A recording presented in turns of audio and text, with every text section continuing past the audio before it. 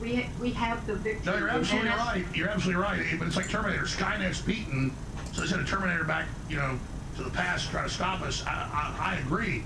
And so then to watch Trump say, "Oh, destroy America, it's too horrible," you're not stopping it, Trump. And I get, like, overall, he's got Kennedy and they're getting the poison out and stopping the shots, and you think Trump's good, and I overall do, and you're a victim, top, well-known, certified victim and overcomer of this, so I really respect you on that. And so that goes into my calculus here. And I agree, we shouldn't just spend all our time bitching about Trump. The Democrats are actually doing it in the files. We spend all our time bitching about Congress. As MTG said, she's out now. Okay, well, you got it unredacted. Start releasing the damn names. Yeah, bitch about Trump, say release the rest, great. But also, let's see Massey and all the rest of you start releasing it now. By the way, I don't know how they did it. I guess AI. I saw this clip on C-SPAN 25 years ago or longer with David Rockefeller. There were only two people that thought I could be president, my mom and David Rockefeller. And in the whole documentary about it, I remember seeing it, he described how Rockefeller came to his school, picked him out. It turned out his mother was a prostitute, it's been confirmed, and then the governor, Rockefeller's, his brother was actually his dad, so it was a family thing. This is all, even in the newspapers in Arkansas, you don't know about it. But the crew, or I haven't asked yet how they found it, I'm guessing AI, they found the clip. They saved the clip. We'll see if it's the exact clip I'm looking for, because I remember it, because at the time, like, I would take stuff that listeners would mail it to me. So I think I taped it on C-SPAN. I had it on VHS. I lost it. I only played this like 50 times by the time. I remember Clinton was still in office. He was thanking David Rockefeller. Let's see if they found the clip. Here it is. Rockefeller is a name that resonates throughout American history. It means not only private success and wealth, but also an abiding sense of public responsibility.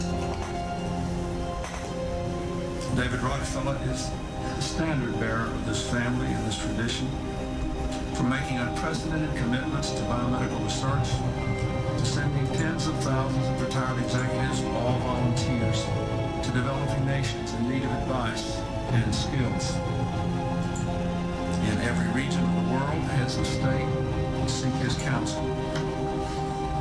But whether he is addressing the King of Spain or a fellow beetle collector he meets by chance, he treats everyone with exactly the same impeccable courtesy and respect, as I learned when I met him a little while before anyone but my mother thought I could become president.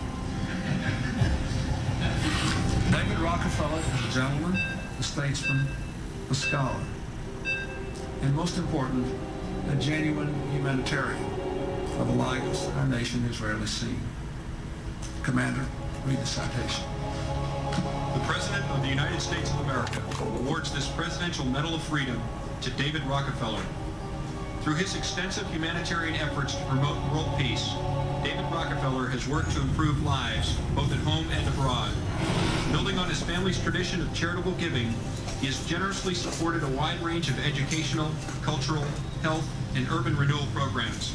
As co-founder of the International Executive Service Corps, he has recognized the duty and responsibility of the private sector to a world in need. Yeah, that's corporate world government. So let's stop there. Great job of the crew. It was Thomas Siska founded.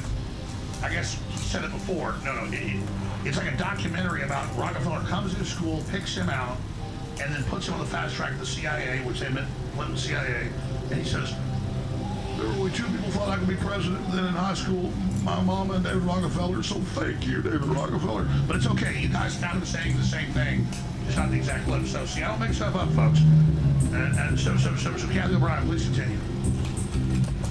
Well, Bill Clinton's such a liar anyway. You know, we expect him to lie, so that's no credibility to his opinion of Rockefeller there. I think it's really important for all of us to realize that identifying these criminals, and I've had to deal with this after waiting 35 years for justice against the Clintons, to know that someone like Hillary Clinton is still around, free to do anything she wants to our children. It's just absolutely atrocious. And a reminder to each and every one of us everywhere that it's up to us to protect our children. It's up to us to make make the difference. It's up to us to be the difference that we need to see in the world, because we can't wait any longer for these criminals to be stopped and locked up.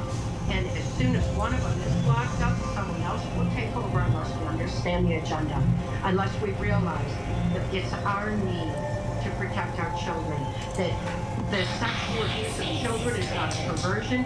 It is not okay in any way whatsoever.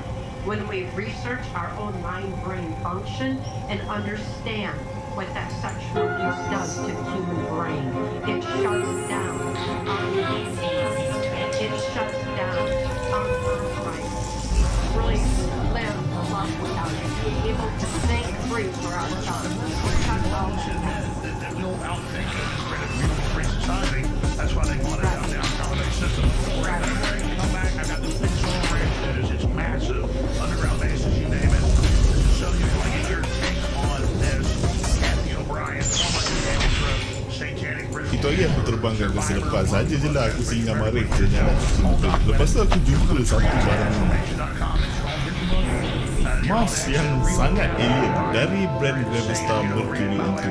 Design mouse ni sangat unik dan rare. Memang di luar jangkaan betul. Frame body M2 ni diperbuat daripada high quality PVC yang sangat durable. Dan design lubang-lubang pada body mouse ni ada fungsi dia. Dia just nak bagi airflow yang optimal dan nak bagi lebih grip. Bila aku pegang mouse ni memang betul-betul rasa selesa dan sangat sedap. Mercury M2 ni menggunakan sensor port 3395 dengan 26,000 dpi. Polling rate dia 1000 Hz. Bagi aku dah cukup kot untuk gaming. RGB pada mouse ni nampak cool gila tau. Bila aku tengok ni aku teringatlah movie Alien.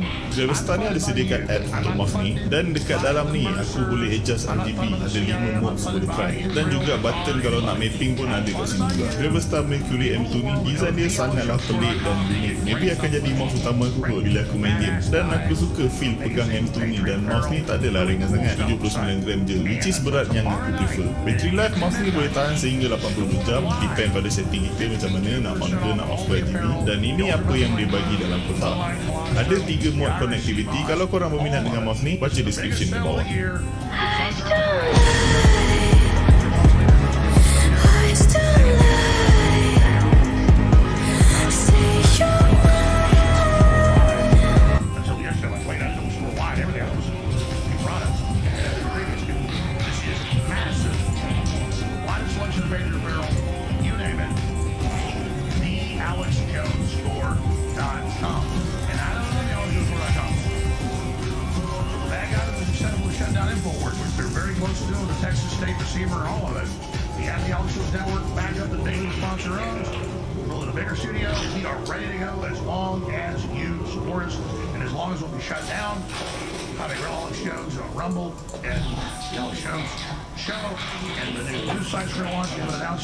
And all of that, we are going to continue on together. I want to thank you all for your support, but these are great products. I only sell you stuff that really works.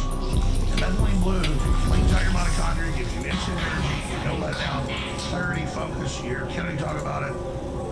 You're Doc Chambers, medical doctor. I want to show you this wireless gaming mouse. Now this is the Mercury M2, and it's from a company called Gravestar. Gravestar did send this to me free of charge to take a look at. This is a full PVC mouse, but your first impression of this is going to be that it's very well built. It is very structurally sound. It's really good whatsoever. Now included in the box is the mouse itself, of course, a nice long braided cable, which is USB-C, USB-A. Now this cable is used for both charging the mouse, and you can run the mouse with a wired connection for that. In terms of the USB-C to USB-A adapter if you need that, and a 2.4 GHz wireless dongle. Comes with a little accessory pack here, which has some placement for the mouse.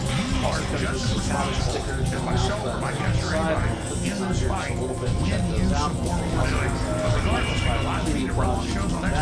And an instruction book which goes over all the features and functions. Now the M2 utilizes a TAW3395 sensor. Now this gives you up to a 1000 Hz polling rate. That's configurable, of course. The mouse also does utilize scale switches, which in the hands might not be everything so good. I haven't had any issues with it. All the supplements, all the apparel, the ball caps, the t-shirts, all of it, the hoodies, the sweaters, the incredible. Now on the front of the mouse is the USB-C port. Again, you can charge the mouse with the port for it. the shielding on until Now the M2 has a rated battery of 4.5 hours. That's big for 83 hours on YouTube or up to 63 hours on 2.4 wireless. Now I've been using this for quite a number of days now, and I've had the WILE on full time. Gone in there and 52% off. Instantly now it's been a couple of days. your support Still keeps us on at air. about 30 And I thank you so much. I want to life. get So, back to you. anyways, this is not going to be a problem Experience on ultimately blue. quite a long time. The RC Get the typical mouse buttons with this, left and right, of course, mouse button, center, DPI button selector. Now, some of these are configurable with the software. You do get the forward and back button from the left and right side. Now, this is a dexterous mouse, which is the buttons are going to be on the left hand side too. Although you can change the function. Now, looking on the bottom here, of course, you get your sensor, your tabs down here, which are replaceable, and then you've got your selector switch. F-250 diesel and the Ford Mustang Shelby. That is a huge deal. Inside the skeleton frame of the mouse itself is going to be control, and that's where the RGB lighting are. There are 5 different RGB lighting schemes that apply to this, which I'll show you here in just a minute with the software. Now, before using it, you're going to want to review all of the technical covers on here. Documentation does provide you with software, but if you just come to the main Gravistar website, once you've downloaded that, it's installed. It's a straightforward installation. Once you launch the application, but you can click on the mouse here and it will bring you to the home screen here. Of course, anytime you make a change, it's going to help you. So, first thing I want to point out is the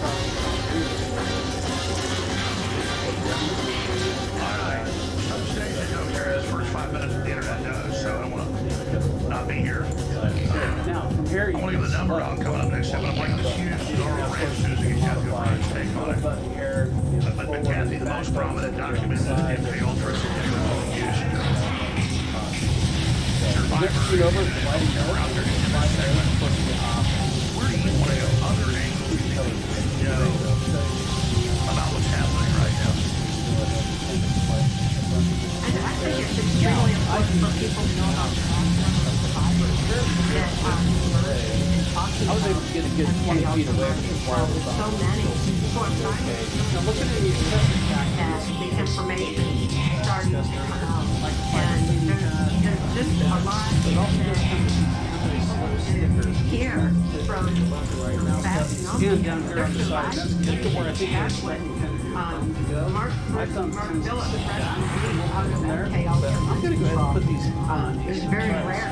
Extremely fortunate to he killed it, Indian Grove, in one of their rituals and be burned alive in order to die in front of these global perpetrators to make them feel like I died in secret.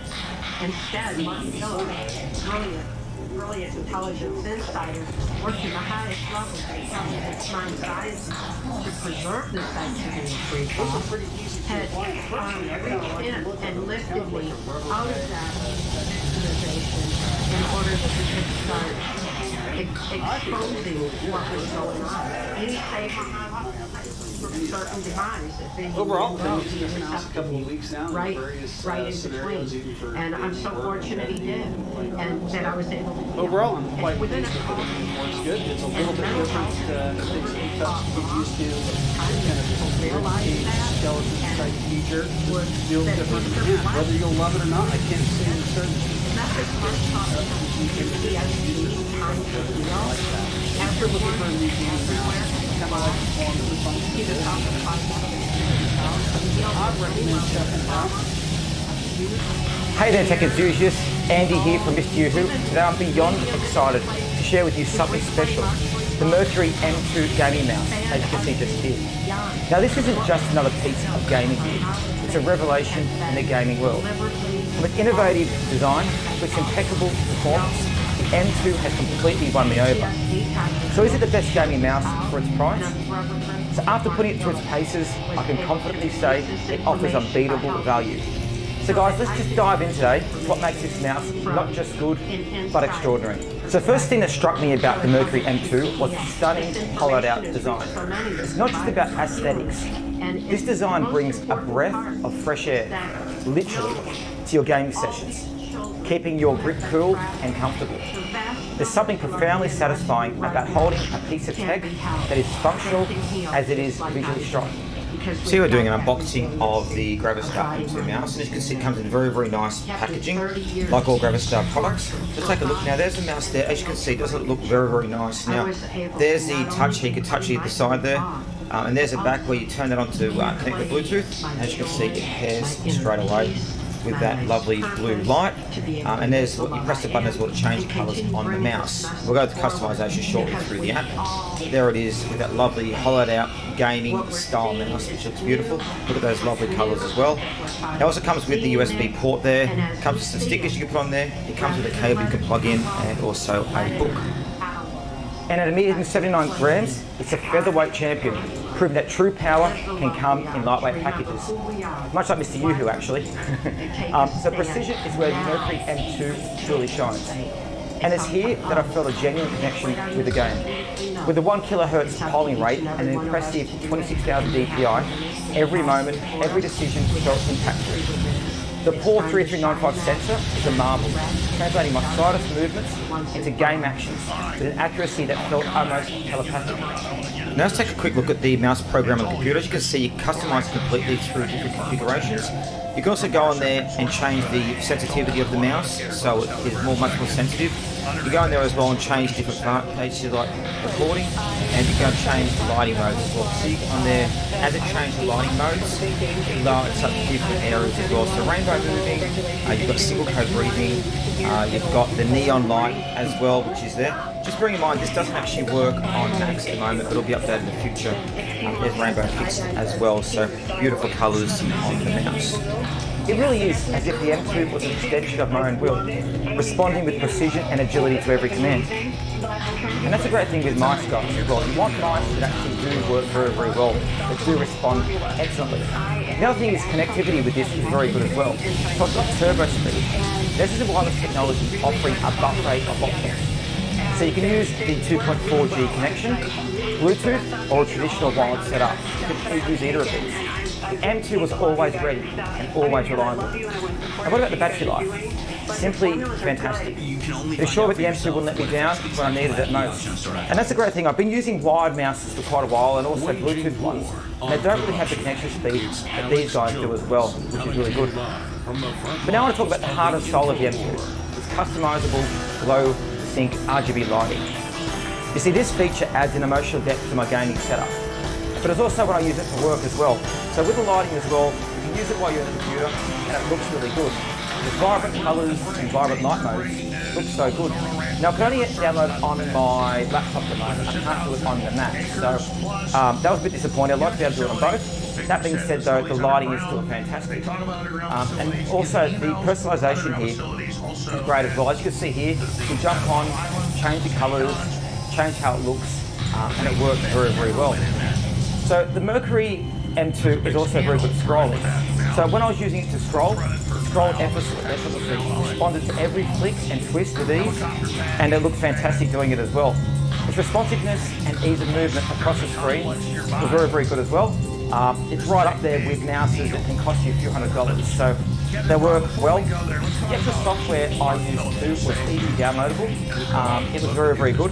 And what I loved is being able to create my own types of lighting as well. And as you can see, it's got many different types of lighting that you can use, which is absolutely brilliant. So in every spec, the M2 is designed with passion and precision. The guys really have done a good job with it.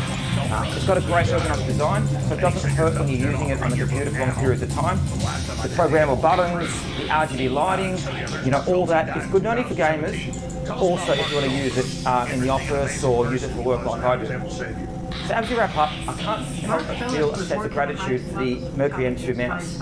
It really is good. It really does help my gaming experience. And to be honest, I was a bit surprised because Gravistar have done lights for us in the past. And moving to this, I wasn't sure what I was going to get and I was very surprised. Perfect blend of style, comfort, precision, and customization.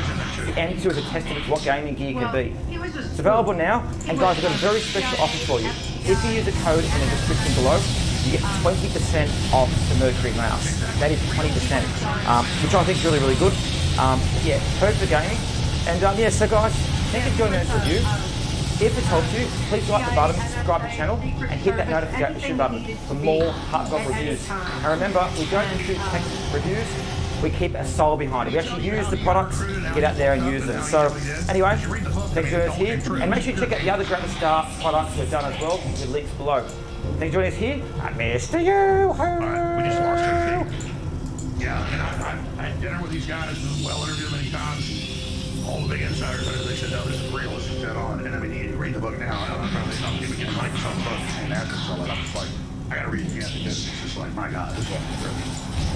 And I don't know, during the break here, she pulled the book out to read those passages. It's like all these chapters on how it's transformation of America. It's a transformation of everything. Sorry, we lost your connection. Did Mark ever get into how he got recruited or why he broke away or what happened? He was just spooked, so he wore out the hat. He was extremely high up in the company and was in and out of the White House. And when he saw children being trafficked, he decided to do something about it. And that's when he lifted my daughter and we right out of the Washington, D.C. human trafficking swamp. By the way, Larry Nichols, highly decorated Green Beret Vietnam, high-level security in Iran-Contra and in MENA.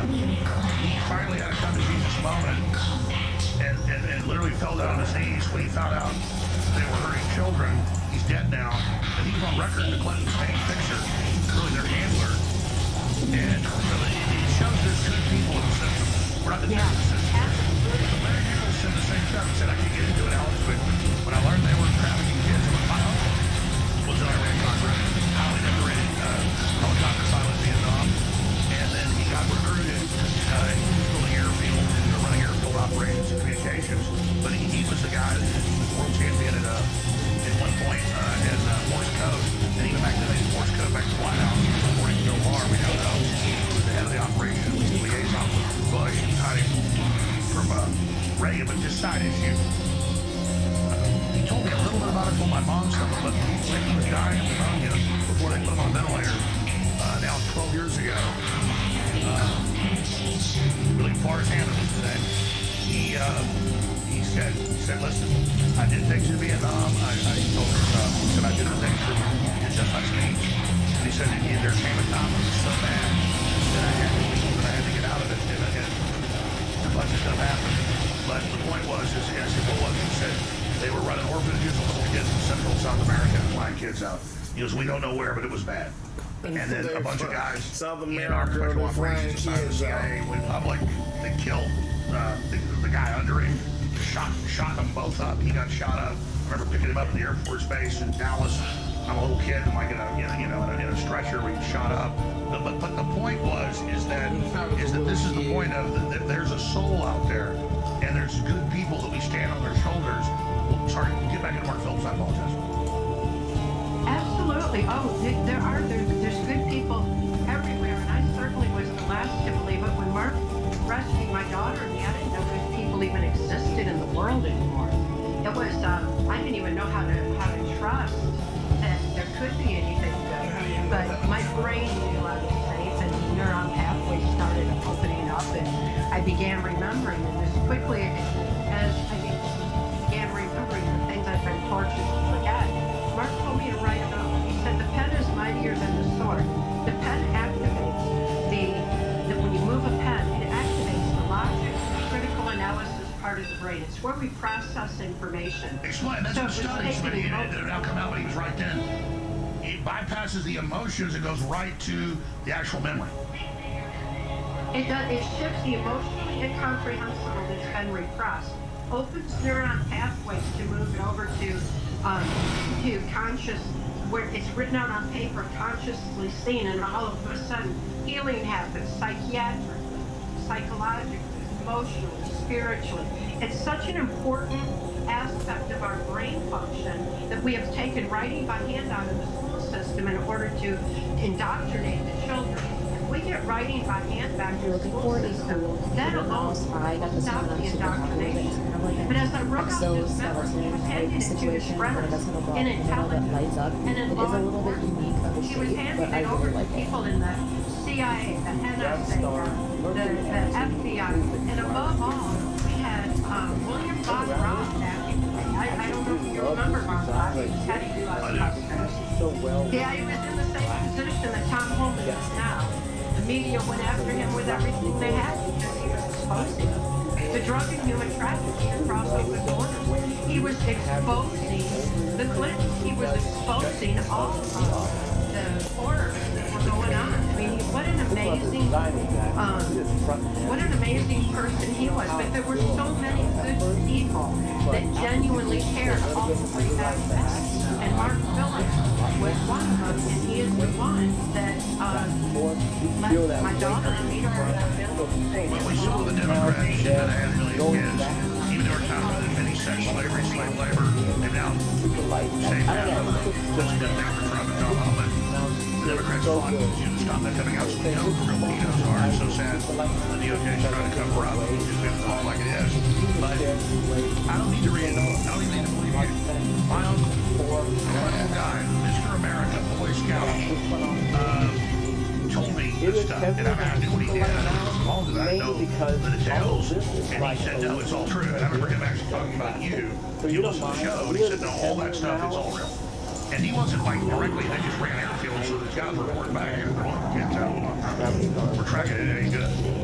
So he said, he goes, there comes a point where you incrementally go along with stuff. So we're the good guys, we gotta bend it to win. And then you finally go, no, we become the bad guys, you gotta say no. I think Trump needs to get to that point and just understand he's gotta go more. He can't just get rid of the bad guys behind the scenes, which he's shutting down, and then, oh, but it's so damaging to put this out that we're in America spending a minute. Other governments, Europe's even worse than we are. This is a worldwide system. You agree with me that Trump needs to just release it all? Absolutely, and as people wake up, I'm sure more and more is going to come out. You know, in my experience, when I was working in the 80s in the Reagan-Bush administration, Bush and the Clintons, everyone that I didn't hear from back then because he was already adamantly opposing the MK Ultra slaves like myself being run out of the State Department. He was disgusted with the drug and human trafficking across open borders, sexualization of children.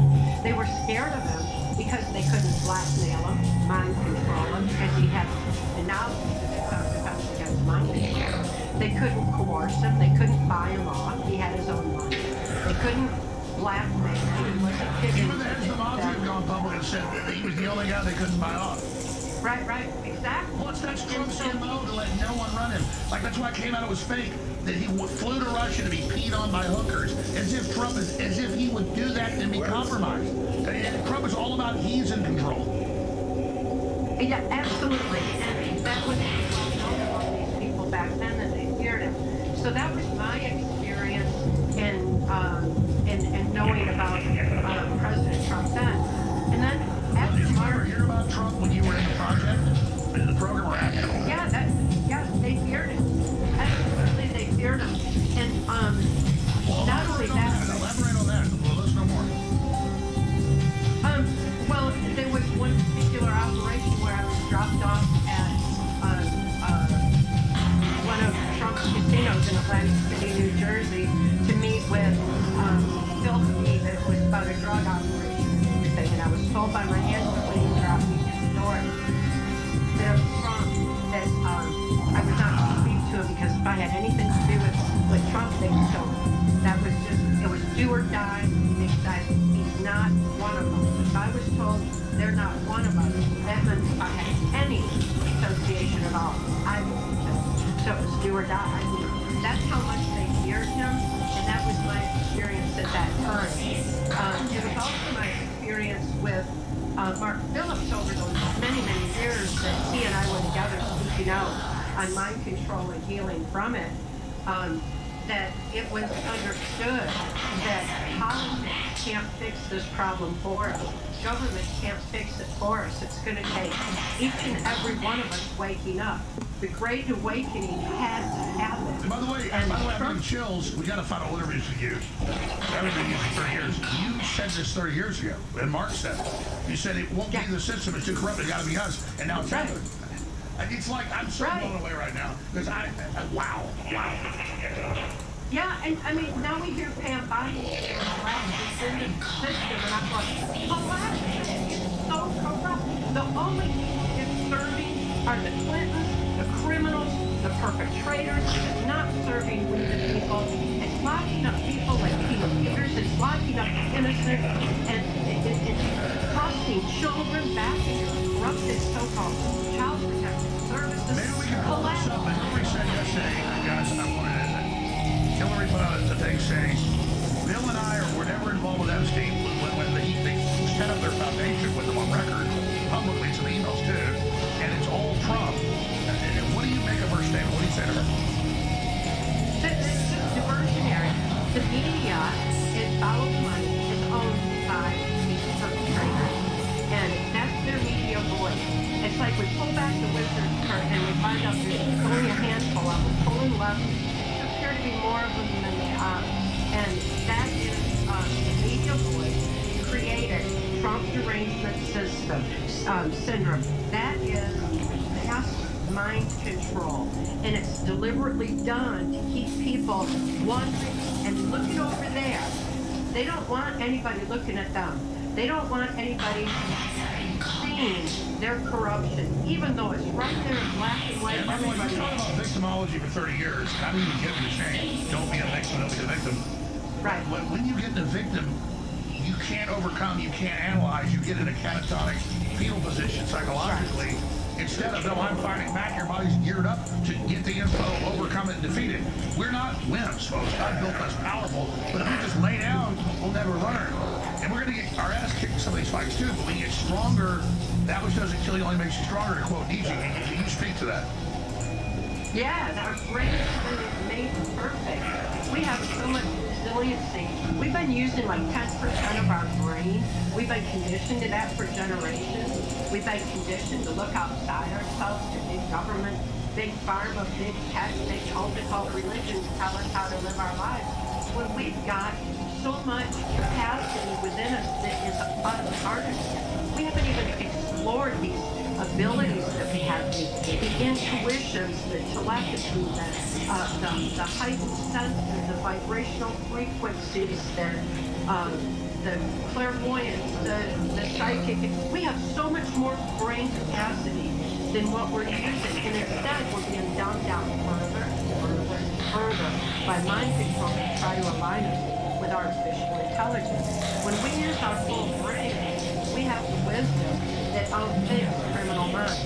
So a victim mentality is being pushed by the media, by mental health, by education, by society. We've been conditioned for so long to maintain this victim mentality so that we follow authority instead of go within to access the brilliance, the resilience, body, mind, and spirit that we've been born with, that we've been blessed with all along.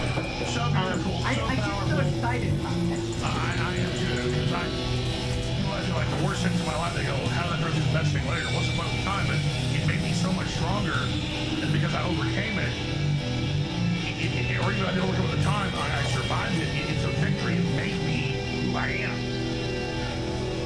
Exactly, and then they say, well, this is too much information, you can't handle it. What if they told everybody, it's within you to handle it? Go within, remember who you are and why you're here, and face this truth, because our children need us to face it now. We have the ability to deal with all of this. We don't have the capacity to deal with the constant barrage of lies, trauma, and mind manipulation that's being imposed to dumb us down. We need to remember what we've been blessed with, that we're born with, so we can effectively protect the children. That's we right. need God to do gave it us now. the gear to overcome this. Yes. And that's what Mark Miller reminded me of. He knew knew that mind control was spiritual warfare too.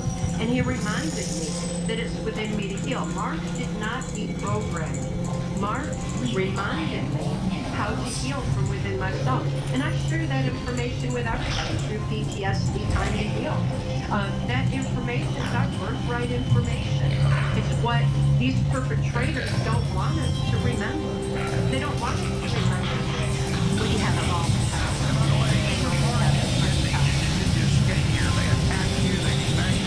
They try to steal your dollar from you. I mean, that's a whole 3 hours. Just what I know, like a James Bond movie. I mean, Yeah. You and I have been at this a long time. Now, that's true. To hell with that with my daughter. And it was my daughter trying to be a medic was kidnapped by Child Protection Services. Thrust into the corrupt system I saw started setting up to the Hoover Building in Washington, D.C. Yeah. They set up the National Center for Missing and Exploited Children as a catch-net operation who for they later trafficked put the children. head of the Clinton Foundation convicted pedophile over Right. camera alert. Yes. Yeah. Stay right there. We're almost out of time. I want to give the number out and just take 7, 8 calls, whatever. Serious questions for Captain O'Brien. What a hero. Her book is so incredible. It was a criminal already. It's all been proven right. It's just prophecy, basically. Ladies and gentlemen, Captain O'Brien, your question or comment for her. The toll-free number is 877-789-2539. We'll turn on the phone system. 877-789-2539. 877-789-ALEX. And that's coming up. Let me get into this now, okay? So, we know they raided the islands in the Caribbean, Little St. John. We know, and they covered it up. We know they raided the New York operation. Best to our knowledge, not the Paris operation, not the other airfield in Ohio or Florida, and not Zorro Ranch 10,000 acres. The witnesses and victims said had underground bases under it. Well, we've looked at the schematics from Google and already seen the snorkels that in some cases are 1,000 yards out from the house. I mean, here's a huge facility over there, okay? They have these snorkels that are getting air from the top, okay, boss? And so now we have experts looking at it, flying over it, you name it. And we now have this big politician running for government here. We'll get you up the break. And we have all this starting to come out. This politician that bought Zorro Ranch, well, that's fine. He says he's a Christian. He turned to a Christian retreat. That's his new thing today because election is today. But we need to have a public tour. We need to have the Texas Rangers invited over there because it's a Texan that owns it to investigate this. Then we'll think you're a good guy. I'm not saying you guys back up in a moment. But the FBI raided Epstein's New York City townhouse. They raided his private island. Somehow they never touched the 10,000-acre Zorro Ranch in Mexico, despite victim reports of abuse going on there back to 1996. Even after the 2008 conviction, the state of New Mexico kept leasing him public land like nothing happened. No search warrant, no raid, no questions asked.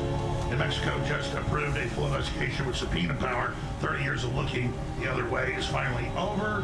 And we've got some reports here by folks that have flown over it and investigated it. Here is one of those. Here's one of those breakdowns. So we're gonna break. Here it is. What I wanted to talk about first is the Zorro Ranch features prominently in a lot of the Epstein lore, and I first learned about this in 2008. And all the way back in 2008, there was a website that is long since gone. And it actually changed several times, kind of rapid fire over the course of about 3 years to different domains, and finally got torpedoed. But it was a very simple website. I can't remember the exact URL right now, but it was a very simple website, and some of the stuff seemed so outlandish, and it was all just these just a few paragraphs of text, just kind of giving you prompts about just different research topics, and a few pictures. Very simple, but it brought up some really some big stuff, like the role of blackmail in a lot of the stuff we were seeing back then. And this was at the point where the Iraq War, people were starting to realize that was a sham and all that. So it was even pulling at threads there in the Iraq War, showing what was happening there, and it was just different articles about certain topics, about elites, and explaining how, and really, the term elite is one I grew up not a big fan of. I think predator class is probably a better way to put that, because these people are not elite, they are not above us in any capacity.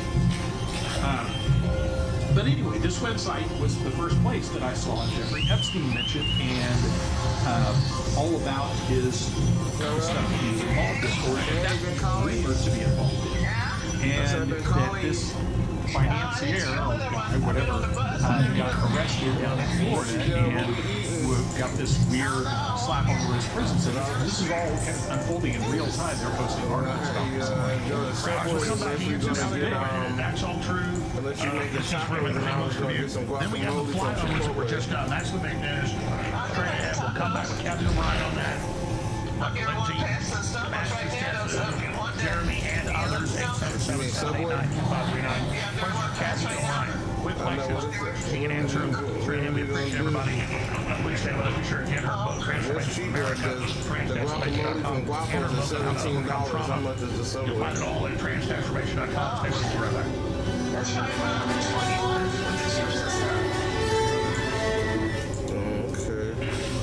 Now this is an emergency flash sale. It funds our operation, and these are incredible products. This is the biggest sale of the year right now at thealexjonesstore.com. Store-wide, all the supplements, all the apparel, the ball caps, the t-shirts, all of it, the hoodies, the sweaters, the incredible supplements, ultramethylene blue, the proprietary ultramethylene red, the Irish sea moss, the shilajit, all of it until tomorrow at midnight. We send it at one day, store-wide, 52% off. So I'm saying this live on air on February 17th, Tuesday. Tomorrow, February 18th at midnight Central Time, the sale will end. Store-wide, 52% off. Ends tomorrow night at midnight. This is an alert. So go to thealexjonesstore.com now.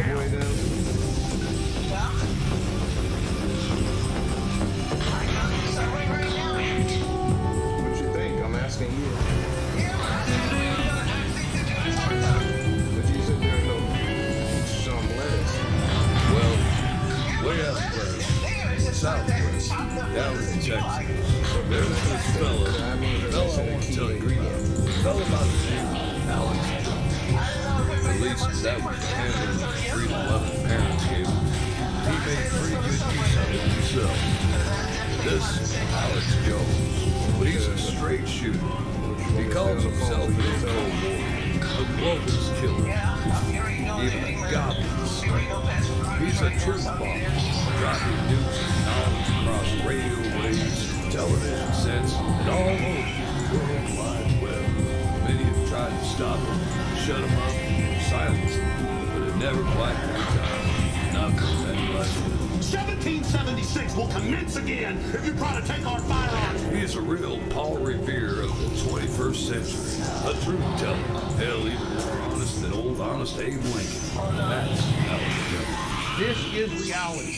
Truth is stranger than fiction. There's a lot about the man that didn't make a whole lot of sense to me. Not until I tuned into interviews. Then things started to become clear. Are you gonna find these guys, or do you have any promising leads? Leads? Yeah, sure. I'll just check with the boys down at the crime lab. They got 4 more detectives working on the case. They got us working in shifts.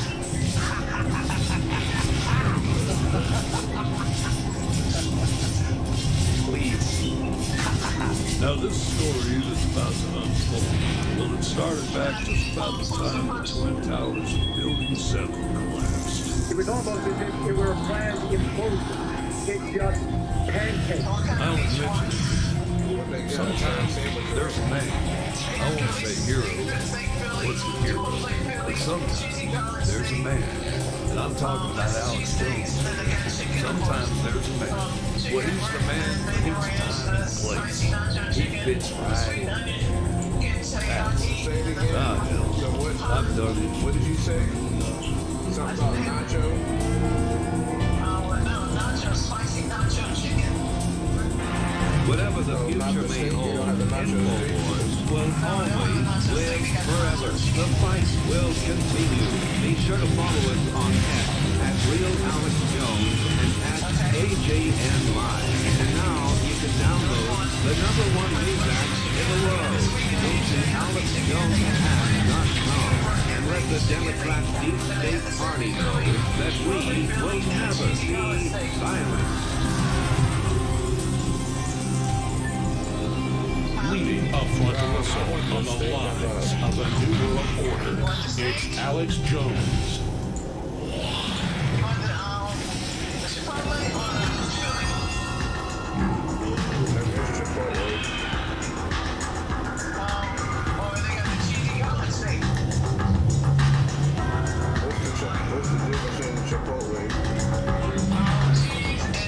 If you are receiving this transmission, you are the resistance. Live from the Infowars.com studios, it's Alex Jones.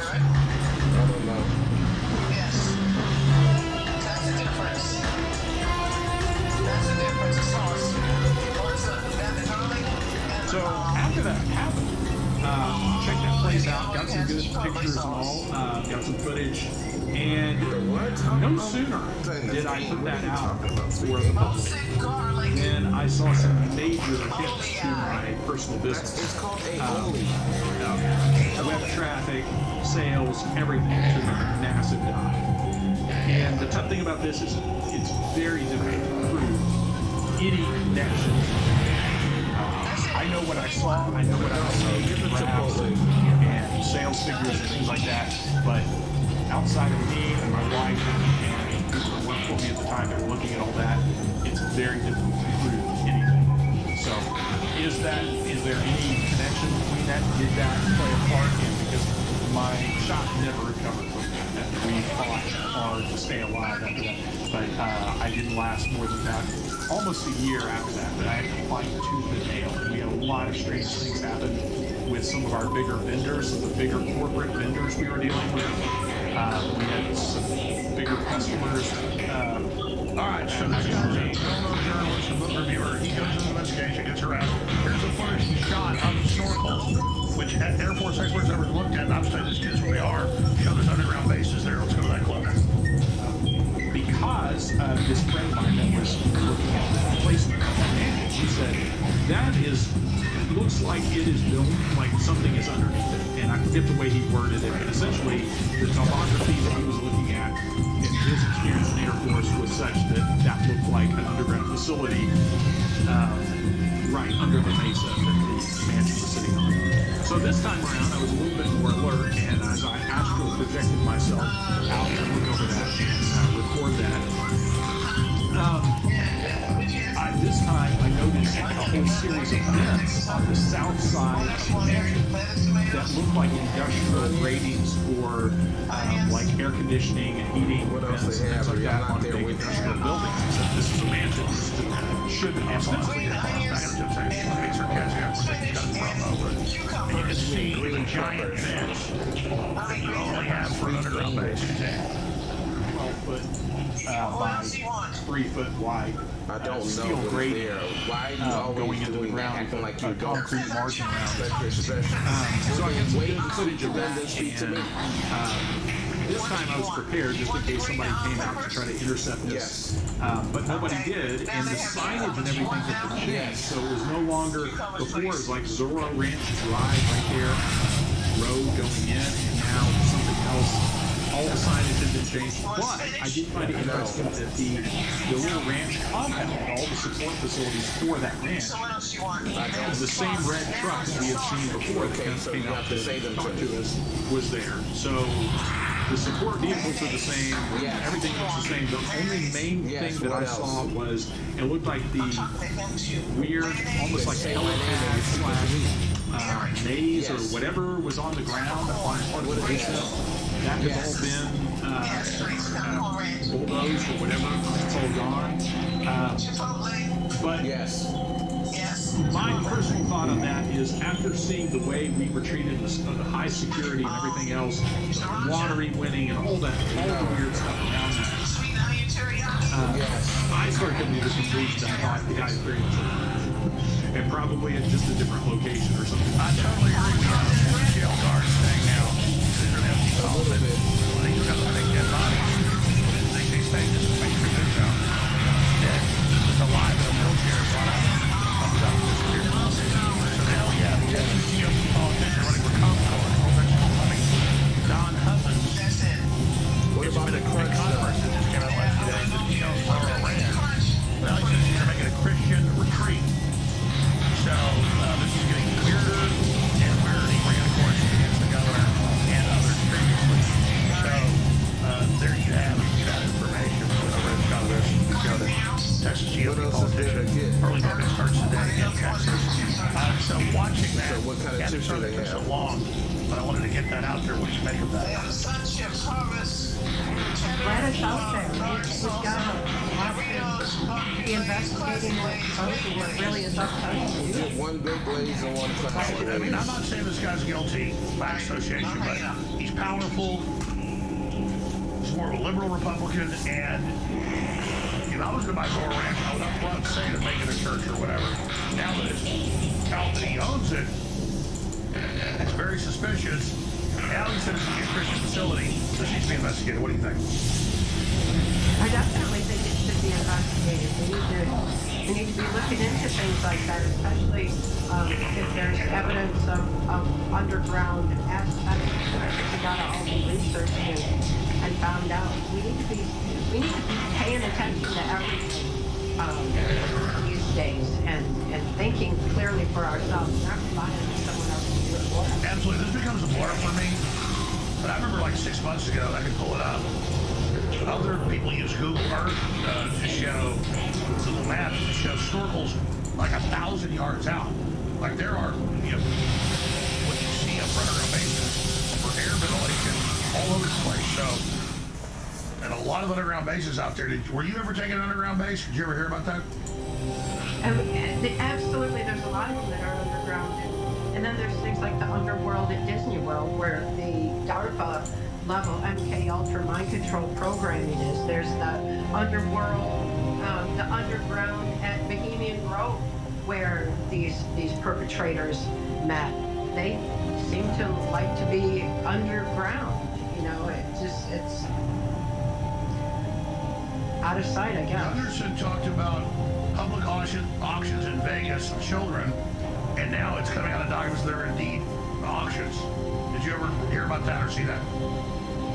Absolutely, there were a lot of auctions that I've talked about all these years, and a lot of ways that they sold slaves, and you know, it's just it's nothing new.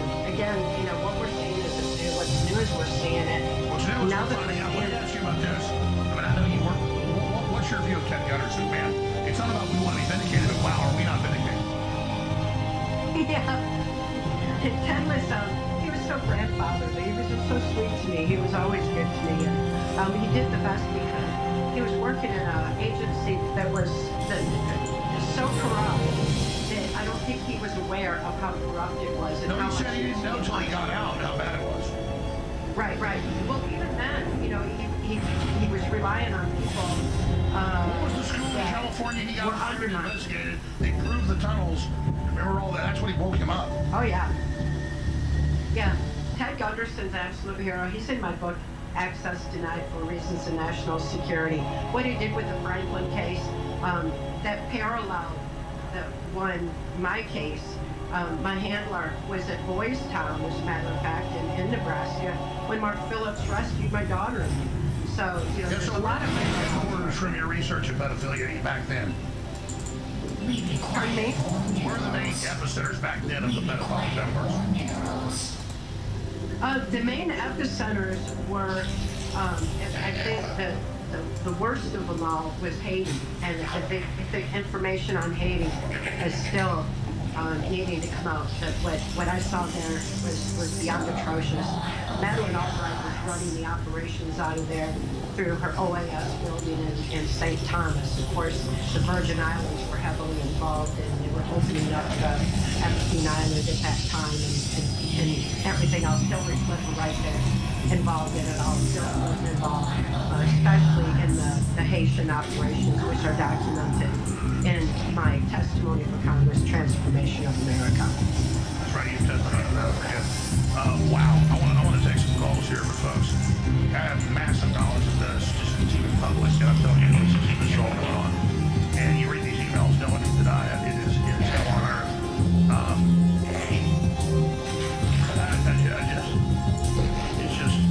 I think what you said an hour ago, they're not getting away with this now. It's out, it's over, question. And if they know that, I think normal stuff is done. Yeah, they do. And that's I'm sure we're going to see more shootings, and we need to realize how to deal with exactly what's going on. If we pick up the pen and paper and write out the trauma, write out the year, it'll help us all to think clear through it. Exactly. I'm not a rocket scientist, but the guy that just killed his whole family in public said, you better watch your mouth criticizing us or we'll get you. A day before he kills his family. Good chance that guy's 5-year-old. Good chance that's a message.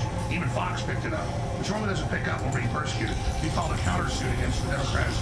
Nobody covered it, but Fox covered that. I think that's kind of a message. Jimmy Kimmel famously got up when he sued me. He said, here's a message. You claim we're attacking the kids. We're going to kill you if you don't shut up. It's a message from Hillary. And then he shoots a BB gun into a glass jar of pickles. And people said, what is that? I got it as a threat. They filed suit 2 days later. Yeah, that's common for them to use that. They use that all the time in MK Ultra, where they would say, well, they killed Marilyn Monroe. The first presidential model, MK Ultra slave.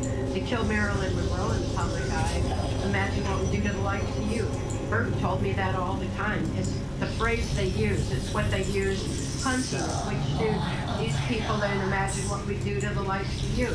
When Dick Cheney shot his attorney in the face and it was on TV, then they were asking Bush Jr. about it, and he used that quote. He said, if you shoot his attorney in the face, imagine what he'll do to the likes of you. Yeah, by the way, Hillary goes on TV with a thing of pickles, opens them, and then they go and shoot pickles and say, we'll kill you out of the show. I'm surprised the proof house with this doesn't even sound real. It's like I say this stuff, it's all true, it doesn't even sound real. Well, let's start taking some phone calls. You're amazing. And by the way, next time you're in town, please come to the studio.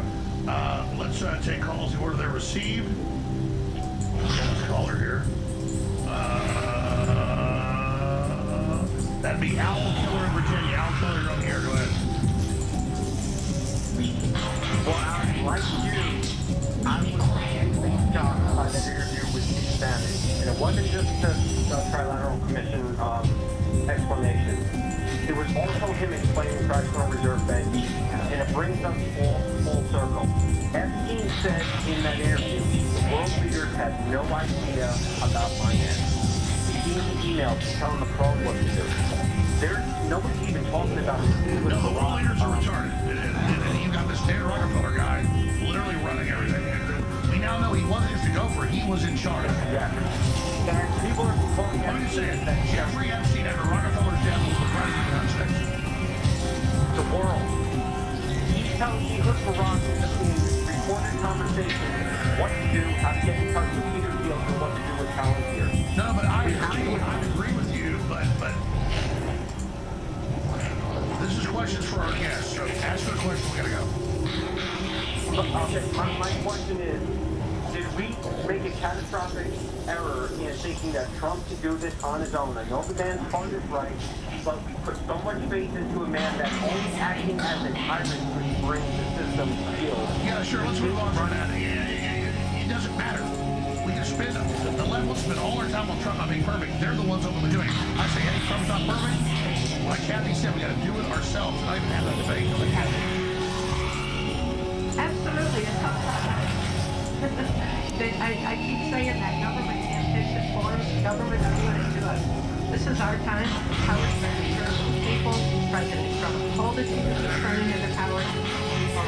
If you don't much know what that means, look at our Constitution. It says, we the people, we're the ones. It's up to us.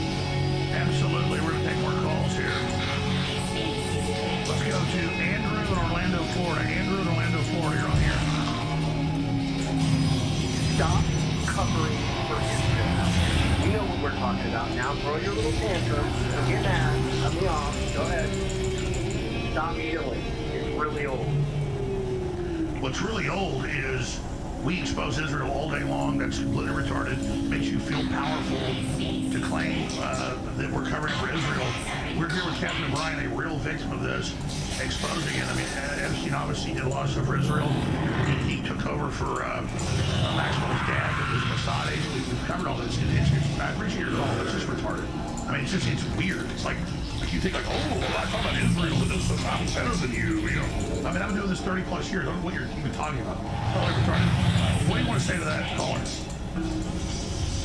I think it's really important for us all to judge information for ourselves and not count on one person to tell us all the truth anyway. It's up to us to research everything. I mean, I've got people doing all this. I cover Israel every day. They just think like, oh, like I'm in the Epstein file. Yeah, the DOJ stuck me in there. There's 50 emails attacking me, but they put that there to hurt me. And now these fake right-wingers are saying, oh, Alex is in it. He's bad. No, it's Epstein saying I've got to be stopped. But they don't care. It's like they're like Pharisees. They want to say you're not good. Because it's like if Alex shows the guy doing this for 30 years, they can say we're better than him. We feel powerful. I don't care about that, but it's just weird. It's weird. I mean, Henry just spent probably 3 hours on Israel today. I thought Israel's completely out of control. I mean, I covered Trump to prove myself. It's sick. People snap judge, and they just make silly assumptions. You know, it's like what President Trump did to wake up the people, I love him forever for. Doesn't mean I agree with every single thing going on in Washington, D.C. Exactly. And I continuously say, but let's just bring this up. Yes. You call it holier than thou. Did you ever run into Mossad Israel stuff when you were in the CIA and jail program? Well, yeah, there was there are a few because everybody's involved in the globalist agenda, and they're all having exactly. Right. And judges, you know, I mean, it's fact. It's everywhere. You know, it's infiltrated everything. If there isn't even a clean organization, it's infiltrated. So, you know, we got to start examining things on their own merits. We got to start questioning the hatred of Jews. He doesn't like the pedophiles being exposed. He doesn't like it being about the devil and God, the people in Christ. He wants me. He's like, why are you attacking Jews? I'm attacking Satanists. But you see the mental illness, like, we're covering purity. And he's got to bring this up, like, to make him, it's satanic. People have been dumped down to that point where they snap judgments without all the facts and without looking at the examining. I'm saying, so what Israel connections did you see? Let's get that out. With mine? Yes. There's just various perpetrators involved in that aspect, in the side aspect. It's just everybody was involved. There isn't anybody who wasn't. Look at the trait. Satanism is the operating system worldwide, like the Bible says. It's he's mad because I would say that Jews do it, and that's what he was mad about. Now we're exposing the whole thing, brother. You're not going to stop us. Let's go to Master Stefu in California. Go ahead, Mr. Stefu. Hello, Alex. Sir, I want to congratulate you and her, Mr. O'Brien.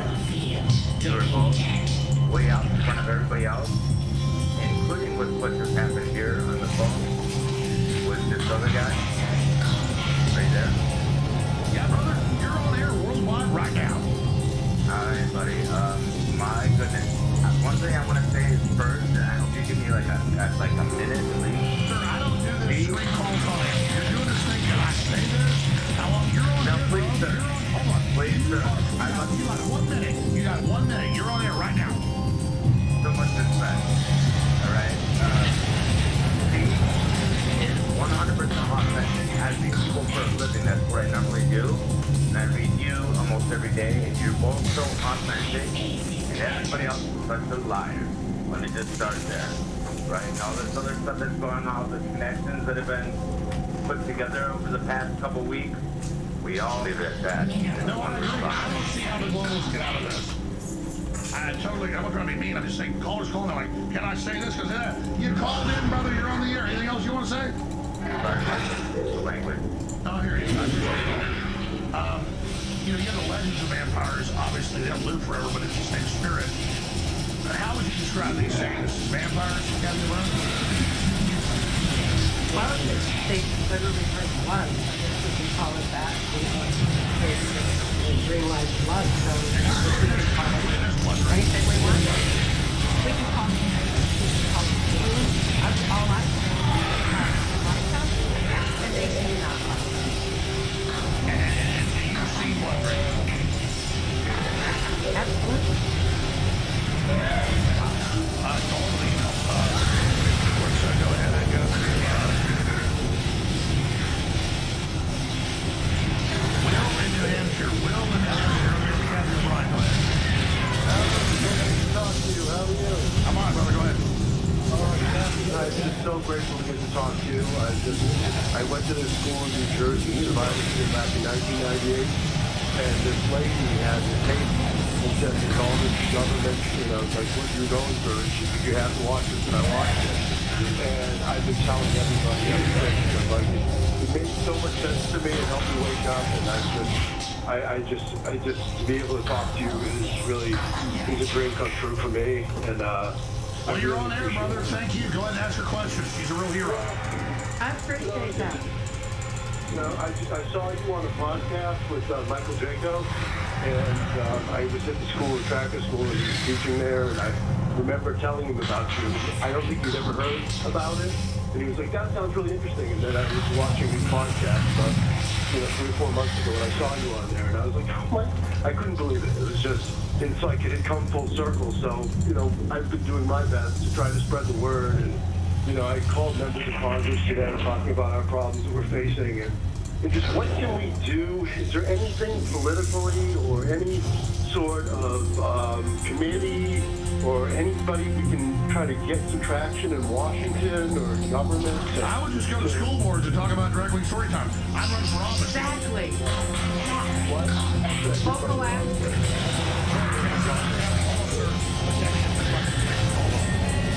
Yeah, local action has national impact. So, everybody needs to get out in their own communities and talk to each other eye to eye. Explain that the enemy's operating everywhere. Yeah, make a difference right here on that. Don't wait on the government to fix this for us. It's up to us. It really is up to us. Let's go to John in Connecticut. John, you're on the air with Kathy O'Brien, CIA Satan survivor. Go ahead. Good afternoon, Miss Kathy. I hope you're doing well. So, my question is, in order for spiritual warfare, do you think that all the laws and the policies that suppress the spread of the gospel and sharing our faith as believers, to include the cover-up of pedophiles and amongst other things, do you think this is a direct attack against God and Christianity? It's a direct attack against our humanity, the essence of our being, the spiritual aspect of who we are, the saving grace that's our strength. So my latest book, Alive with the Divine, is about going within and finding that connection within. So nothing can attack when we remember who we are in that. I agree with the saint to say we want to hurt God by hurting him. We hurt God. Do you agree with that? Absolutely. That's what God is protect us. John? It's up to us. Any other things? Yes, thank you for that, Kathy. I appreciate it. I remember this being sucked into politics and June came through the length of politics. But then once I realized that these policies that are being passed and everything else is really an attack on God ultimately, and an attack on our faith as Christians, their freedom to spread the gospel, to share the gospel. And because it's a spiritual war, it's a war against good and evil. So I just wanted to share that. Joe Rogan's become a real Christian. I told him that like 3 years ago, don't believe me. We probably talked to us. He's like, God, it's all true. I said, it's good and evil, Joe. Don't misjudge, the church when you're a kid in Boston and, buy into that. You've got to know that those are the breach between you and God. Kathy, you've been on this for 2 hours. You're so gracious. If you got to go, I totally respect and understand. Transnationalformation.com. I have at Brack with these National Security News. Coming up, it'll be cool. We got another 10 minutes. Can you go another 10 minutes? Do a few more calls? I'll need to leave pretty quick. I totally understand. I've got it. You need 5 more easily right now. I need to leave right now. All right, Kathy, thank you so much. Transformation.com, the book Transformation of America. Real Kathy O'Brien on X. Thank you so much, Mason. Thank you so much for having me on. I encourage everybody to check out my books on Audible. I read them all myself to preserve the integrity of information. So it's easy to get to there too. And important right now. Come back and join us soon, okay? Thank you so much. I appreciate you, Alex. Thank you. Now, this is an emergency flash sale. It funds our operation, and these are incredible products. This is the biggest sale of the year right now at thealexjonesstore.com. Store-wide, all the supplements, all the apparel, the ball caps, the t-shirts, all of it, the hoodies, the sweaters, the incredible supplements, ultramethylene blue, our proprietary ultramethylene red, the Irish sea moss, the Shilajit, all of it until tomorrow at midnight. We extended it one day, store-wide, 52% off. So I'm saying this live on air on February 17th, Tuesday. Tomorrow, February 18th at midnight Central Time, the sale will end. Store-wide, 52% off. Ends tomorrow night at midnight. This is an alert. Your support keeps us on air, and I thank you so much. I want to give back to you, those on the fence. I want you to experience ultramethylene blue, ultramethylene red, the Shilajit, the Irish sea moss, our bovine colostrum. It's a private label, the top brand in the country, 2,000 milligrams per little scoop. So good for your skin, your hair, your eyes, your whole body. It's the first 2 weeks of milk that comes off a cow or any other mammal is incredible. And this is the final week. This only happens every few months, where you don't just, every time you make a purchase, get put in one time in the raffle for whatever cool American-made supercar they're having, off-road Mustangs, you name it. You get put in 100X into the raffle, which they've never done before, in this week. And you get put in to win both vehicles, both the F-250 diesel and the Ford Mustang Shelby. That is a huge deal, and $20,000 cash. So go to thealexjonesstore.com now.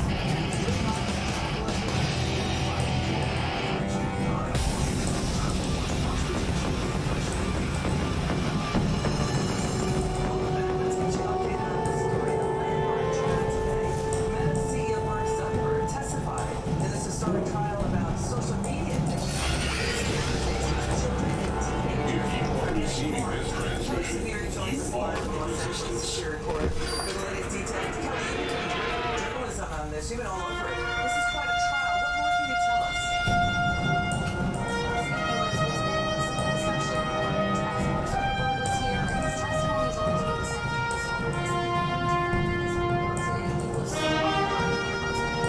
An incredible mind and former Navy SEAL listening author Matt Brackett. Thanks so much for that. And we had such an illustrative call earlier with Kevin Brennan, true MPL survivor, here to answer any of your questions. And I say, call in for her, and the guy goes, why go to Israel? Dude, all we do is expose the bad of Israel. But they do that to act like we're with Israel. That's all they know. They don't know anything else. They don't understand anything else. And it's crazy how they need to be. We're the good Nazis, you're not a Nazi, so you're bad. It's retarded. And I'm not mad at the guy, it's so stupid. You don't screen your call. Oh, Alex, you're going to get upset. I'm getting upset because you're saying, tell us about the Jews. Tell us that you can talk. You're about to get 3 hours over Harrison Smith. I'm the one who puts him on air. And he does it from a place of love. Trying to get everybody on board. It's retarded. That's all you want to get a clip of me and say, oh, look, I'm better than you. It's insane. We have mass trafficking of children. All these intelligence agencies are involved. Israel heavily. We expose it. And you sit there and do that. It's retarded. Few more callers. Lindsay, I'm sorry you can't talk to Kathy. She had to go. Lindsay in Oklahoma, go ahead. You're on the air.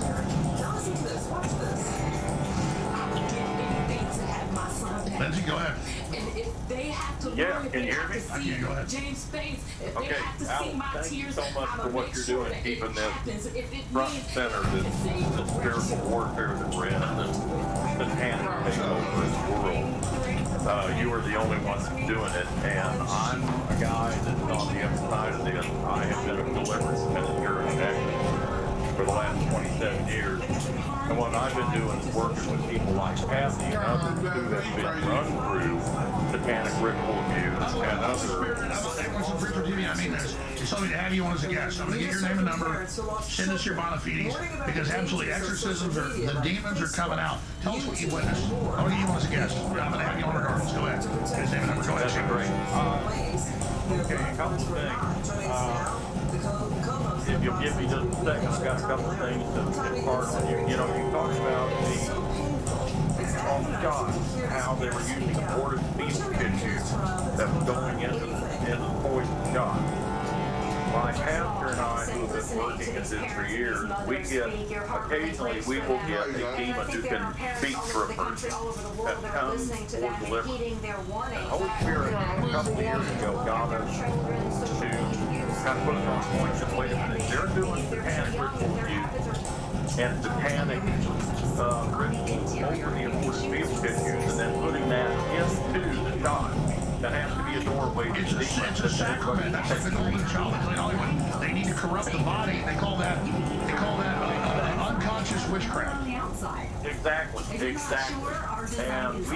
And every demon that we got in deliverance that was able to speak, every single one of them started laughing that of course yes, we're coming in through it. And we're bringing in 8 demons. That needs to be the standard into every person for every shot. And that would explain some of the things that we're seeing about the people that we've all witnessed.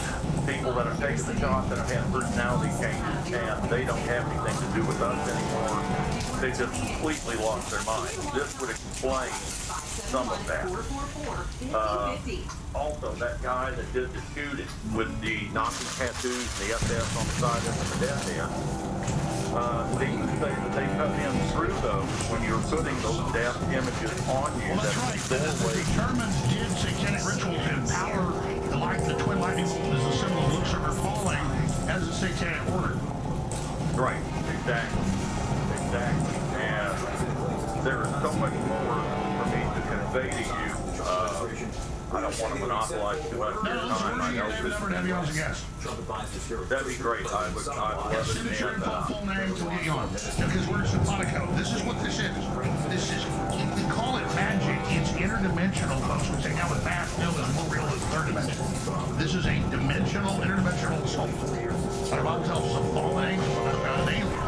Like Kathy said, call the devil, call an alien, whatever you want. He wants to destroy us. It's a transmission to destroy us and not follow God's way. A few more calls. My Adam John's the great Matt Bracken. Let's get to Epstein. Gentlemen, you know the power of turmeric, but have you felt it? Have you tried the ultimate turmeric gummies? The delicious way to harness the ancient power of golden turmeric, supercharged with ginger root and black pepper for maximum impact. Each gummy delivers 125 milligrams of premium turmeric extract packed with curcumin, the clinically studied compound shown to support healthy inflammation response, ease everyday aches, and promote joint comfort so you can move through life with ease. We added real ginger root, trusted for centuries to calm digestion and soothe the stomach, plus a precise dose of black pepper extract with pepperine, proven to boost curcumin absorption by up to 2,000%. That means more of the good stuff actually gets where your body needs it. No capsules, no bitter aftertaste, just one tasty tropical flavored gummy a day, or 2 if you're feeling extra, to help you feel lighter, looser, and more energized. Ultimate Turmeric Gummies, ancient wisdom meets modern science in the best tasting form possible. Grab yours today and start feeling the ultimate difference in health. With Ultimate Turmeric Gummies, inflammation doesn't stand a chance. Get yours today at thealexjonesstore.com.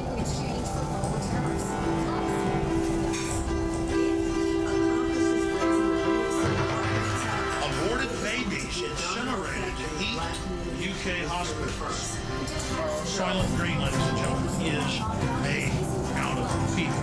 But now, children are literally being passed through the furnace in order to fuel hospitals in the UK. They're being sacrificed on the altar of efficiency and prosperity. Is the secret of Silent Green. The powdered flesh from dead babies. Some people believe they can cure disease. Because of its enormous popularity, Soylent Green is in short supply. Remember, Tuesday is Soylent Green Day. The supply of Soylent Green has been exhausted.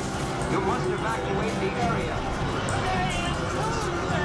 It's our report rule that the shareholders of PepsiCo, big Bilderberg Group company, are not allowed to know what they're using the baby parts for in the flavoring, but we already know.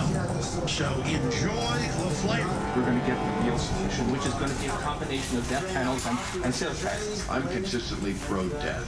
I'm for assisted suicide. I'm for regular suicide. I'm for whatever gets the freeway moving. Is spending $1 million on that last 3 months of life for that piece, would it be better not to lay off those student teachers and to make that straight up in medical costs? But that's called the death cap, and you're not supposed to have that discussion. They told me to say that they were sorry, but you have become unreliable.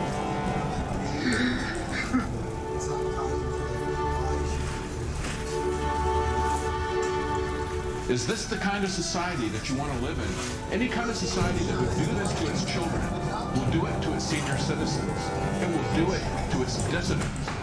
That kind of society will also eventually turn on its police, on its army, on its prison guards, on the Twizzlings and the collaborators who make that possible. This is nothing but a suicide cult. The scoops are on their way. The scoops are on their way. I repeat, the scoops are on their way. You will find out why Soylent Green means life. You will find out why Soylent Green means death. It is the secret of Soylent Green. Soylent Green, viva!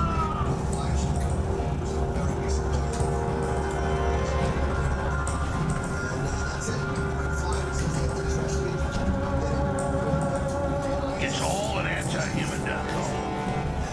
And what we call spiritual is really interdimensional proven mathematics, okay? Where electrochemical transceivers receive and transmit. And there's everything in the universe which is tuned to the Satan channel and the Jesus channel. There's really no in between. Matt Bracken's about to take over and wants to get into Epstein, but also Iran and all of that is coming up in 51 minutes before Paris is spent. Stay tuned for that real fast. Let's go to, who's the next caller? You got Project Perry, Pegasus. I wanted to talk to Kathy Brown, but she had to go. Robin, Oregon, go ahead. I'm sure she'll see this later. Go ahead. Yeah, I'll be as quick as I can, Alex. I'm playing with a lady by the name of Lisa. Her father was in government, and he started Project Pegasus as prelude and with MK Ultra, and she's a survivor. Spirit led us together. I've talked to you before, Alex. Prayed for you a lot, but anyway, the Spirit led us together, and I've been compelled, as she's been compelled, to get all the paths you can them together so that they can connect the dots. And I'm sure that something good's going to come out of it, not only for them, but for all of them. Restoring quite similar. Shape-shifting families. Draconian blood drinkers, satanic. She's a survivor of all of that. And it went up until the time, still being targeted, till the time the Spirit got us together. And then through prayer, she was set free from it. So the story's quite amazing. And I'm just glad that I was able to get on and tell you about this. And if you want to take my information off air, I don't want to say her last name. Here's the just contact Kathy O'Brien on weird now, but I can't be the air traffic controller of this, but I appreciate your call. Let's take a few more calls. We're going to Matt Bracken. Let's go ahead and go to Jeremy in Missouri. Go ahead, you're on the air. One of the things that one of your first callers he skated around the top of the band. And I'd like you, since Kathy's not here, to talk about him a little more in depth. Because it's proven in the text and emails that from former chief strategist, fired, I think after not even a year, his campaign CEO was teaching, and he mentioned the video, he was teaching Epstein how to become a professional liar, to skate around and pedophilia lifestyle. All these folks up for being a real evil liar. Then, you know, what the timeline of that?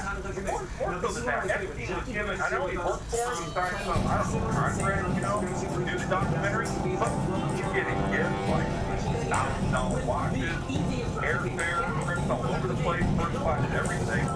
And yet, old man, he's got nobody's talking about this. You know, you're here.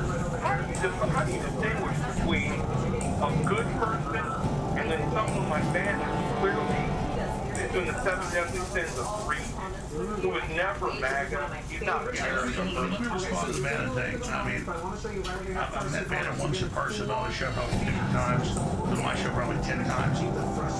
I've seen some of the emails, quite frankly, the ones about delivering sex slaves and draining blood of children and burying dead bodies, and all of that's where I've been focused. And so I've not searched the whole database, and because I look at some of the Bannon stuff, it's like doing an interview and wanting political power and trying to get rid of the Labour Party and stuff over in the UK. And that seems very powerful. I'm not defending that. I'm not Steve Bannon's apologist here. I'll just be honest with you, I have not done the deep dive on Bannon because I am focused on the Toronto Commission, David Rockefeller, world government, human trafficking, sex slaves being delivered, being tortured, mind control slaves. I mean, it's all, they don't even hide it in here. Okay, this is like holy grail stuff. And so, and you know, in underground bases under Zorro Ranch. So, you know, I'm spent an hour attacking Trump from cover up. I can't do 2 hours to prove myself worthy. I'm only got first really reported this on a wide scale. So I've not done the deep dive on Bannon, and I guess I could get around to that. I did see stuff where he's like, I blew up the trade deal we have with China. Did he do that telling Trump to do it, or did he do it outside of Trump? I don't know. I know General Flynn is pissed off at him. I talked to Flynn this morning. We're mainly talking about other stuff that you'll hear tomorrow. He spent 30 seconds on Bannon. So I'll ask Flynn tomorrow, who is being critical. Why don't you're on here? Why don't you tell us? You kind of mentioned some of it. What is Bannon doing in these emails, or I mean, what's there? One of the things that was very disturbing to me is after he was out of the administration, they were going back and forth about a young female staffer that worked for Trump, and insinuating that she was sleeping with Trump. He has a daughter of his own, the veteran. You know, and then I look back to this, what he got so hard with him, right? For COVID went to prison, Bannon got body, skated by. He ripped off his medal for Roger Stone, who I really respect, has always said Bannon is super ubery. I just interviewed him again. My point is, this is a guy, he is important, I think, because he's going to run for president. He's already met, he's in your state, I believe, right? New show, Battleground Texas. You know, he's going to remove Sharia law, he's going to pick the candidates, he's going to control who's going to... To be honest with you, I don't follow Bannon that closely on my show. Okay, well, I mean, I think let me say this, I think any political future for Bannon is over. So, I mean, you're here to tell us what else is in there? Oh, they were making fun of these women that were trafficked and fertilized. This is the description that you give about the whole front. Bannon thought they were funny. Okay, well, listeners always think I'm omnipresent. I have been following the Epstein list and Mariano Fall and my own crew, and whatever they give me out in Zorro Ranch, underground bases. So I mean, the Bannon stuff, I know he interviewed him, all that stuff. So, great. We'll cover it all, brother. Thanks, Alex. Thank you. Charles in Ohio. I gotta get to our guests. I'm being rude. Charles, go ahead.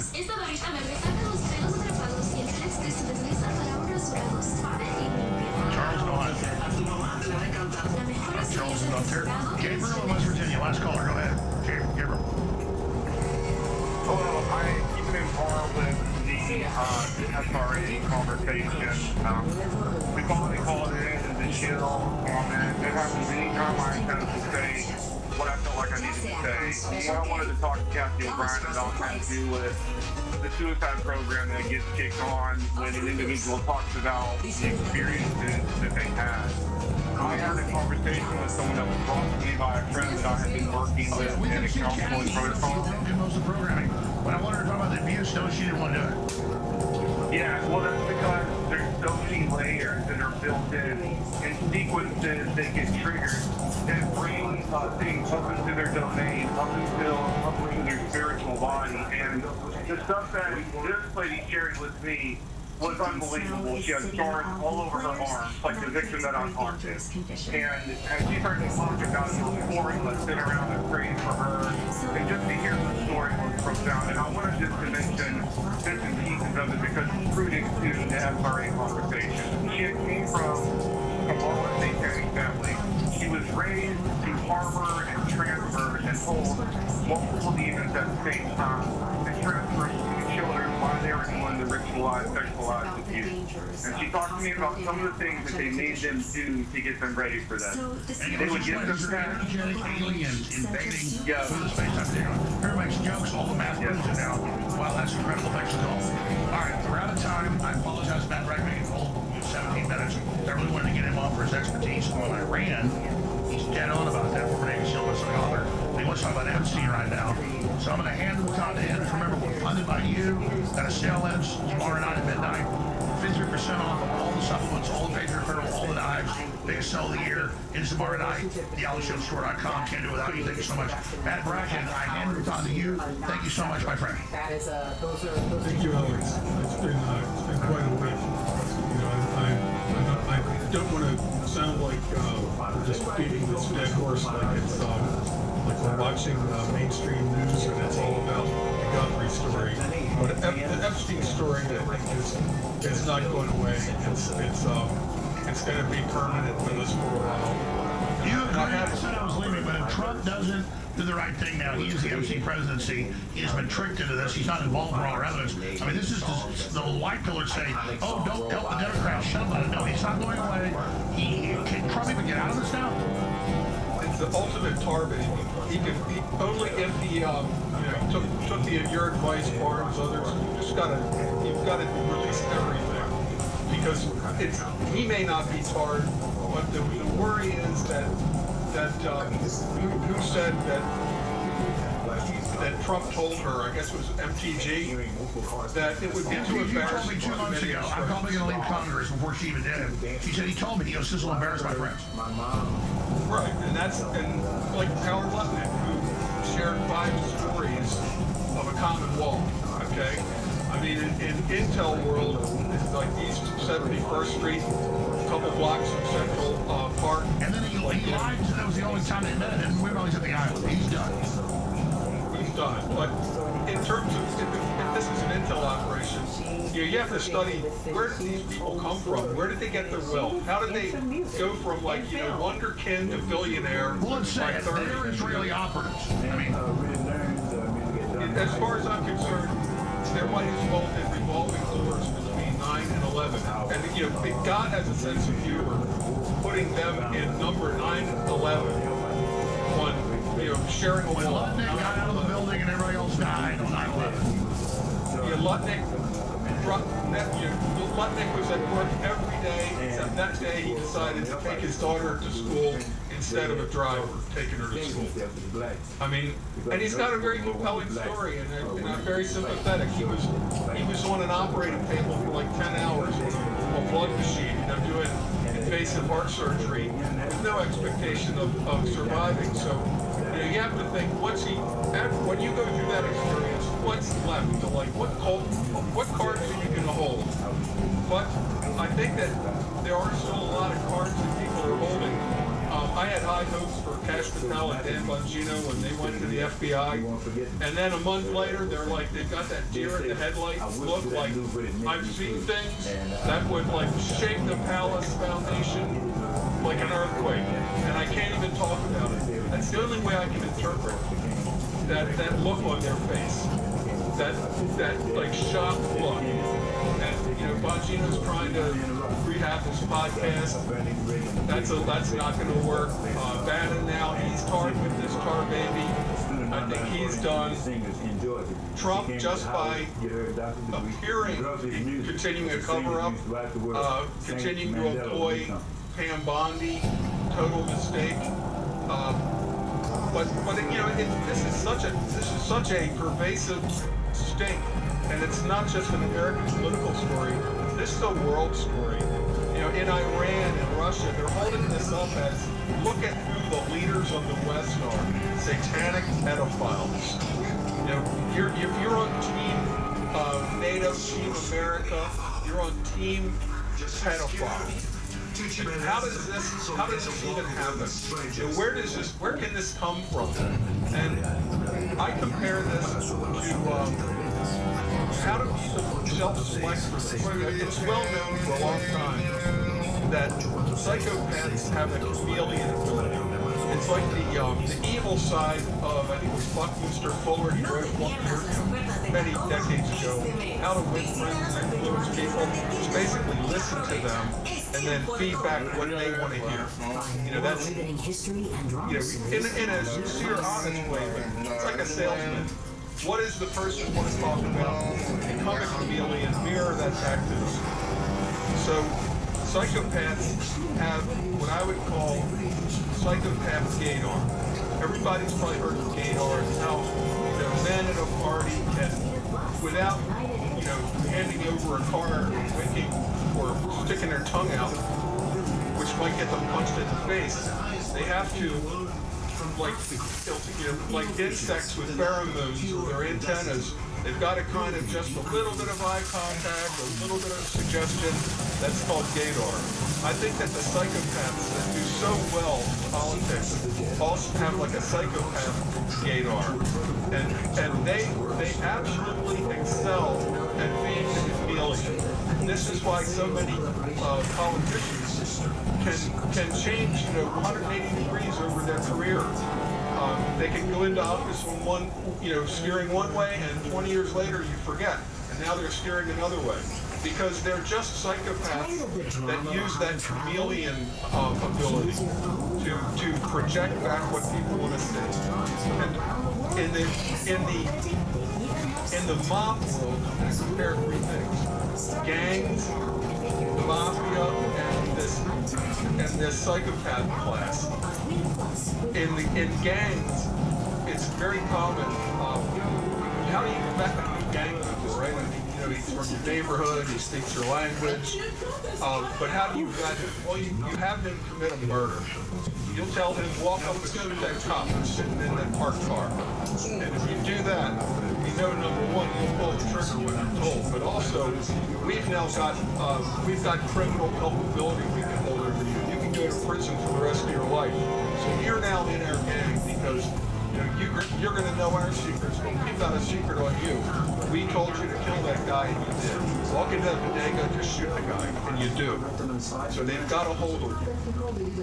In the mafia, you know, the old mafia, you know, the Goodfellas mafia, you had to be from Sicily, nothing else. You know, that was a part of the plot of the movie. Joe Pesci can't kill a main guy, and they wind up wiping him out because he's not from Sicily, he's not a main guy. But in this psychopathic class, you have some, you know, British royals, you have people from Switzerland, all different countries, France. So how do they activate their psychopathic gaydar? Know who's who? Well, I think that one way is you get invited to the island, and you go, and you want more and more. So you're shown the massage table in Lutnick's case. Lutnick says, "Oh, I saw that me and my wife, then we were done. We want nothing to do with this creep." But what if you get the massage? You get further and further. You get pulled further and further along, and there's, you know, your vices are used against you. If it's gambling, you know, oh wow, you just had the best luck of your life. Yeah, the blackjack table where the blackjack dealers, you know, $21 every time. And you love it. You love getting on that Gulfstream jet. You love taking those vacations at these quote-unquote seminars. You know, it's very seductive. Even I think Steve Bannon gets sucked into that. When these guys, these leading psychopaths, when they suddenly become billionaires, George Soros, you know, goes from Hungarian, from refugee crossing to Hungary. Next thing you know, a couple of years later, he's a, you know, billion-dollar hedge fund in London. How does that happen? Well, these Satan acolytes, if they're billionaires, they've got like a gravitational pull on everybody that would love to be rich.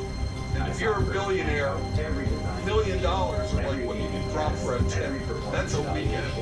So buying people or pulling them into your greed gravity, like I think even could happen with Bannon.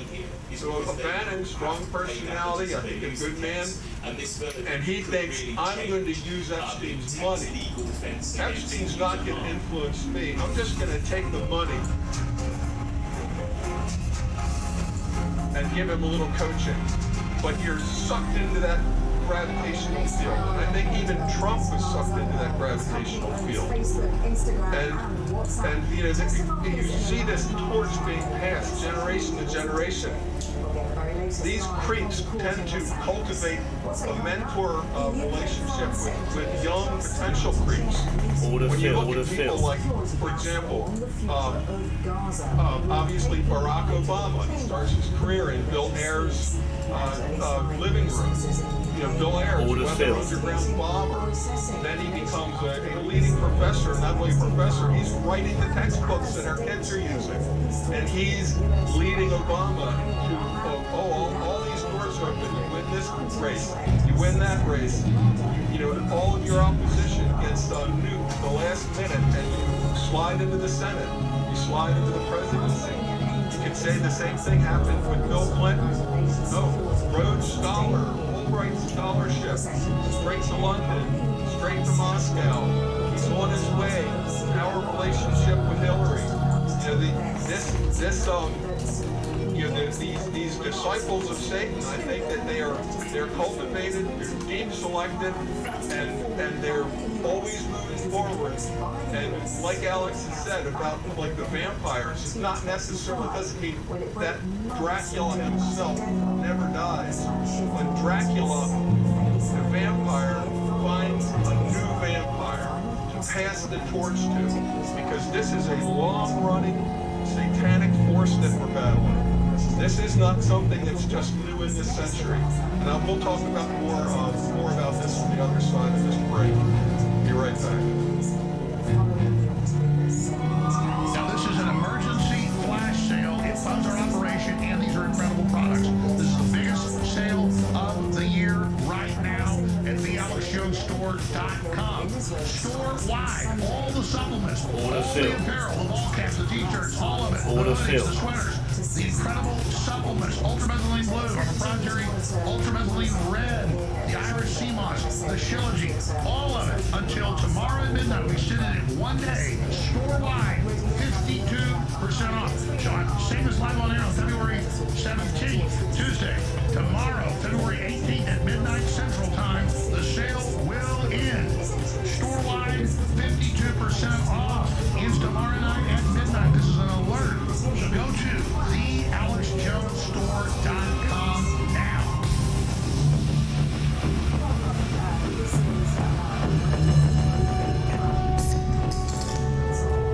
There's a popular online meme, Alex Jones right. Oh, I'm not always right. I strive to be right. And not just for the news and information, not predictions, with the products. And all the products in Alex Jones are basically most powerful. One that 99% word, no, it did not. There's another one I guess. Is our ultramethylene blue, made in Florida, and 10 times stronger. Incredible energy, 99%. Then 30 minutes of feel the energy, no letdown. And it's so good for your cells. It'll take hours to do all the things it does for your body. Ladies and gentlemen, it's available right now, Amazon, in yours, and it keeps the broadcast on the air for 360 degrees. If you don't get our ultramethylene blue, you're really missing out. It really is better than ultramethylene blue. I believe you're missing out. You don't go to the Alex Jones and get your ultramethylene blue. It is simply insane. You were just telling me that you had a brain disease. What did you do to fix it? I found this guy, a functional medicine guy, and he got me on methylene blue, and that instantly stopped everything. I take it. Okay. Yeah. I take it every day, so and man, it's fantastic. And so this guy's injecting, and they can injects these rats with it, and then does an autopsy on these things. And their brain, the brainstem, every single nerve is bleeding. So he discovered this methylene blue has an affinity for neuronal tissue. So he says, well, it's sucking into neurons and working in the body. So we started putting it in humans. And we found out it's an MAOI, which helps with depression and anxiety and all kinds of life stress and stuff. It is so incredible that it acts as an electron donor to mitochondria, especially your neuronal mitochondria. So it helps you produce more ATP. And it helps you get rid of this stuff called reactive oxygen species. So you have an oxygen molecule that should have two hydrogens on it. Like your body's job is to convert stuff into water so you can pee it out. So if you get an oxygen molecule, 4 or 5, 1, it's a reactive oxygen, which we call free radicals. So methylene blue goes in there and balances a lot of those things out in your brain and your nervous system. So it is a miracle. It's been proven for 100 years. It's one of the most well-proven drugs out there. The strongest medical grade methylene blue. This is what I'm on. Total mitochondria cleaning. Next level energy. This is amazing. And you know what I'm on? Iracema, Shilajit. This right here. Look at that. That is I'm on intermittent fasting. I ate at 3 o'clock today. And I stopped eating crap food. Stopped drinking. That's what I'm on right there, baby. Leading a frontal assault on the lies of the New World Order, it's Alex Jones. DiCarlo, the political affairs chief, where she will outline what's been happening in the last few weeks. Now, she will talk about the fact that there is no peace yet in Gaza, that last recent... You are listening to an Infowars.com online report. If you are listening to this transmission, you are the resistance. So when we went to break, I was talking about this satanic force that we've been fighting probably for thousands of years, and how they pass this torch generation to generation. So when you study a lot of these people, it's really interesting to study their origins. Where did they come from? In the case of Epstein himself, he's a young man who had fake academic credentials, and I believe he became a math teacher among other subjects at an elite prep school in New York called, I believe it's the Hunter School. It's a prep school in Manhattan. And who was the headmaster or boss of this school? It was Bill Barr's father. It was the old co-SSCIA. A lot of times, you see this especially in Ivy League schools traditionally, Yale being a notable example. Retired students or semi-retired students, they get sinecures as tenured professors of history or whatever subject, but they're talent spotters. They're guys that are going to deep select their future spooks and look for the guys with potential. So you have somebody like Epstein, who I believe eventually was thrown out of the school, and he's getting a reputation for being not very nice around the girls, and maybe his academic credentials are forged. But it doesn't matter. Within a decade, he's made $1 billion hedge fund, where they only deal with billionaires. I mean, this just doesn't happen. George Soros doesn't just come across the East German or the Hungarian Wall as a refugee, and a decade later, he's a billionaire, and he's got the power to target entire countries' financial systems. These people are helped. Doors are open for them. Now, even the example I would give, some of these people, maybe they're not necessarily totally evil, but they are certainly evil approximate, or they're shoulder to shoulder with a lot of these players. So you get somebody like Peter Thiel, no computer background, no tech background, like a philosophy major, I think philosophy at all. Somehow he becomes the head of PayPal and eBay, he's a billionaire, and he's got the ability to select the next generation. So he holds these seminars where young leaders are offered a chance to come study under a guru like Peter Thiel and his inner circle. And lo and behold, they find J.D. Vance. And J.D. Vance, all the doors begin to open for him. And maybe it's all great. Sometimes this mentor relationship works against the deep state or the evil forces, because some people will actually use this as their launching pad to get to the top circle and then go rogue against the people that mentor them. It's rare, but it happens. Vladimir Putin was like the mayor of St. Petersburg, Russia, after his KGB career. And he was a member of, he joined the WEF, the WEF, and he was in their Young Leader program. At a point where that was like, going to open a lot of doors for him and get him to the next level. And it did. And nobody today would say he's a member of WEF. He's probably the biggest enemy of globalism. He's brought Russia back towards Christianity. I mean, there's no LGBTQ classrooms in Russia at all. There's no trans tolerance. There's no men and women's locker rooms in Russia. Period. Ain't happening. So this is why the same people that loved Russia when it was communist, when it was the USSR, they hate Russia now because it's going against everything that the globalists are for.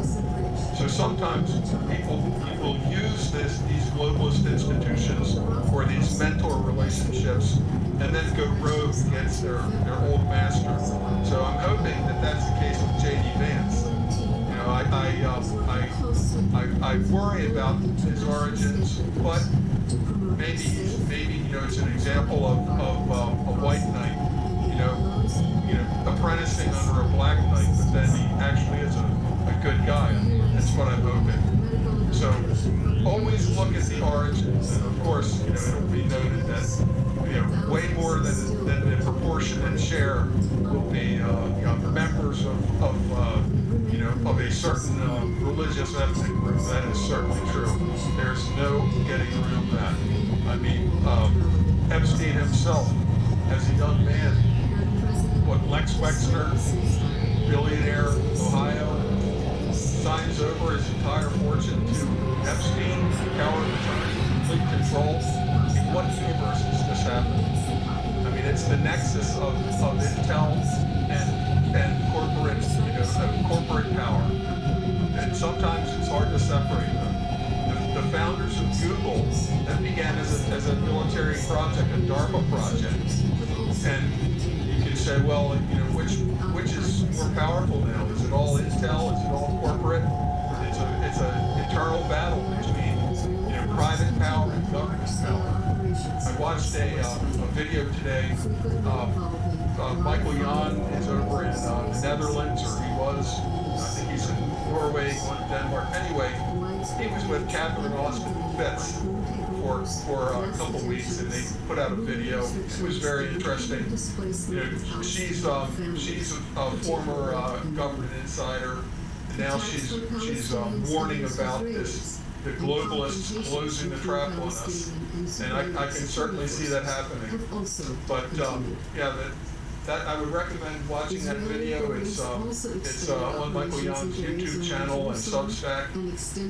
But yeah, we're in a perilous time, and she points out that there's a constant battle between, and you can break it down into you can use as a way of looking at it, just the control of money. If the banks completely control the money, then they control the government. And this is where Catherine Austin Fitz is talking about the coming central bank digital currency, which is going to be rolled out for us whether we like it or not. We'll give them so much control, not only over individuals, but really over governments. It'll be the bankers, in essence, that are the taxing authority, because they can just say, we're cutting off your money, we're going to allow you to have your money or not have your money. We'll allow you to only have money if you're spending it in your house. You can't leave the country with it. You know, there's the colonel in Switzerland, I forget his name. It's a short name, begins with B. But he's been doing podcasts about how crazy the Ukraine war is. The man's totally debanked unless he's found a source of cash. He's essentially a homeless beggar right now. He's a well-known Swiss military officer, former military officer. He wasn't playing the right tunes, and in the European Union, he can't travel. He can't access his banks. I mean, they can ruin you. Catherine Austin Fitch makes a great parallel in this video that they're setting up all of these different electronic traps around us. I think that there's one of the graphics that I sent might show that all these, but none of these seem by themselves fatal.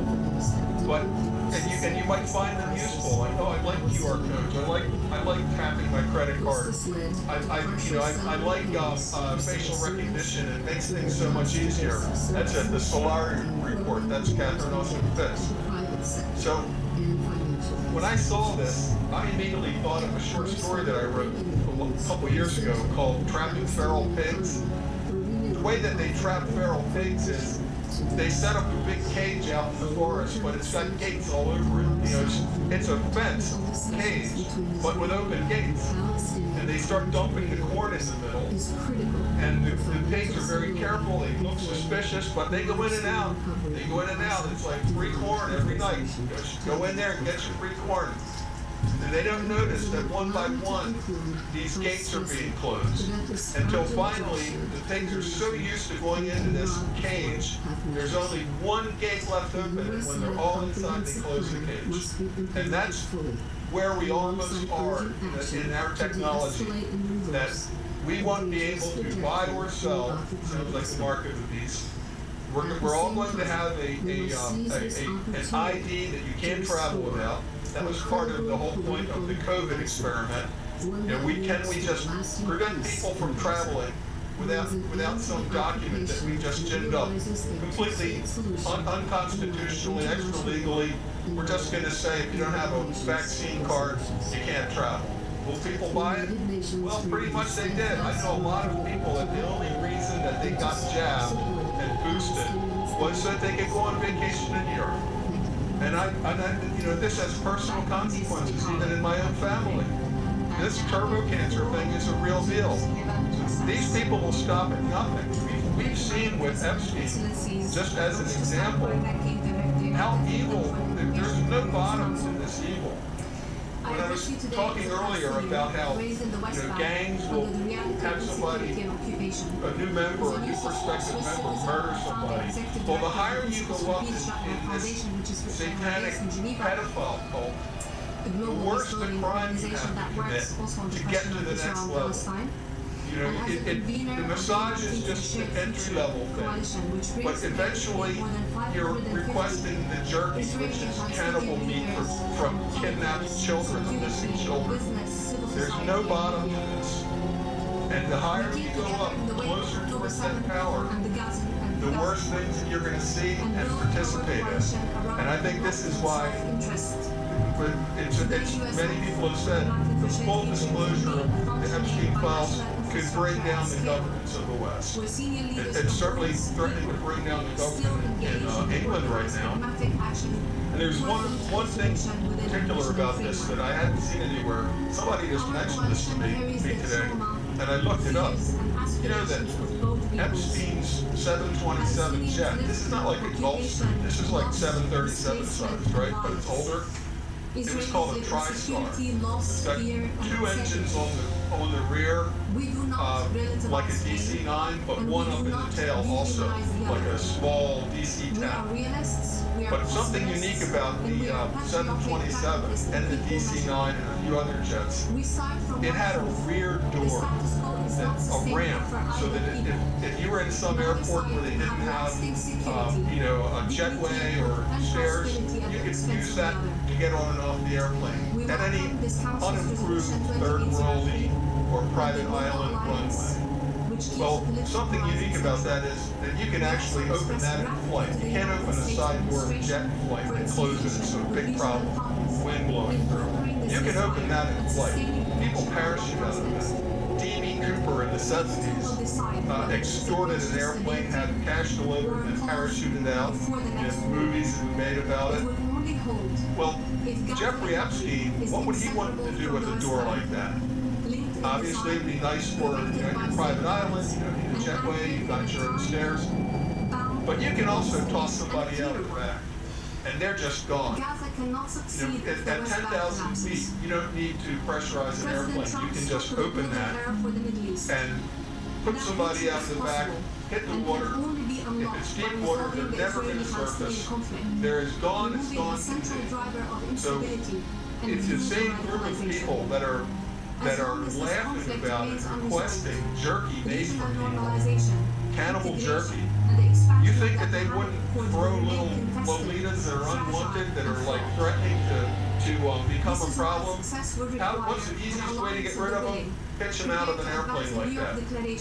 I mean, of all the jets that Jeffrey Epstein could have bought, that's a pretty rare, not many of them still flying. Based on its age. Why would he pick that jet of all the jets? What's more convenient than a door where you can just pitch people out?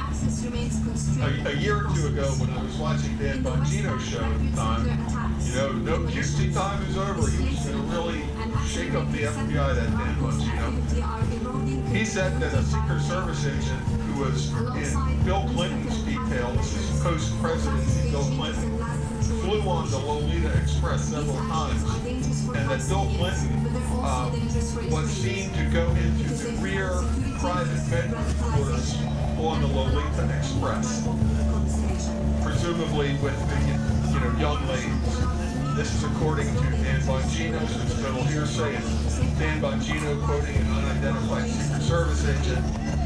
But apparently the back of the Lolita Express is a private bedroom quarters. Well, where are you going to get rid of somebody better than at 10,000 feet over the ocean? So you're just approaching your island, 1,000 feet of water, out you go. And the people that are on the airplane that are knowledgeable about this, you think they're going to talk about it? They might be the next one out the door. You never know when you get on that airplane. You may not get off that airplane on the ground. And the people that are in the know, the more that they know, as they get introduced deeper and deeper into all of this, the harder it becomes to get out. It's like the Chinese finger trap. It's a ratchet effect. The more you know, you have more knowledge and you can pin on Epstein and his gang, but they know that you were involved in all of this. And you're going to say that? And so you get on that airplane, you never know if you're going to land on the ground or in the water. I mean, that's just a theory, but it's pretty compelling to me. Now, I listened to Robin Barnes, who's always a great guest. He's one of the smartest lawyers around, smartest people, period. Follow him on X, watch him whenever he's on Alex or other shows. He uses the term now, the Epstein class. And so does a Brit that I follow on X named Paul Weston. Paul Weston said the ruling class in the West would be better termed the Epstein class. This is like shorthand for these satanic, pedophile, greedy, billionaire vampires. This is who is running our world. And that's why it's going to be, it's a titanic battle. It's good and evil. That's what it is. And I think that calling this the Epstein class, it tars them to where they should be tarred. And the only way that Trump is going to get that tar off of him is to go full disclosure. But I don't think that he is, because he's surrounded by, I think, members, and a lot of his friends are members of the Epstein class. Witkoff, who do we have negotiating the Ukraine war deal and the potential Iran war deal? Kushner and Witkoff. Who's his Commerce Secretary? Lutnick. Who's his gatekeeper, Chief Staff Officer? Susie WILE, fervent Christian Zionist. So if the worst part of this blood trail leads back to Assad and Israel, that's another reason why they're going to keep it under wraps, the full extent of this.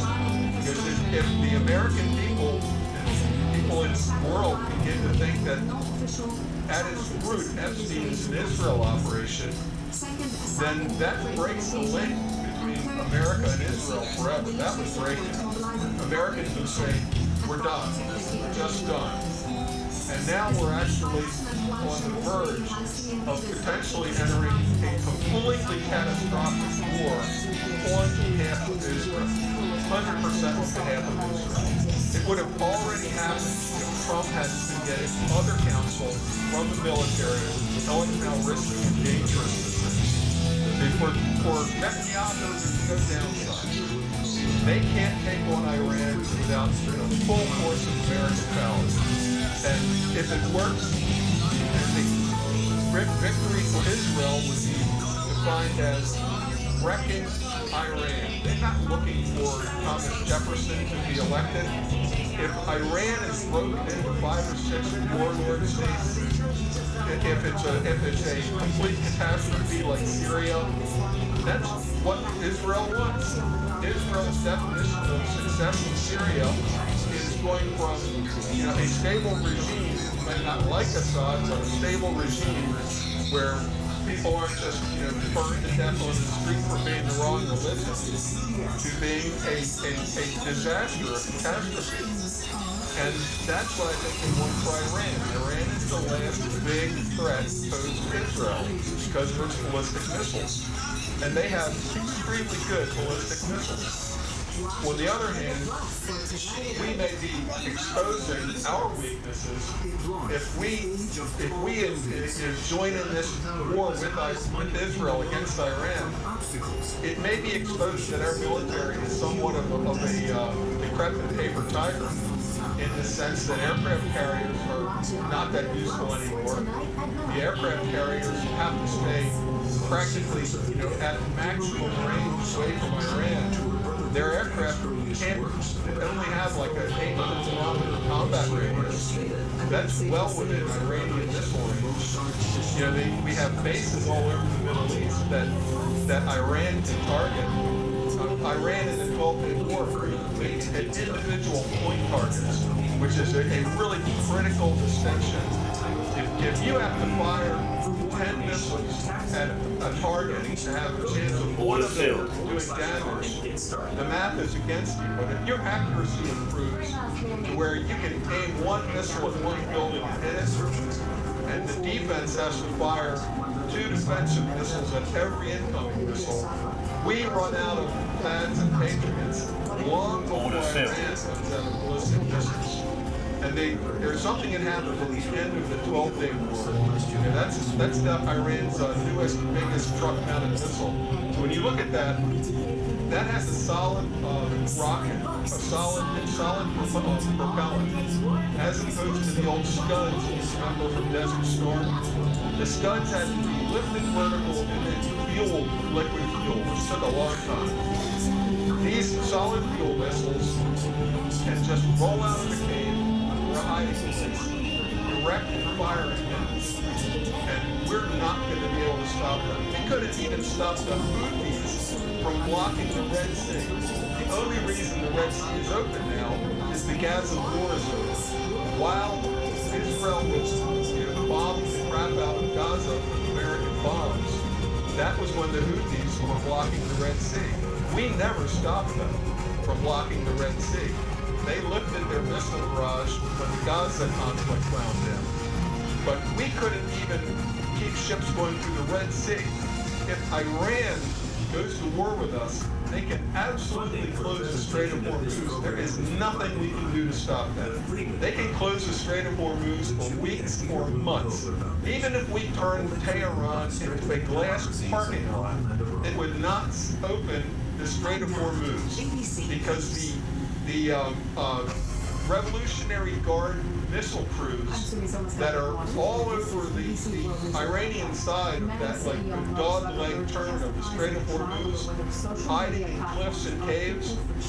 They will have standing orders to not stand down under any circumstances, no matter what happens, and wait until the 30th day or the 40th day to go out, look for a ship, and shoot it. There is no chance of us forcing open the Strait of Hormuz against Iran. We couldn't force open the Red Sea against the Houthis. The Houthis are like an elementary school soccer team. You know, and the Iranians are a pro football team. We could, the whole paradigm that we've existed with since World War II, that America is the sole superpower, we just dominate everywhere we go, no matter what, we're going to win. That paradigm may be disclosed as being completely obsolete. Like, you've got a great horse cavalry, but now it's the era of machine gun. So I really hope we are not led into a disastrous war against Iran. It will be, multiples worse than Iraq or Vietnam. And if anybody says, like these idiots on Fox News like General Keane, that we can win with air power and force a regime change and come out to a better outcome, they are smoking crack. Absolutely. That would be a disaster. Anyway, we'll see you again. I've got all these books you can buy, which are great. All kind of deals, but now this is an emergency flash sale. It funds our operation, and these are incredible products. This is the biggest sale of the year right now at thealexjonestore.com. Store-wide, all the supplements, all the apparel, the ball caps, the t-shirts, all of it, the hoodies, the sweaters, the incredible supplements, ultramethyline blue, our proprietary ultramethyline red, the Irish sea moss, the shilajit, all of it until tomorrow at midnight. We're sending it one day, store-wide, 52% off. So I'm saying this live on air on February 17th, Tuesday. Tomorrow, February 18th at midnight Central Time, the sale will end. Store-wide, 52% off. Ends tomorrow night at midnight. This is an alert. Your support keeps us on air, and I thank you so much. I want to give back to you. For those on the fence, I want you to experience ultramethyline blue, ultramethyline red, the shilajit, the Irish sea moss, our bovine colostrum, it's private label, the top brand in the country, 2,000 milligrams per little scoop. So good for your skin, your hair, your eyes, the whole body. It's the first 2 weeks of milk that comes off the cow and your mammal is incredible. And this is the final week. This only happens every 3 months, where you don't just, every time you make a purchase, get put in one time in the raffle for whatever cool American-made supercars or off-road Mustangs, you name it. You get put in 100X into the raffle, which they've never done before, in this week. And you get put in to win both vehicles, both the F-250 diesel and the Ford Mustang Shelby. That is a huge deal, and $20,000 cash. So go to thealexjonestore.com now.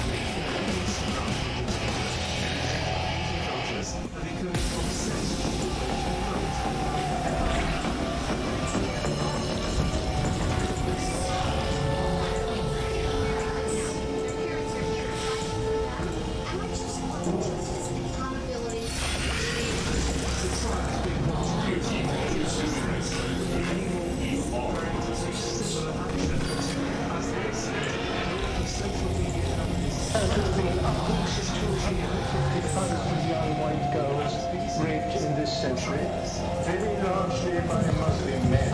2008, an 11-year-old girl gave the attention of police after she disclosed that she and another child were sexually abused by a group of adult males.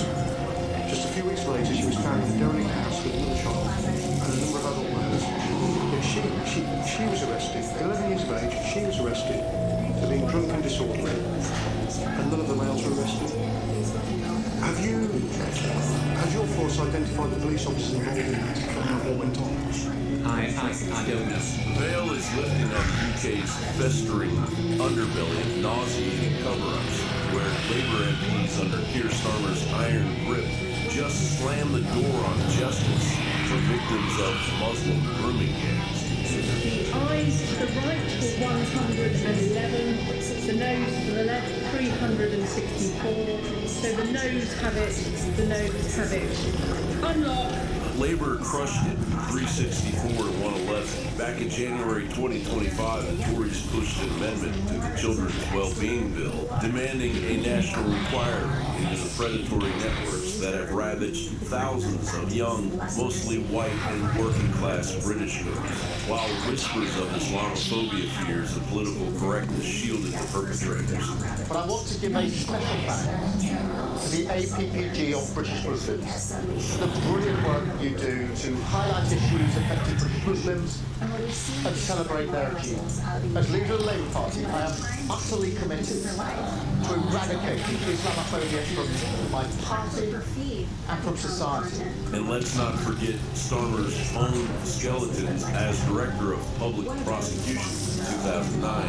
His CPS refused to prosecute serial pedophile Jimmy Savile despite credible allegations, citing insufficient evidence. Hundreds more victims suffered while the elite protected their own. How did you get it? There's nothing I've done here. There's nothing I've done here. We should accept that pedophilia is a sexual preference, a thought, a feeling, and not an act. We should differentiate between child sexual abuse and pedophilia. The stats paint a horrifying picture of a nation in denial, with police reporting 71,227 rapes since 2024 alone, yet charges brought in a pathetic 2.7% of cases, leaving over 97% of predators walking free. By the year ending in March 2025, sexual offenses spiked to 209,079, a brutal 11% jump from the prior year.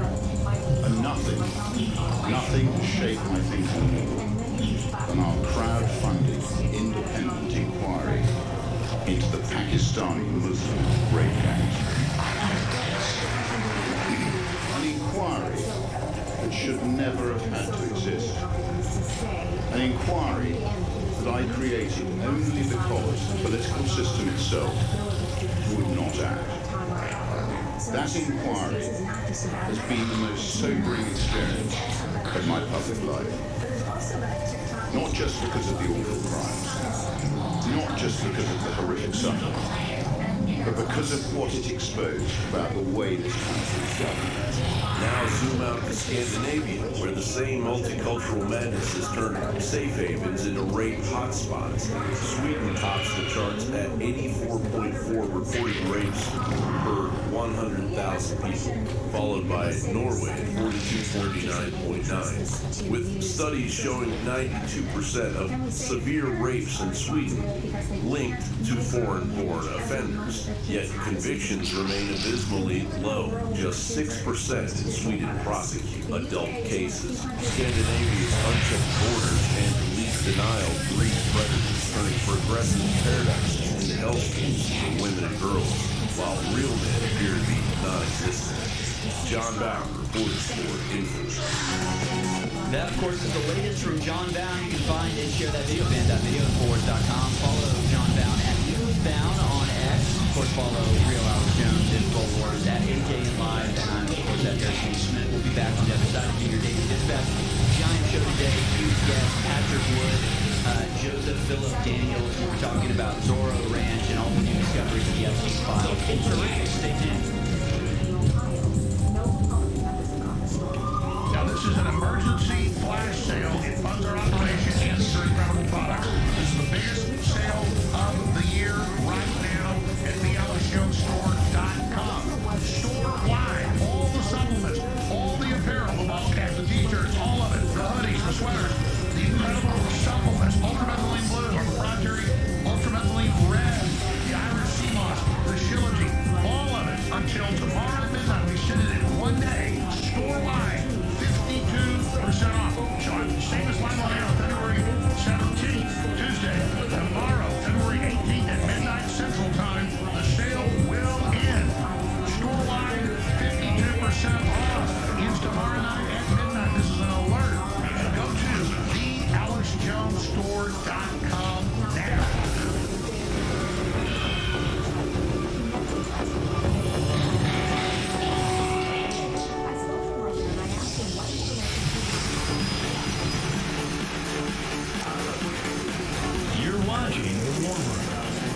your host, Harrison Smith. Watch it live right now on X.com. Welcome, ladies and gentlemen, to the War Room. I'm your host, Harrison Smith, coming to you live this Tuesday afternoon, the 17th of February, 2026. We got a big show for you. We'll be joined by Patrick Wood in the third hour. We'll also be joined by Joseph Philip Daniel. We'll be talking about Zorro Ranch and Epstein. And there's a lot of new information out of the Epstein files, believe it or not. Here we are. Getting close to 2 weeks since it's been released, and still, every day, there is a plethora known for abundance, a harvest of just the most insane information you could ever imagine. So we'll get into some of that. We'll also talk about a bunch of crazy catastrophes going on. Transgender father shooting his family after apparently blaming it on us. Kind of crazy. That's a little bit insane. A church exploded in New York today. We'll look into what's behind that. And the largest wastewater spill in the history of America continues unabated as the local governments of D.C. and Maryland apparently incapable of even performing the most basic functions of government. All that and more to come on today's show. Let's begin today, as we do every day, with our daily dispatch.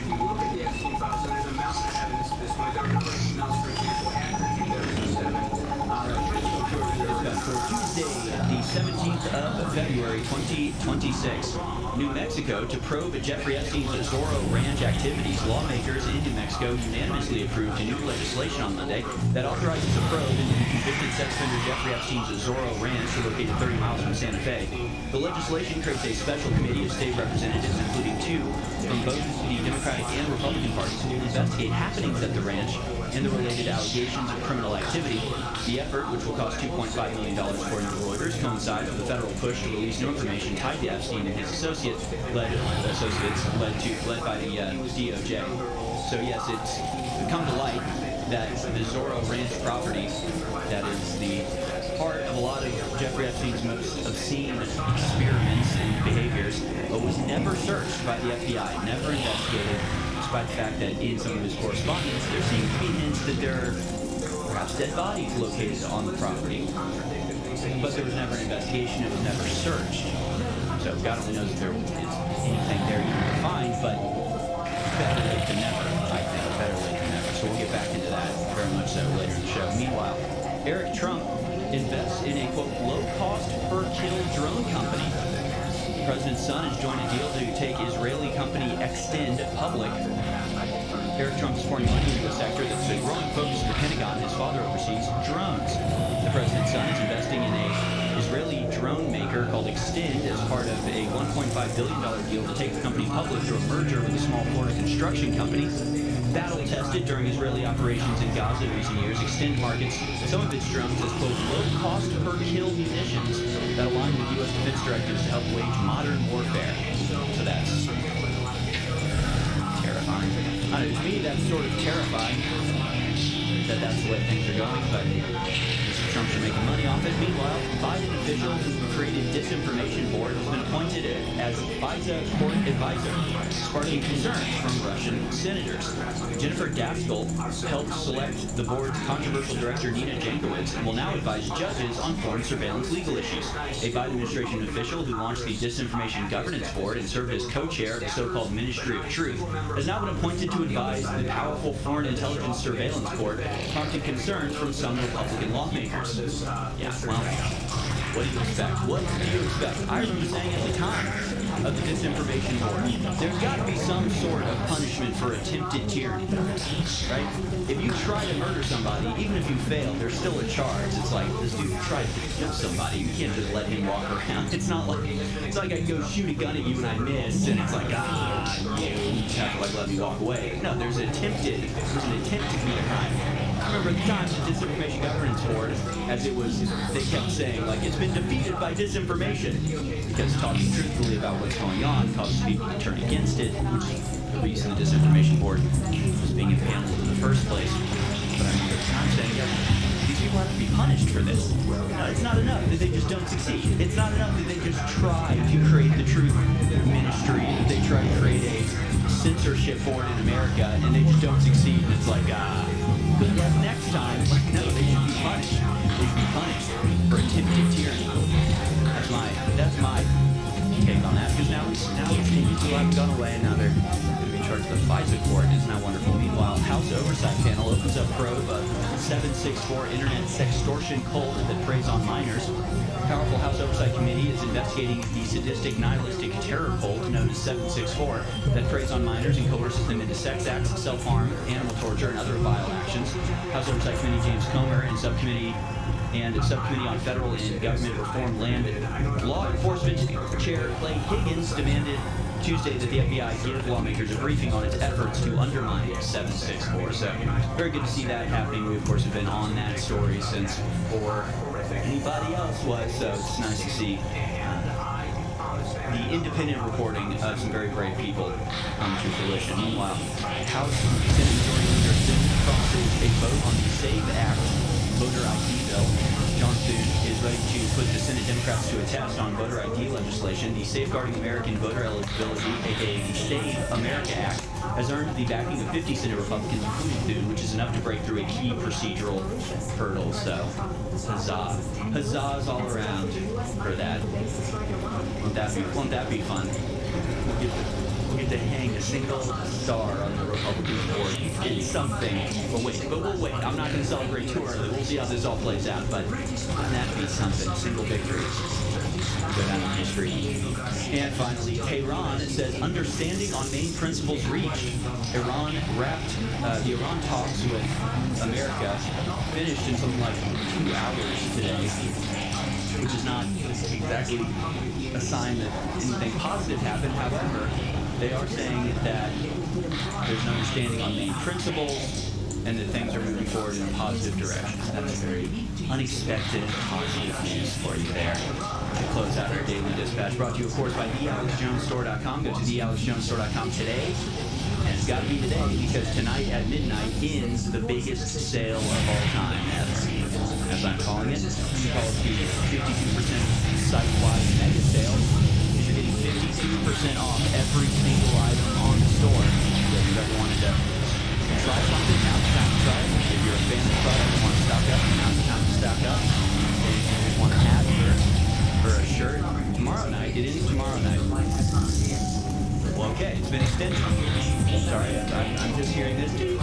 I'm sorry, it's been extended. The site-wide mega sale has been extended. So you can get 52% off of your order today and tomorrow. So don't wait at thealexjonesstore.com today. And of course, it is also your final week to win both the Ford Shelby Mustang GT500 and the Ford F-250 Diesel. 2 incredible automobiles that we're giving away to one of y'all. Somebody listening to my voice right now is going to thealexjonesstore.com and making the purchase. It's got to be the one who wins. It's got to be somebody. Might as well be you. You just have to go to thealexjonesstore.com and you get 100 times the entries for every dollar you spend with this special crossover week where you're getting entries to both cars, not just one or the other. So the sale and the giveaway both end soon.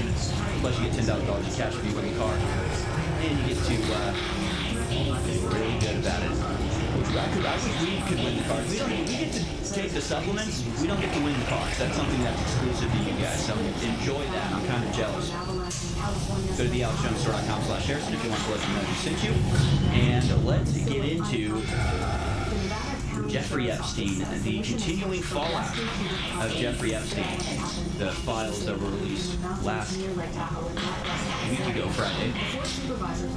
And the Trump administration is maintaining its position of saying it's a hoax. This is totally inexplicable and continues to be. And more people are speaking out against this. Podcaster Sean Ryan played a big role in the podcast strategy that got Donald Trump elected. Says he's done with the Trump administration because of how they're handling the Epstein files, and I think he speaks for a lot of people. When you watch this video, let's go to clip number 2 now.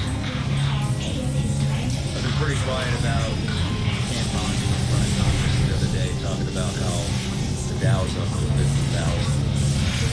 Because what you should be talking about is how you are going to investigate and prosecute any pedophiles that are running around on Epstein Island that you're affiliated with. But we didn't talk about that, did we? Oh, and what's the excuse? What was the excuse? Oh, if we prosecute everybody, the whole system would go down. Well, you know what that sounds like? You know what that sounds like? That sounds like how Trump ran his campaign. Let's drain the swamp. Doesn't that sound a lot like draining the swamp? It actually is drain the swamp served up to you on a silver platter. Happy to take the argument. You're going to protect pedophiles. You're going to protect pedophiles rather than go after them and hope that everybody's happy that the Dow hit 50,000. I guess the whole drain the swamp campaign promise was another bullshit lie, huh? Man, the lies are stacking up fast. I've never seen so many lies appear in, what, a year? It's only been a year. Look at all the lies. You know, I wanted to talk to you about something else, too.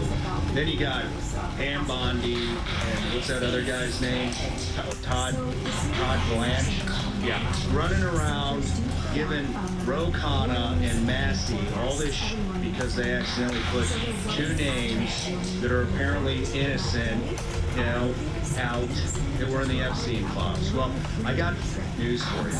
You know, you have two guys that are in Congress that are actually doing you give them because they made a mistake when they're trying to do the job of the entire Department of Justice, because nobody over there will do their job when it comes to putting pedophiles away in prison.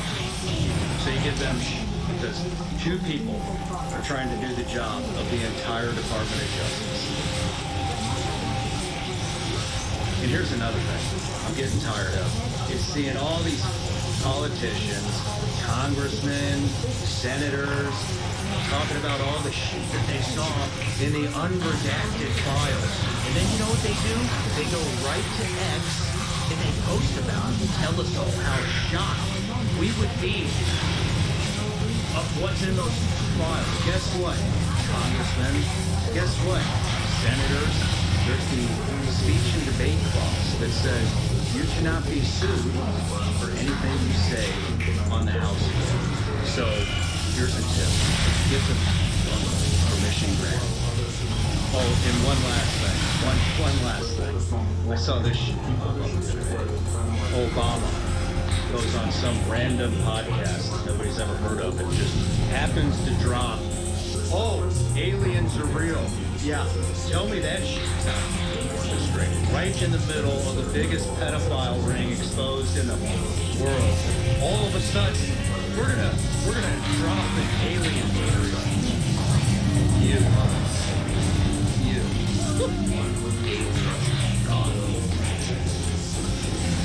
I think he speaks for a lot of people. I think he speaks for a hell of a lot of people.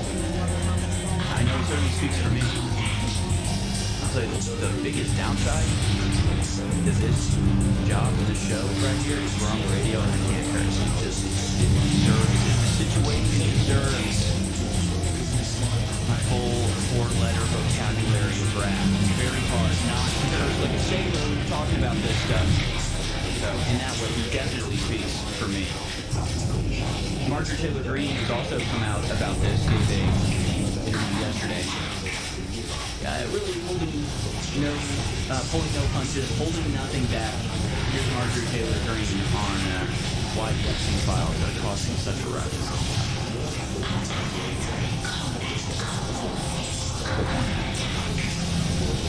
What I am 100% for is pulling the left and the right, the American people, pulling us back together.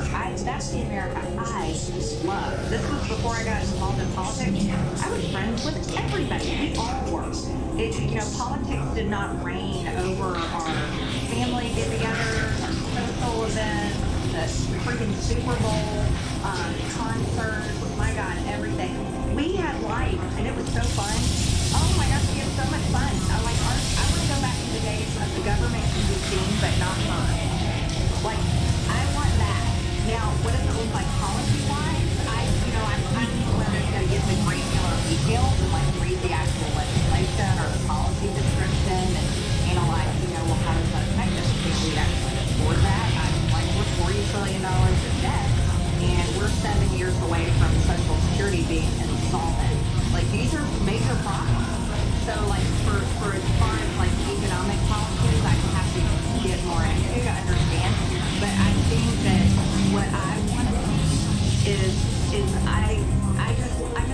people. I love all people. I don't care what group they are. I don't care their race. I don't care whatever their sexual this. I don't care about their religion. I just think that people are so great that we need to pull ourselves together and we have to hold our government accountable. That's what our founding fathers told us to do. Like, it's a mandate. Hold your government accountable. And we have lost ourselves. We have totally lost ourselves and been easily lulled and distracted into a world where we're just too busy, or we're just too, I don't know. The American people have lost our identity. We come from our ancestors are the same people that took down the most powerful king on the planet simply because they were pissed off about 3% taxes on their tea. They were WANA. Like, let's get back to that kind of thinking. You know, okay, we've got our government is like a pedophile. They're all together. And there's children. Like, hold on. And our taxes are way past 3%. Like, we should be really, really mad. Really mad. And so I'm interested in, like, let's pull a movement together across the country that says enough. They're eating children. And that may be a new version of that comparison. You often hear, like, our forefathers, right? Over 3% tax. Here we are, 50% tax. It's even different.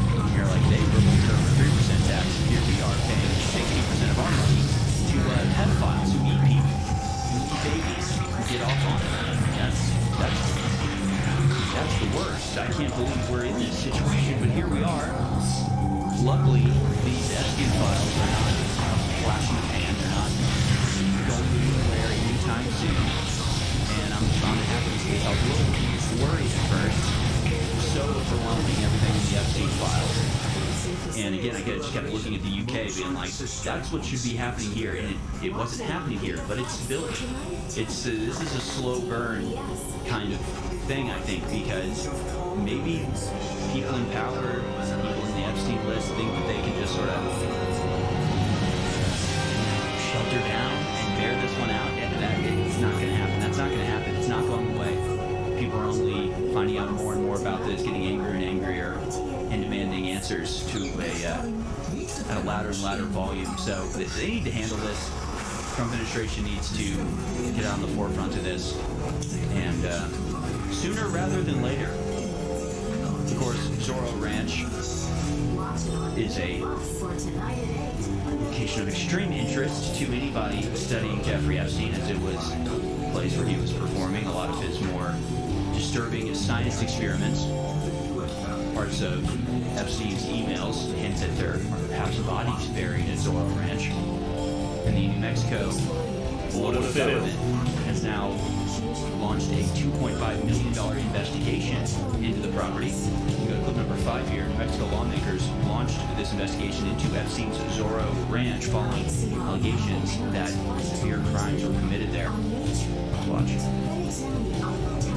Found that there was a very disturbing allegation that came out that could be linked potentially to state land.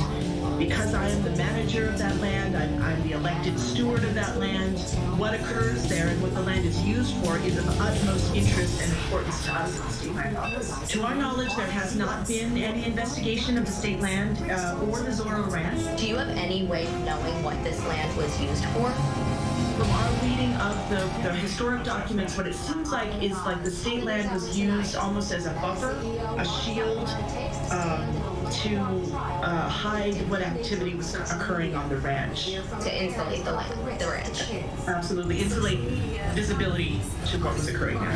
Are you concerned that this public land might actually be a potential crime scene here? I mean, is that what we're talking about? Absolutely. If state land was used for criminal activity, that is definitely something New Mexicans need to know. That is something, those are answers that victims and survivors need to have. What does your authority look like over these lands? So I have the authority, obviously, to cancel releases and make sure that any party associated with Jeffrey Epstein. So the reason because I'm laughing is because I just pulled this one up again to refresh my memory to do the video, and this is the result. partner. I'm not even sure where to start with this. So MixTYPE has been making waves, pun intended, for a while. We've seen many of their plugins here on the channel. We've seen the Quad 8, big success. You guys love that plugin. We've seen their full text many times in my mixing courses. And even though we didn't do a dedicated video, I featured their gem DW Furnace V7 many of my top plugin lists because that compressor is mind-blowing. And one of the closest to the original plugin emulation I've ever heard at the time. Because today, MixTYPE releases VT5. And this thing is absolutely freaking magical. While I don't have a VT5 here in the studio, I have extensive experience with the original units. I've worked in many studios that have it because it's one of the most used, I think, 2-bus EQ in modern music. Some of the biggest engineers and some of the biggest studios have actually the combination of the VT7 and the VT5 on their 2-bus. And so many #1 records have been mixed in the past 10, probably 20 years with those units on. MixTYPE version of the VT5 is the, you know what, scratching. I don't even care how close it is, and it's close. I just don't care. This is one of the best sounding EQ I've ever heard. I don't care if it's hardware, digital, whatever. So without further ado, let's take a listen to it. That we are where we are with this. Hello everyone, welcome back to Cliff TV. Before we start, really quick as usual, check the info box down below for free plugin special discounts and offers, and of course the link to MixTYPE VT5 if you want to book mix and mastering with me. Go to the website mixtype.com. In there you can also find all the mix and mastering courses, book consultations, private lessons, and a lot more. If you want to access the exclusive content here on YouTube, click the join button, become a Cliff TV member, and if you didn't help me, consider using the super text, so grab some merch. Let's get to the video. As you can see, we have the same exact layout of the plus $1,000 hardware with some extra simple controls. We have an input knob top left with the input metering. We have a high pass and low pass filter that you can turn on and off. We have up to 8x oversampling, very important. I keep it usually at 4, but if I use it on the 2-bus, I notice it sounds even better at 8. You can scale the GUI, although the GUI is fully resizable to whatever size you want. You have preset bar. We have a mix knob. You have post-processing filters, high pass and low pass filter, and an output knob with the output. For those who are not familiar, the DW Furnace VT5 is a broad stroke EQ, okay? It's a sweetening EQ. It's not a precise clinical EQ. You can probably tell from the control. It's almost an evolution, we can say, of the Pultec, although the color doesn't really have anything to do with the Pultec. It has its own color and it's holy cow sweet. We have a low cut filter here, 30, 40, 100, and 400. We have a low boost, 20, 40, 60, 100, 140. We have a mid cut, 200, 300, 4, 5, 6, and 700. We have a high boost. This might be the best high boost I've heard on a plugin to date, and against many other hardware units. We have the Q setting from broad to sharp for the high boost, and then we have the high cut 20, 10K, 4K, 1.7 in and out. This is our bypass, and we have an input level. Look how pretty they are together, VT5 and VT7. This is a killer combination that you've heard on so many records, but this video is about the VT7, so let's start hearing how it sounds. And I want you to immediately hear the box tone. So no knobs move, the difference that it makes just running material through it. You start with bypass. Put your headphones on or turn your good monitors on. That means you've only got 6 days to take advantage of this massive sale. Listen to this. We've got multiple bundles on the side of our best-selling products. Limited time till next Monday at midnight. Support keeps us on the air. This is an amazing value. Ultimate gut and brain bundle. Repair the gut, power the brain, the heart, everything. Bundle price $99. Normal value $209. Savings. That is something already. I'm just gonna do the box tone thing for a couple of songs so we hear on different genres, alright? Just the box tone.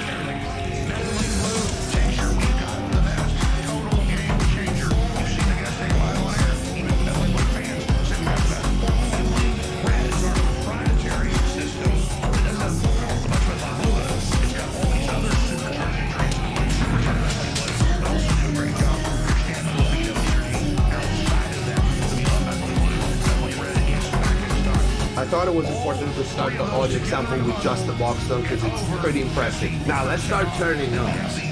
Modern World Survival Scout. Rebuild, reload, defend. The bundle, $89. Only $184. Over yourself. Build to support the body. The toxic nutrient depleted. Modern World. Energy, stamina, focus, everything. Shilajit complex. The best Shilajit gummies, capsules. You choose. CMOS capsules. Incredible. Very strong. Upgrade our CMOS. Natural iodine. 93 trace vitamins, minerals. Incredible supercharger. You want this right now. Incredible for your thyroid, immune health, metabolic balance, your heart. And then Atomic Defense is the horse pill of horse pills of all the known concentrated. There's full detox, super nutrients, detox of heavy metals, environmental toxins to supercharge your body and gut health. Get it all right now at theouterstore.com and be the reason you will always be on here one way or another. But you love sales. This one is over. I think it was like 57% off. This is over 50% off. It's running until next Monday. So I'm cutting this line later. Usually for morning shift. So what is Monday? You know, like 6 days to take action now at theouterstore.com. And I want to thank all you that have It's remarkable what they did with this plugin. It sounds absolutely so sweet.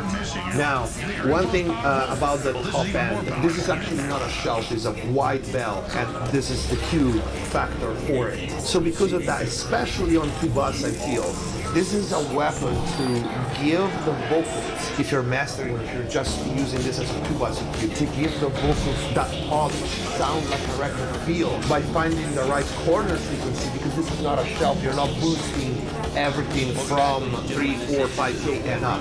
And you can hear it clearly here. If I keep it, I don't remember, 10 or 12K, you can hear I hit the tambourine a little, and if I move lower, the vocals come out more without making the tambourine too bright. Been discovered in the tranche of files that was released a week ago Saturday. And some of what has been released is some very disturbing rumors about what's going on at Zorro Ranch. New Mexico probe at Jeffrey Epstein's Zorro Ranch activities. The legislation created a special committee that will be investigating this and look forward to whatever comes of it. Now, interestingly,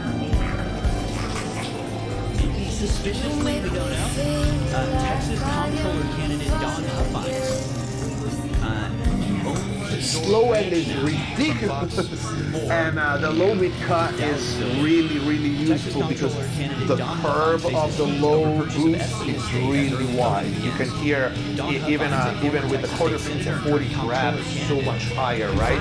So the mid cut around 200, 300 is usually what you want to do. You get that push like, and then we have a low cut as well to further shape the low end. Let's go on a more upbeat track. Cooperation for law enforcement, although no agencies have requested access to date.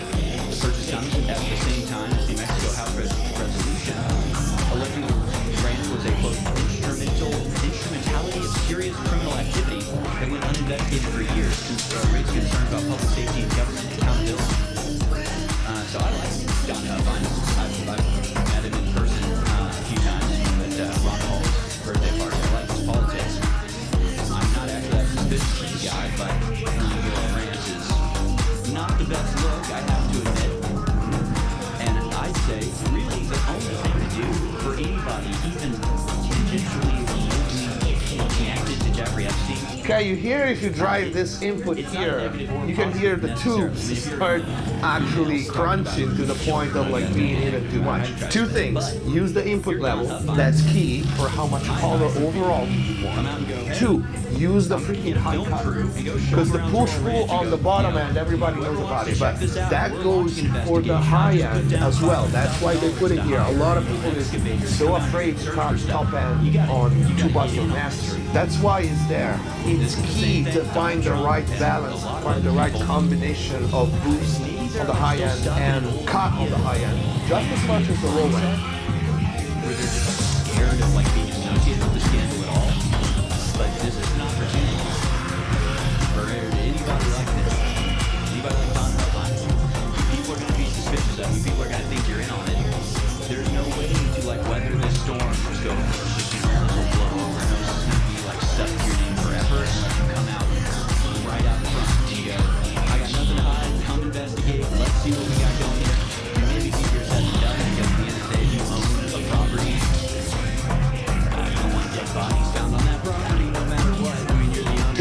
very interesting change in the corner frequency on the low boost, because while it grabs a lot higher when you are at 20 or 40, I should say, and 60, it doesn't feel the same when you go up to 100 and 140, even though it's still a wide shell, but it kind of gets the chest of the kick drum in this case. I love it. Property, if there's anything bad going on, we want to find it. Go strung around. So I think they should come out ahead of this or on top of this and just say, yeah, we'll check it out. Let's do it. And that appears to be the tack they're taking. So that's good to see. I was very surprised to see how behind the scenes listen to this stuff because everything else is wrong. Seems like a decent guy, good guy. Let's see. Now we have some updates to some actual consequences in America from Gen X Girl 1994 on X. Enforced resignations in the U.S. due to the Epstein files to date. Tom Frisker, Hyatt Hotels executive chairman and billionaire, retired or stepped down from his role in the board in mid-February 2026, citing poor judgment and maintaining contact with. It sounds pretty impressive. And again, experiment with the mid-cut. That's where you find, I call it the V, right? When you're mastering, especially when you're on two bus. If you do a V cut mid-width Q and you move the frequency, so you would do this here, right? You would do this and then move the frequency, so the V, if you look at the spectrogram, would move left and right. You find the sweet spot where everything feel and sits better, especially if you have, boost at the bottom end. So I'm gonna try it on.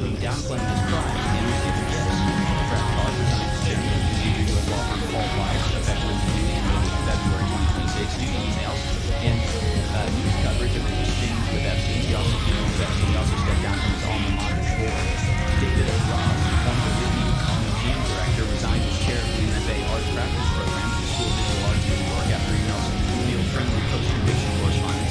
Peter Attias is a physician and longevity expert who stepped down as chief science officer of the David Protein and as advisor to agency after emails involving his health advice Epstein with further remarks.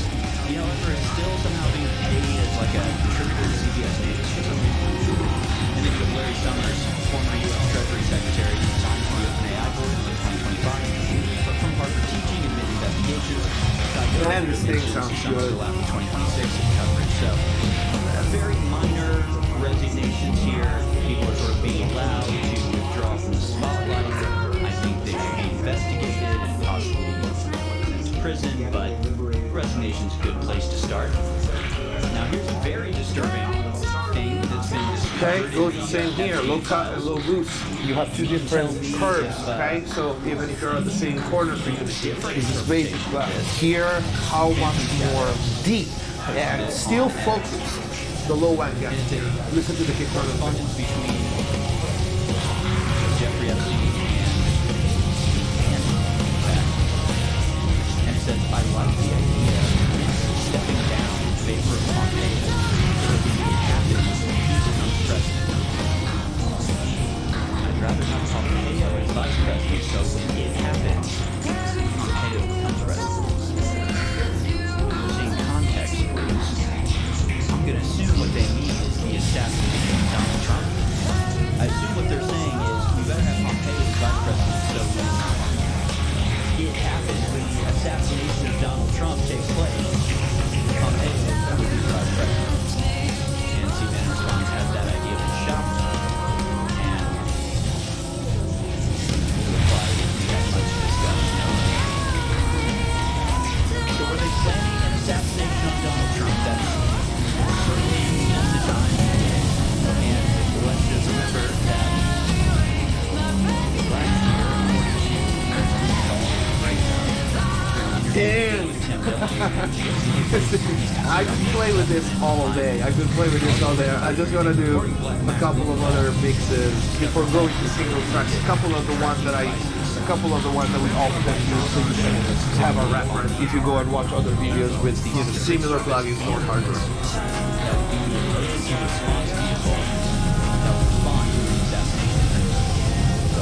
September of last year, revealed that he got one what would be the perfect 22 track and his own for instance, the president of the following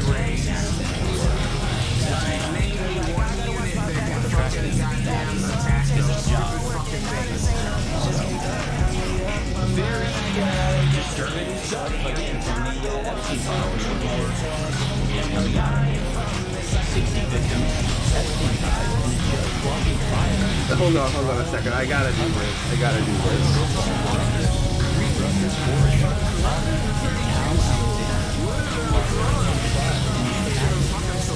Federal court on sex trafficking charges to carry out the life forensic prosecutors have reportedly spoken to over 60 individuals who allege they were drugged and raped by at least one of the brothers. The Alexander brothers, described as prominent ultra-luxury real estate figures with Israeli-American ties, were indicted by the SDY in December 2024. A superseding indictment filed in May 2025 allegedly added sex trafficking of a minor count. That's how $20,000+ shakes down. I mean, they just nailed it. More interesting is the Epstein connection.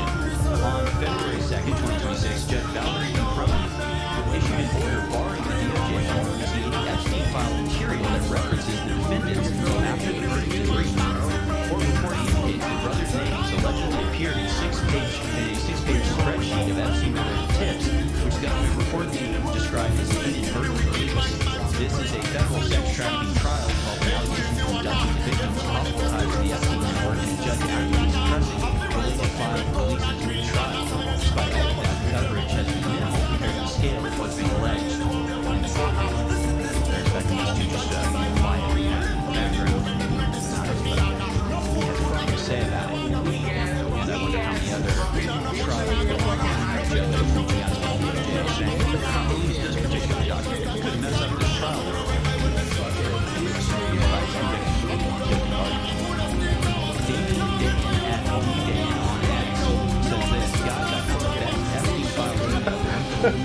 The low end gets so ridiculously big and sweet and still focused. That's crazy. Totally love this. Let's do a couple of single tracks groups like drums and drum loops. Kathy Runkler is all over this, and she, of course, is a major Democrat operative. He was a very high person under the Obama White House, and is involved in a lot of this stuff, and it's sort of getting off easy right now. You have these stories from previously Israel accused of planting mysterious spy devices near the White House. Here it is. Yes, EW is worse. He says, "I'm working on a PR strategy for MJ White versus Elizabeth Warren. I know I told him to find the joy in Mudville." Wow. Again, massive low end there. There's honestly not enough time to get into all these emails. We gotta keep going through because they're crazy. But that was from Kathy Runkler. And about how she was helping to cover up Jeffrey Epstein, how she was helping to manage the scandal when it all came out. Strange silence from Obama about his top lawyer/fixer, Kathy Runkler, and the Epstein revelations. What do you know it? Obama's lawyer/fixer, Kathy Runkler, emailed with Epstein over 11,000 times. Why silence from Obama, who, as Epstein wrote, quote, "Love Kathy."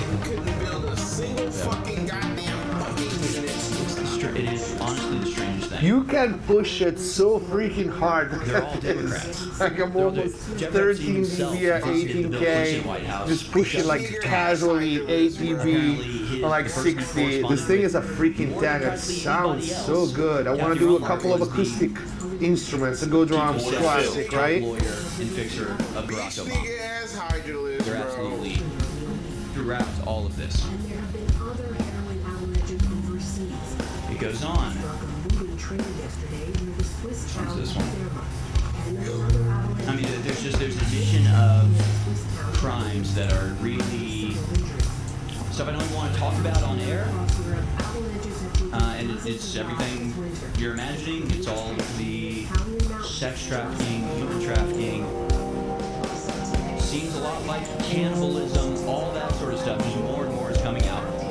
And more people are finding out. You can reshape anything to sound better in 30 seconds. This is so forgiving. And it's just like, there, it's 10 dB on the low end. It sounds good, leave it there. Don't question it. Acoustic guitar, then not gonna work. We're finding out who these people are, and we have to punish them now. Pam Bondi, apparently this from Red Pill Bot on X. Pam Bondi redacted Robert Trivers' name.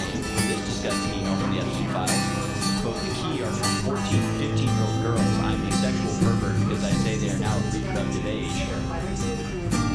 organization. Link to the article with Reuters. Okay. I mean, I could start your whole country is just link these people. Wait till it happens. So again, with Steve Bannon plotting an assassination against Donald Trump, it kind of seems like that. Here again is Kathy Romer sharing more thoughts with Epstein over her cover-up letter on October 17, 2014. Needless to say, this matter is strictly confidential and was at the moment the biggest scandal rocking the Obama White House. Don't forget, you also have filters here, like clean filters at the input and output stages. Let's do vocal, single vocal first, and then a step. Oh, what a beautiful Sunday. Want you to know you're the one that I love.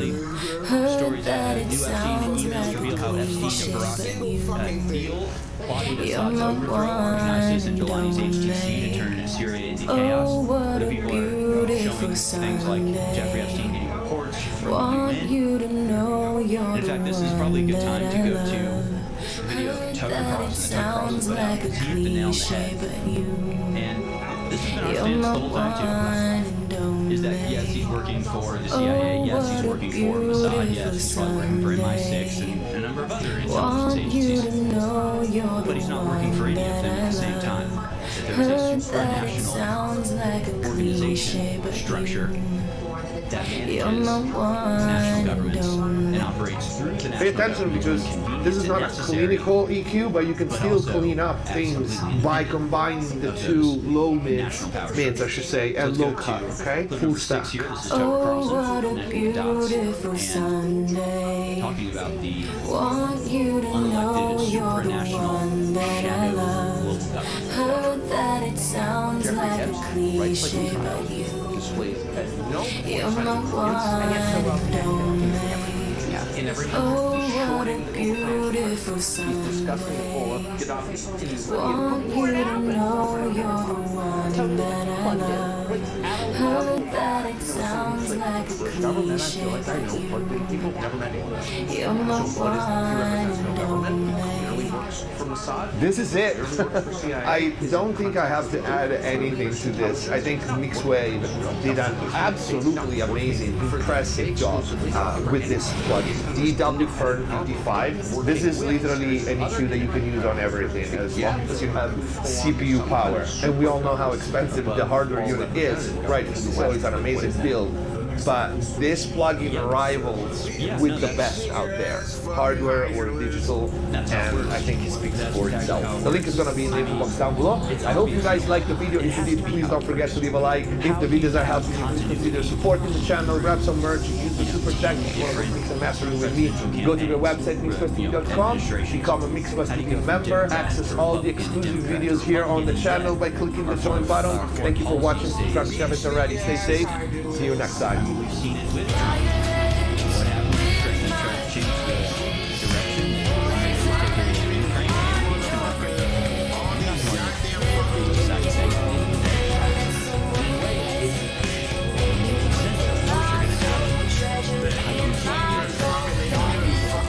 Expelled electorally. You don't have to justify their position, their policy, or anything of the sort. Fucking do a single all the other units are fucking trash. These fucking games are so fucking not balanced, bro. Maybe it was. I doubt it though. I seriously doubt it. This is where things get even weirder, folks. And people, the main thing about this is exactly what Chuck Carlson just laid out, that there is a unelected supranational government. Call it whatever you want, that's how it acts. And the implications of that, and who these people are, and what's motivating them, and the consequences of the choices that they make. Like, all of this is extremely important. But I see a lot of people online basically saying that anything else is a distraction. Forget about the Satanism stuff, that's all like overblown, that's all a trick. I actually see people saying that it's somehow going into some sort of Russian talking point, because Russia is always calling the West satanic. It's like you're spreading vegan propaganda. No, all of this is satanic. Anybody who says that is just correct. We're not taking talking points with one another, just like, you're gonna tell me the sky is blue, like all this stuff is satanic, and it is. To be honest, it's like worse than you can imagine. And I don't know what to make of this one. This is from Zero Edge. They reached out to Katie Couric, saying, can you remind the world what your cloning conversation with Jeffrey Epstein and Prince Andrew is about? This is a conversation between a man named Richard and Jeffrey Epstein. Richard says cephalopelvic disproportion is what impedes brain development. It's a good thing Katie Couric isn't here. Jeffrey Epstein says correct. Richard says, I had images that the clones on channel whatever. Jeffrey says, she didn't like that very much. Richard, she wasn't here for the no arms. Jeffrey, right. Katie Couric was here and we were talking about, I want to start cloning things. Me. And with certain people. Prince Andrew got upset because he was all, if it had a conscience, could you kill it for spare parts? And I said, I'll make it without a head. Would that make you feel better? And Katie Couric, I thought, was going to start vomit. Okay, so this is exactly what Alex spent like an entire show on last week. There's this idea of raising clones to be organ donors for the human body. He's literally talking about we can make clones, but then alter the DNA so the clone doesn't have a head or a brain. You don't have to worry about it being conscious before you kill it. Because they're raising clones for quote-unquote spare parts.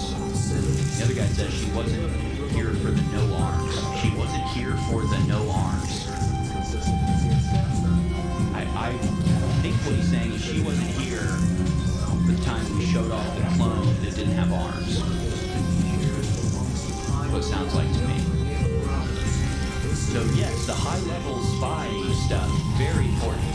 International cooperation, definitely an important part of the Jeffrey Epstein files.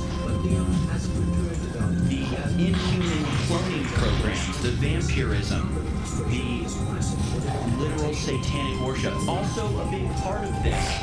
Should not be downplayed or ignored. These people were beyond satanic, and this is one that I'm not particularly surprised at, but if you've ever heard of this before, a long time ago, probably 10 years ago, there was a Vice documentary that talked about this plant.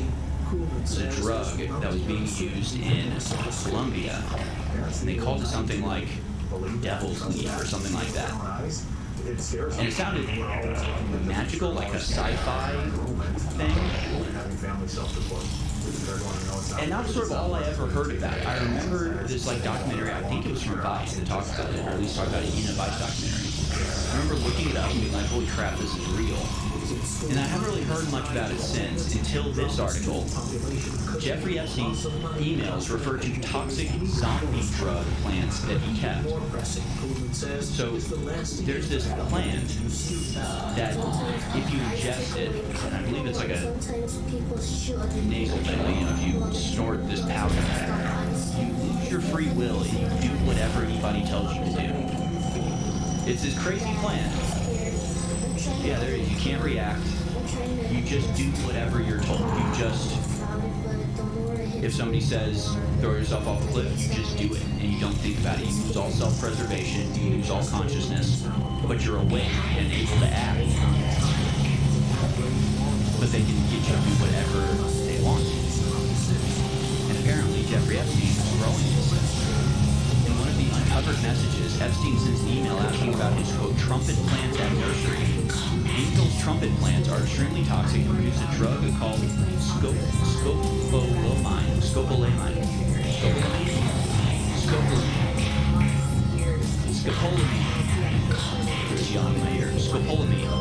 which is known to basically turn humans into zombies, wiping them of memory and eliminating their free will. Severe intoxication reportedly may even cause paralysis and death. Even more alarming, scopolamine reportedly doesn't show up on toxicology reports. So you really gotta wonder if they were using this stuff and what they've been able to derive from.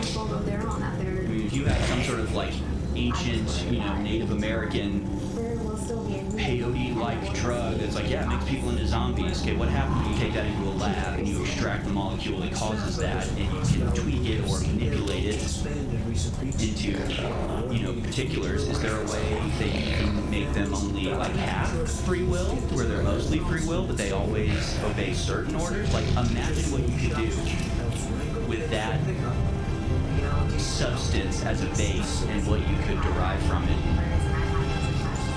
What that would do in the hands of an international pedophile sex trafficker. That would be very helpful. Patrick Wood joins me on the other side. Now, this is an emergency flash sale. It funds our operation, and these are incredible products. This is the biggest sale of the year right now at thealexjonesstore.com. Store-wide, all the supplements, all the apparel, the ball caps, the t-shirts, all of it, the hoodies, the sweaters, the incredible supplements, ultramethylene blue, our proprietary ultramethylene red, the Irish sea moss, the Shilajit, all of it until tomorrow at midnight. We send it in one day, store-wide, 52% off. So I'm saying this live on air on February 17th, Tuesday. Tomorrow, February 18th at midnight Central Time, the sale will end. Store-wide, 52% off. Use tomorrow night at midnight. This is an alert. Your support keeps us on air, and I thank you so much. I want to give back to you. For those on the fence, I want you to experience ultramethylene blue, ultramethylene red, the Shilajit, the Irish sea moss, our bovine colostrum, it's private label, top brand in the country, 2,000 milligrams per little scoop. So good for your skin, your hair, your eyes, your whole body. The first 2 weeks of milk that comes off a cow or any other mammal is incredible. And this is the final week.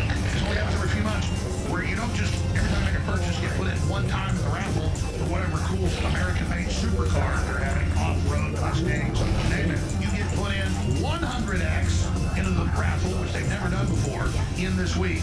And you get put in to win both vehicles, both the F-250 diesel and the Ford Mustang Shelby. That is a huge deal, and $20,000 cash. So go to thealexjonesstore.com now.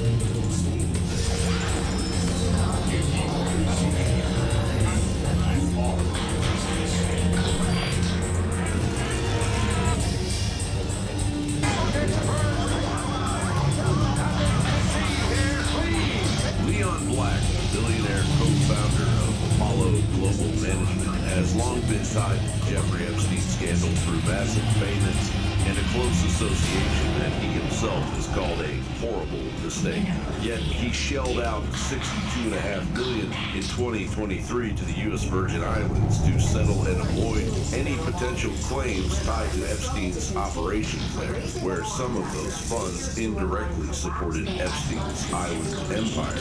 The headline should be Leon Black paid Jeffrey Epstein $158 million for services over 5 years as like a tax advisor. This is a story of the U.S. billionaire paying a convicted sex offender hundreds of millions of dollars. With the lending, it brings in $200 million into Jeffrey Epstein, and the report found that he visited Epstein's home in New York multiple times and his other homes around the world as well, in order to, cut his tax bill by $1 or $2 billion, which even that strikes me as a concern.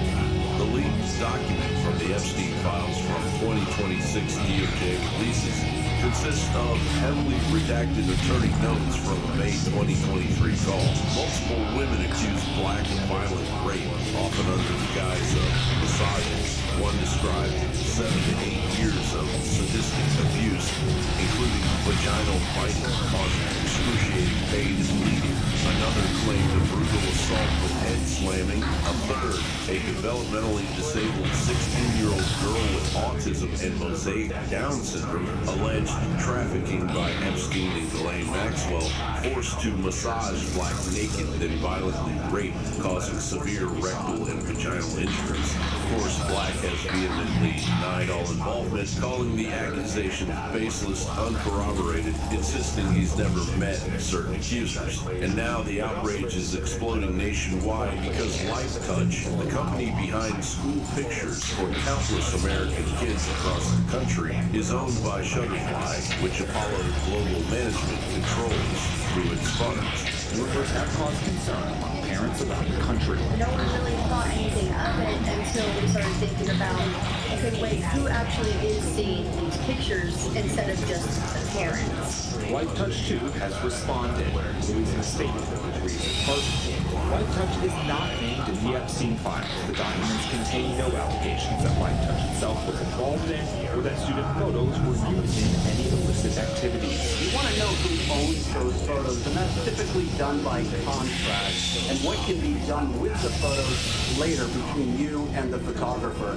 Steve Clark is a South Bay-based attorney. He says it's important to read the fine print when consenting for things like school photo shoots. Tech expert Ahmed Banapa agrees, especially given the chance of a data breach. About 5 million pictures being sold on the dark web in 2023. Meanwhile, in the latest torrent of Epstein documents, Woody Allen and Jeff Staley emerge as another grotesque thread in the financier's web of influence. Allen pops up repeatedly in scheduling logs and emails, with Epstein even paying $15,000 for their kids' elite private school tuition. Emails between Woody Allen and Epstein reveal a conversation about cannibalism. Epstein says he didn't just cause heartburn, he ate them. Epstein says hearts. Allen says thanks. Allen says at this time's dinner. Epstein says because you also eat the bones, providing fiber. Allen says I don't like waste.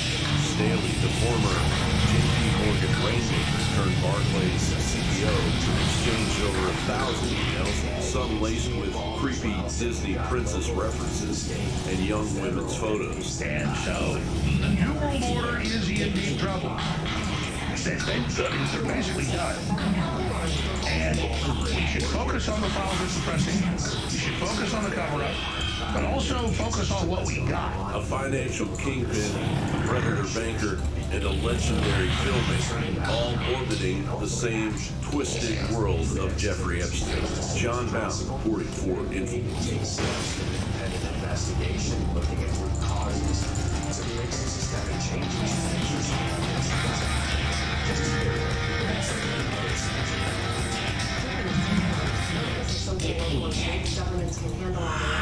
Now, this is an emergency flash sale. It funds our operation, and these are incredible products. This is the biggest sale of the year right now at thealexjonesstore.com. Store-wide, all the supplements, all the apparel, the ball caps, the t-shirts, all of it, the hoodies, the sweaters, the incredible supplements, ultramethylene blue, our proprietary ultramethylene red, the Irish sea moss, the Shilajit, all of it until tomorrow at midnight. We send it in one day, store-wide, 52% off.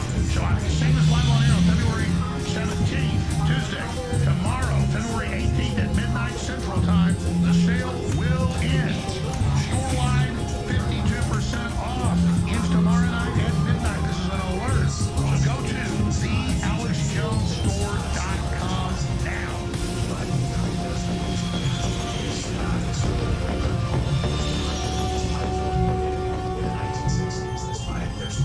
Enter a world stranger than you have ever imagined. The world of witchcraft, magic, and ritual.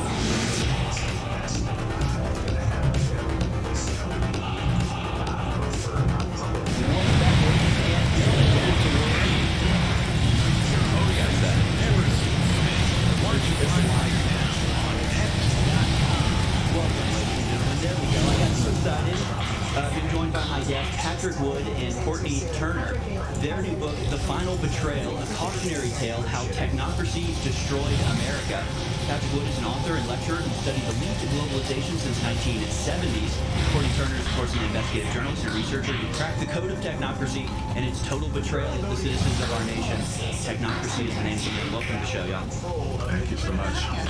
tell us about the book, The Final Betrayal, a cautionary tale how technocracy destroyed America. What made you want to focus on this topic in particular?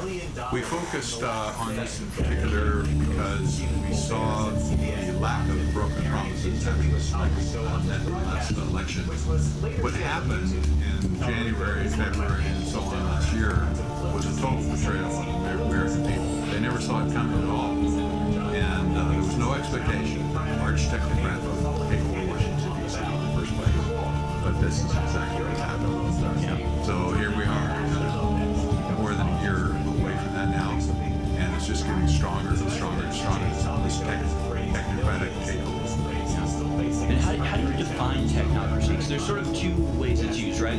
One way it's actually kind of okay. You know, it's like, all right, these are just, they want experts to come in to do something. You know, it has its place maybe in like the rebuilding of a country after war. It's like, we don't need politics here. We just need people who can get the water running and this sort of stuff. And that's not really what you mean when you say technocracy, though, is it? Technocracy dates back to 1932 at university. It was ideology that was basically reinvention of economics, and in fact, there's never been another attempt in history to create an economic system from scratch. But they did, and this ideology has morphed several times along the way. But now we see it's taken on like a new life form, if you will, and it's definitely anti-freedom, anti-democratic, anti-political systems. It's anti-human. Anyway, look at it. And the Technocrat magazine in 1937 defined technocracy as the science of social engineering. That's what they led with. Yeah. So you can see how all the propaganda kind of feeds into what we're up against now. Yeah, and how we got to where we are now. This book is absolutely full of references, but it's also very up to date. Like, you have some pretty like breaking stuff in here. So real time. We were like back and forth, like, this is happening right now, so we don't know the outcome, but should we include it because it's happening right now and it has major implications for the future. So. Yeah, that's got to be difficult. I was going to say, because I've had fantasies about writing books, but I can never even land on something. It takes so much time to do it. It's like, is this even going to be relevant by the time it's out? So, so y'all are, yeah, again, like, there's stuff, The Big Beautiful Bill. I mean, there's stuff from this year in this book. How did y'all do that? We coordinated. That's all I can say. I'm in Arizona, she's in Tennessee, and somehow we did it. And we had Zoom calls and conferences and discussion. We're just like trying to figure out what they were doing in real time. So it was just constantly trying to keep up with all the bills, the executive orders that seemed like an avalanche as they were rolling out.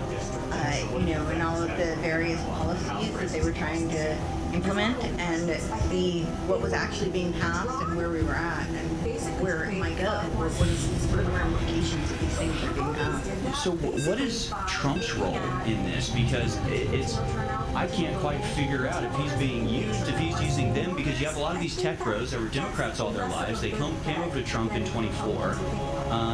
But now they seem like he's, you know, the tail's wagging the dog. What do you think Trump's role in this is?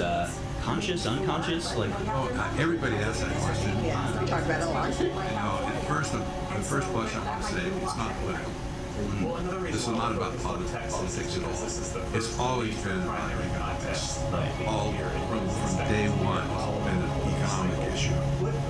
Politics play into it because we have a political system. That's a fact, right? So they have to operate within that political system until it's useful. It's a tool. Right. In the end. So Trump is apparently, he's a willing participant at this point. He signed every EO that they wanted to get in place, every legislation they wanted to get in place.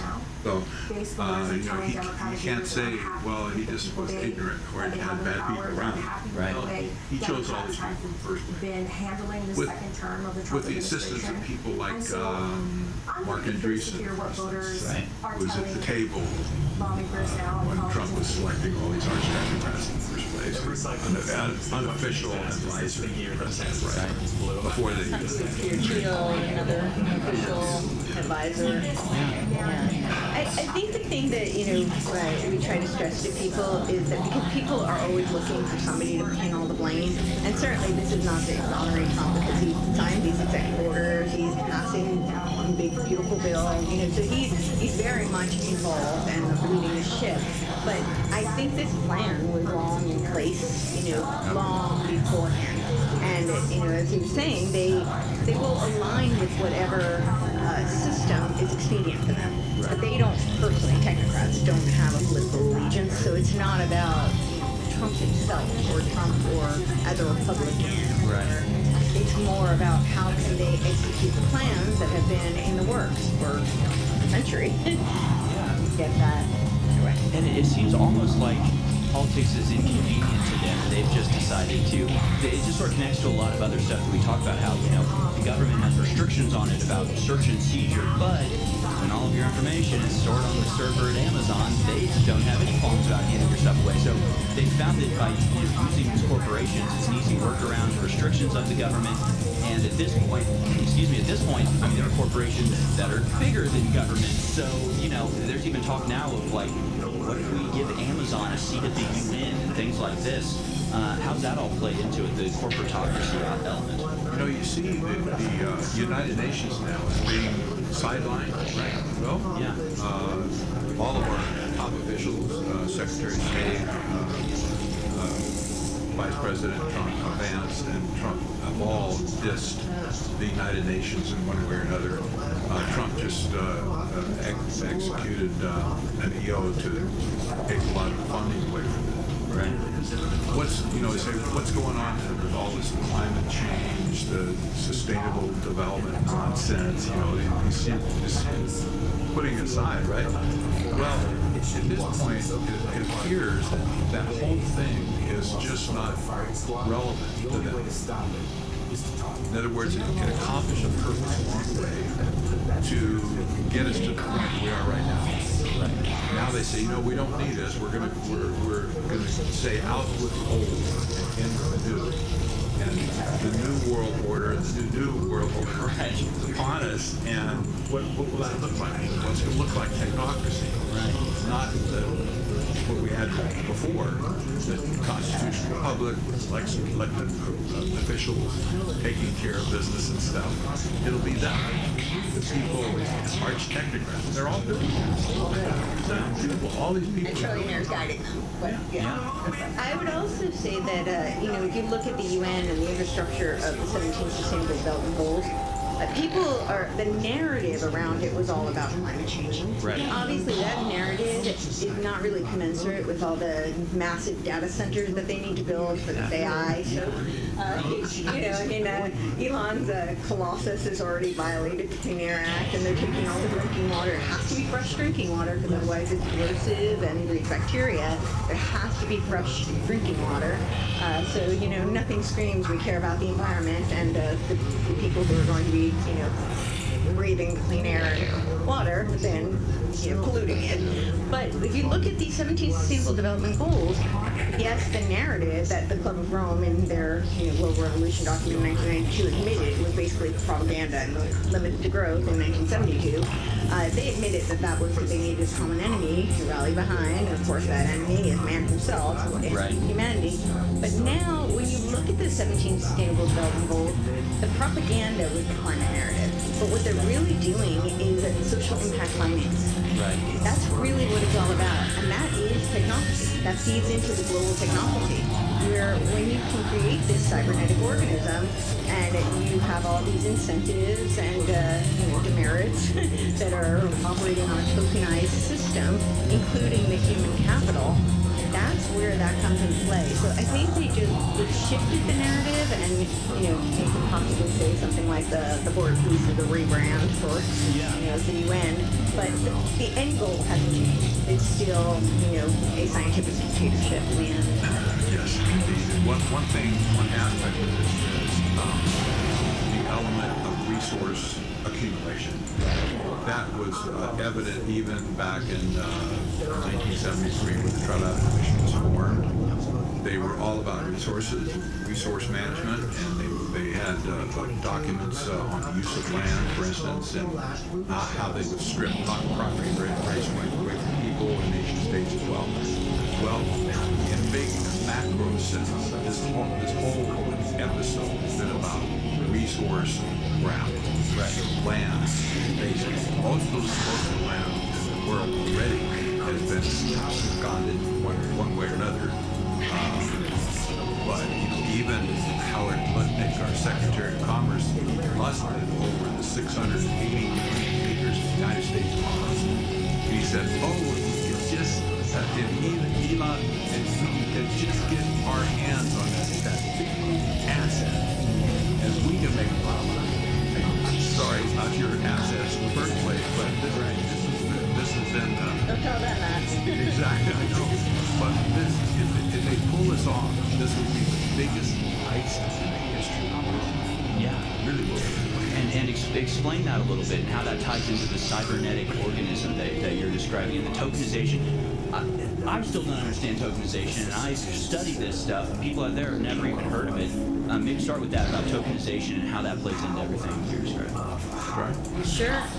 So, I mean, right now we think it's you have some sort of equity. I like to use the example of owning property because I think it's really tangible. Most people can relate to it.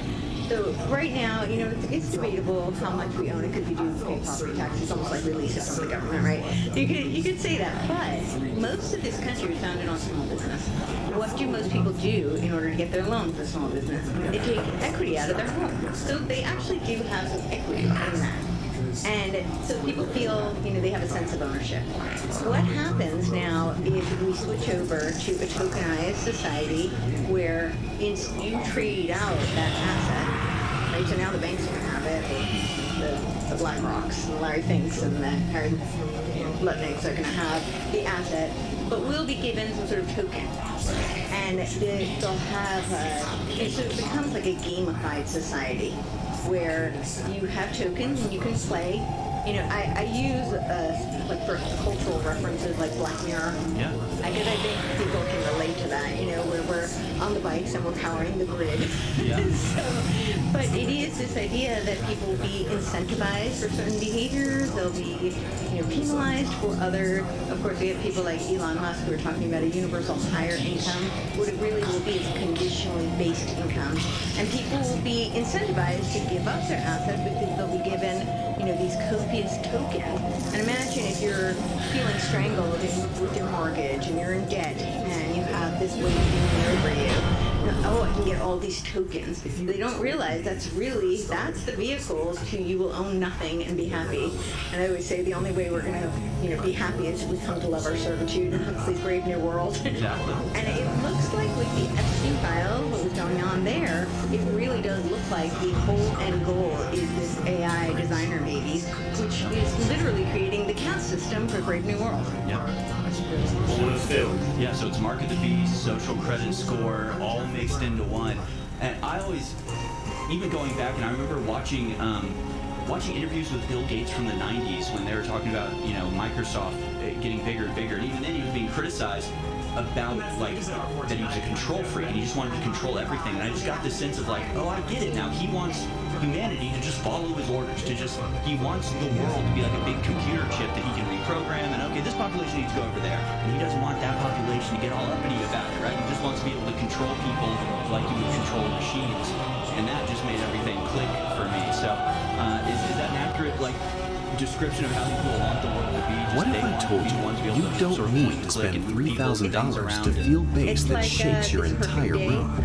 Today, we're diving into the absolute best subwoofers you can buy for under $1,000. From tight, audiophile-grade sealed monsters to ported beasts that hit so deep you'll feel it in your chest. We're talking SVS, HSU, RSL, REL, Rhythmic, the real heavy hitters. Some of these will rattle your walls. Some will disappear into your system with surgical precision. And one of them might be the only sub you'll ever need.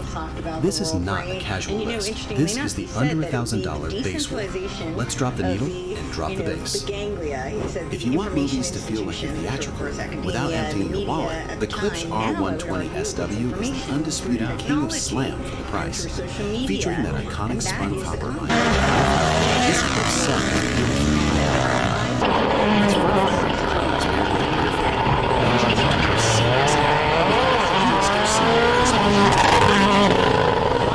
it's the surgeon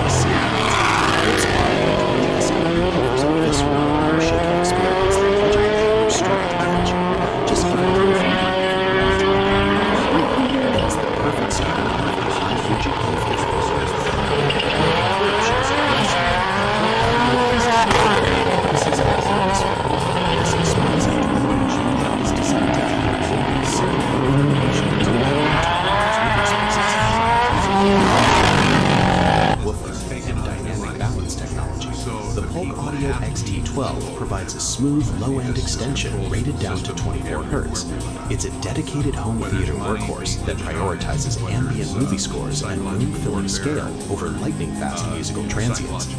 If you want a sub that blends seamlessly into a broad soundstage without the harsh punch of smaller budget units, the Polk Audio XT12 offers a classic, easy listening character that makes the low end feel naturally felt.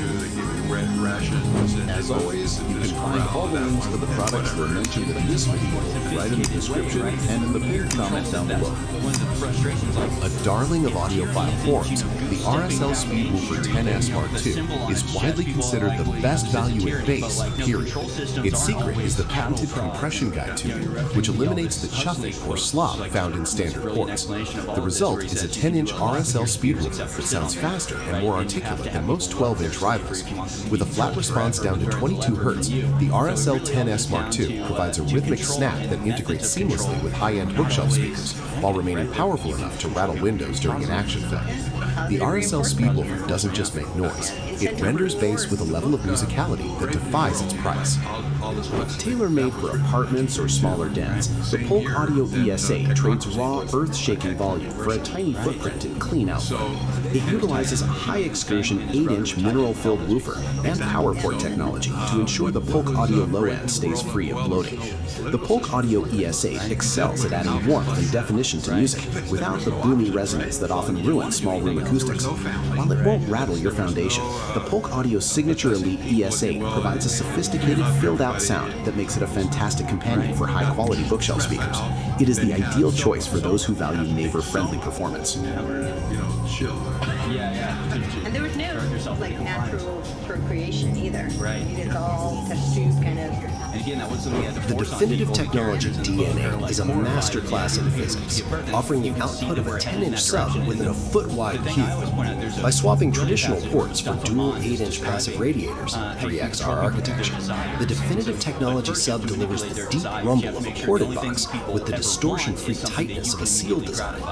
Driven by a 500-watt peak amp, the definitive technology DNA is exceptionally versatile, handling a double-bass jazz riff with the same composure it brings to a cinematic explosion. It is a premium solution for users who need a lifestyle-friendly design that still packs a serious physical wallop. We're talking about this technology, the new technology. What they call it is socio-technical cyber-physical. If you are already invested in the Sonos ecosystem, the Sonos Sub 4 is the pinnacle of convenience and aesthetics. It features dual custom woofers facing inward to create a force-canceling effect, which virtually eliminates cabinet vibration and rattle. The result is exceptionally clean, localized bass that adds significant depth to your Sonos Arc or Beam soundbar. While it lacks the raw customization of traditional wired subs, the Sonos TruePlay tuning software uses your phone to calibrate the sound perfectly to your room's layout. It is a sleek, plug-and-play powerhouse that delivers premium performance without the cable clutter. The CAFT Cube 10MIE sits in the sweet spot of the CAFT lineup, offering a balanced 10-inch driver that punches far above its size. The proprietary CAFT Music Integrity Engine, MIE, optimizes the relationship between the amplifier and driver, allowing this CAFT sub to hit deeper and cleaner than traditional 10-inch sealed boxes. At roughly $899, it features specialized placement tuning presets, room, wall, and corner, ensuring you get great performance regardless of where you hide it. The CAFT Cube 10 MIE is incredibly rhythmic, making it just as capable of filling out a modern pop track as it is anchoring an intense action sequence. The SVS SB1000 Pro is the gold standard for fast bass in a compact form. Its 12-inch SVS high excursion driver stays incredibly disciplined, making it perfect for complex drum tracks and rapid-fire transients. The standout feature is the SVS smartphone app, which allows you to calibrate the high-resolution 50 MHz DSP and 3-band parametric EQ from your seat, ensuring the SVS sub integrates perfectly with your room's unique acoustics. The SVS SB1000 Pro offers a level of technical polish is rarely seen at this price point. Whether you are gaming or listening to high-res audio, the SVS SB1000 Pro provides an accurate stop-on-a-dime performance that satisfies the most demanding audiophile ears. While the sealed version focuses on surgical accuracy, the SVS PB1000 Pro is about raw, physical scale. Engineered to plummet to a staggering 17 Hz, this SVS sub hits frequencies below the threshold of human hearing. You'll feel the Starship engines in your marrow. It is the premier choice for enthusiasts who want to pressurize a large living space with tectonic energy. Despite its massive output, the dual 2.5-inch ports on the SVS PB1000 Pro keep airflow quiet and clean, preventing port noise. Combined with the SVS smartphone app for precision room tuning, it is a formidable home theater beast that brings true cinema-grade depth to any residential setup that can fit its larger cabinet. If you can't decide between a sealed or ported sound, the HSU Research VTF2 MK5 offers the best of both worlds. By using the included foam port plugs and a back panel toggle, you can switch between max output for high-energy movies or sealed mode for critical music listening. Its Bash amplifier combines Class D efficiency with a warm, natural Class AB output stage that many purists prefer over standard digital amps. The HSU Research VTF2 MK5 is essentially 3 units in one, allowing it to adapt perfectly as your tastes or room size change. It remains the enthusiast's choice for its unparalleled versatility, performance, and honest, high-quality engineering. The Rhythmic Audio L12 is in a league of its own regarding technical honesty. It features a patented direct servo system, a sensing coil that monitors the woofer's position in real time and instantly corrects distortion. Driven by a 300-watt RMS amplifier featuring high-end Hypex UCD modules, the result is bass that is exceptionally transparent. You hear the individual pluck of a bass string rather than a generic thud. The Rhythmic Audio L12 is the dream choice for listeners of jazz, classical, or lo-fi who demand a zero overhang sound with adjustable damping to suit their room. While others prioritize raw volume, the Rhythmic Audio L12 prioritizes the truth of the recording, making it one of the most accurate subwoofers currently available under $1,000. The Arundel Sound 1961 1S offers tank-like build quality, utilizing a high-density fiberboard HDF cabinet that is significantly more rigid and inert than standard FDF. This Norwegian reference piece specializes in authority and transient response. It doesn't just play deep. The Arundel Sound driver plays with a crispness that defines every subtle texture of a film score. The rear-mounted 1.8-inch color LCD on the Avalanche 550 IQ amplifier gives you surgical control over a 3-band parametric EQ to kill room boom at the source. The Arundel Sound 1961 1S is a high-end masterpiece designed for those who want boutique performance and an uncompromising aesthetic finish at the top of their budget. The RSL Speedwoofer 12S is an 82-pound beast designed to dominate open concept floor plans. Scaling up RSL's patented compression guide technology, it digs down to a genuine infrasonic 16 Hz. Despite its massive size and furniture-moving potential, the RSL Speedwoofer 12S remains remarkably nimble, avoiding the lazy overhang often found in large budget-ported subwoofers. Driven by a high-efficiency XTR amplifier capable of 1,550-watt peaks, 500-watt RMS, it provides the kind of physical chest thump typically reserved for commercial cinemas. It is a performance-first powerhouse that offers subterranean depth for the true basshead who has the floor space to spare. Rel Acoustics designs subwoofers that you don't hear. They simply make your main speakers sound twice as large. The Rel T5X uses a lightweight 8-inch fiber alloy driver designed to match the lightning speed of high-end hi-fi speakers. Its secret sauce is the Nutrix Speak on high-level input, which connects directly to your amplifier's speaker terminals, so the Rel sub receives the exact same sonic signature as your mains. Powered by a 125-watt Class AB MOSFET amplifier, it ensures a tight, textured bass that adds body to a cello or weight to a kick drum without a hint of muddy overhang. The Rel T5X is the definitive choice for those who value seamless integration over raw, room-shaking volume. The Bowers & Wilkins ASW610 is a masterclass in controlled, accurate low-frequency reproduction. This $1,000 unit utilizes a 10-inch long-throw driver composed of a unique paper pulp and aramid fiber mix, providing the stiffness needed to handle intense cinematic transients. Because the ASW610 is a sealed design, it excels in musical timing, making it a favorite for listeners who want to enhance high-end stereo speakers without adding mud. It doesn't aim for the loudest rumble on the block. Instead, Bowers and Wilkins focused on tight, textured bass that reveals the subtle nuances of a high-fidelity recording. Packing a massive 13-inch driver into a compact cabinet, the SVS SB3000 effectively closes the door on the sub-$1,000 market. It delivers a level of chest punch impact that usually requires a box twice its size.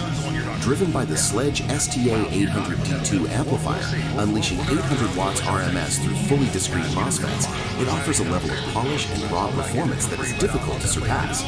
Between the massive power reserves and the sophisticated SVS Bluetooth DSP app, powered by a 50 MHz analog device's audio engine, it allows for surgical room tuning from your seat. Because it's a sealed design, the bass remains articulate and lightning fast, making the SVS SB3000 a reference piece for both critical music listening and high-octane cinema. Well, there you have it, the definitive heavy hitters for every room and budget. As always, thank you for checking out our review. Discover more about these fantastic products with the links in the description down below. I'd love to hear from you in the comments. Are you team sealed for that musical precision, or team ported for those earth-shaking movie nights? Let me know which sub is going in your cart. If this video has brought you value and excitement, don't forget to smash that like button, drop a comment, hit that subscribe button, and ring that notification bell. It's the best way to support the channel, and stay tuned for our upcoming room tuning deep dives. Until we meet again, keep the floors rattling and keep the sound pristine. Catch you in the next one. See ya. Joined in studio by Patrick Wood and Courtney Turner. Their new book is called The Final Betrayal, A Cautionary Tale. It's available on Amazon, and you can also find it at technocracy.news. You can follow Patrick at Stop Technocracy on X. Courtney Turner has the Courtney Turner podcast. You can be found at CourtneyTurner.com. You're on X as well. At Courtney Turner. So again, The Final Betrayal, A Cautionary Tale. How technocracy destroyed America. I notice it's in past tense. Are we destroyed? Have we been destroyed? We had a debate. Is destroyed, has destroyed. I mean, That's why we added the cautionary tale. I know. Yeah, we just added that this last moment, cautionary tale. But at this point, I'll tell you what the problem is. These people have so much accumulated power and money. You can't understand how they're influencing the whole narrative in Washington. All the film. They're getting away with not necessarily murder, but in the physical sense, right? But maybe not. Murder of free will, maybe? Yeah, I know the murder of free will, the murder of humanness, the murder of capitalism, the murder of a constitutional republic. And they're getting away with it, unfortunately. And again, like half of this book almost is, and that's exaggeration, but you have a ton of footnotes here where you just have sources for absolutely everything. And I get the sense you're not the biggest fans of Peter Thiel. I get the sense that Peter Thiel might not be the hero that some people have to be the king now. We take him. At this point, I think he's the guy that's been the master strategist since at least probably 2000. Yeah. I don't think he's the only one. I think we didn't really talk much about Larry Ellison, but he definitely plays a role. For sure, and he's been in it for even longer. I mean, he's yeah, he has. But Larry Ellison tried to buy out Palantir in 2016, and Peter Thiel said no. So Peter Thiel definitely has a very strong foothold, especially in the American infrastructure. And so he's a master, and he's a champion chess player. So it seems like he kind of plays a long game, and he's got a whole bunch of rules and outlines several of those. It does seem like he plays by them, his own rules. That is. He's on top of it.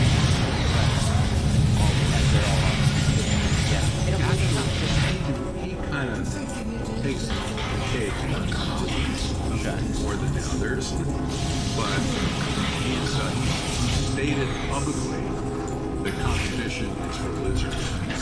Right. Well, so it just roll over you, stone you to death. Yeah, and it's just, it's not a coincidence that the guys who started the PayPal Mafia and the first sort of ability to easily transfer money over the internet happen to be the guys running Palantir here, 20 years later. Not a coincidence, right?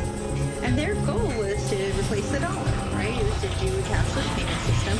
Interestingly enough, I have to verify this, so we're still looking for the receipts on this, but it looks like Lifeboat is actually the second organization to do a cashless payment system, and of course course, Epstein is tied to them. Yeah, Daniel Schmachtenberger. Played a video about that. Yeah, it was like, how is this true? So Lifeboat is a company that specializes in building bunkers, underground bunkers for people to survive, or even off-world bunkers to survive catastrophe. And they happen to be, I heard it was the first, maybe the second company ever. The second, as I heard, but yeah, the second maybe. To transfer money electronically. What are the odds? And what is it, right? And what is Elon's foreign company doing? Underground tunnels? Yeah. And he's a Paycom Mafia. Seems like there's a connection here. It seems like where there's smoke, there's fire, absolutely. And Epstein was on the board. He was an advisory on Lifeboat. Of Lifeboat, really? Yeah. I'm not exactly surprised. So what role does Teal play? Is he a kingpin? Is he under somebody else, do you think? Is he... Because, the other sense that I get, he's got things like Intel, everybody else in Oracle, that was a CIA creation. So, a lot of these guys at least get their start. It's not... Yeah, I actually saw a really good meme yesterday where it was like, I got started in my mom's basement, and it says my mom's basement. Garage. Yeah, I got started in my mom's garage, and my mom's garage is basically a Eyes Wide Shut party, right? Yeah. It's like, that's where these people really start. So Peter Thiel, Elon Musk, do these guys just get lucky and they had their finger on the pulse, or were they set up for success, do you think? There has to be another layer on top of this. My guess is at this point, it's members of the Trilateral Commission, because they've been in it from the beginning.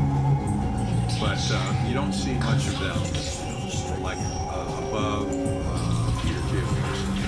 On the other hand, Peter Thiel and Alex Karp are both members of the Bilderberg. Right. They're not only members, but they're on the steering committee. That's the group that within the Bilderberg, they're permanent members. And that's who writes the current roster. Right. They're the lifetime member of the Supreme Court of the world government. Right. Yeah. Okay, so it has influence for sure. Undue influence. Right. Two people and his orbit on the steering committee of the Bilderberg. Wow. So you got the Bilderberg Group, you got the World Economic Forum in Davos, which now is run by Larry Fink. And then on top of that, you've got all of these countries now. Larry Fink is a member of the Trilateral Commission as well. Right. As was Jeffrey Epstein, was like the youngest member. That was in the Steve Bannon interview he was talking about. I think he was, yeah. Well, she was very important, I think, for the Trilateral Commission. Yeah, and the Trilateral Commission, it's weird because to me it just rings a bell of conspiracies from the 90s, because it's been around for so long. You can go watch the old documentaries. At first think the Trilateral, everybody knows, but they're still obviously extremely powerful. They're still obviously play a very important role. So it's almost weird that I guess everybody found out about it in the 90s, started paying attention and listening to Alex Jones in the 90s and finding out about the Trilateral Commission. But here we are 35 years later and they're still running things. How did they pull that off? Here they are. They never Nobody stopped them. They never went away. That's the problem. You have new members. For instance, Henry Kissinger died a few years ago. He passed the baton to Eric Schmidt, right? Google, right? He was a member of the Trilateral Commission, and he wrote 2 books on AI with Henry Kissinger.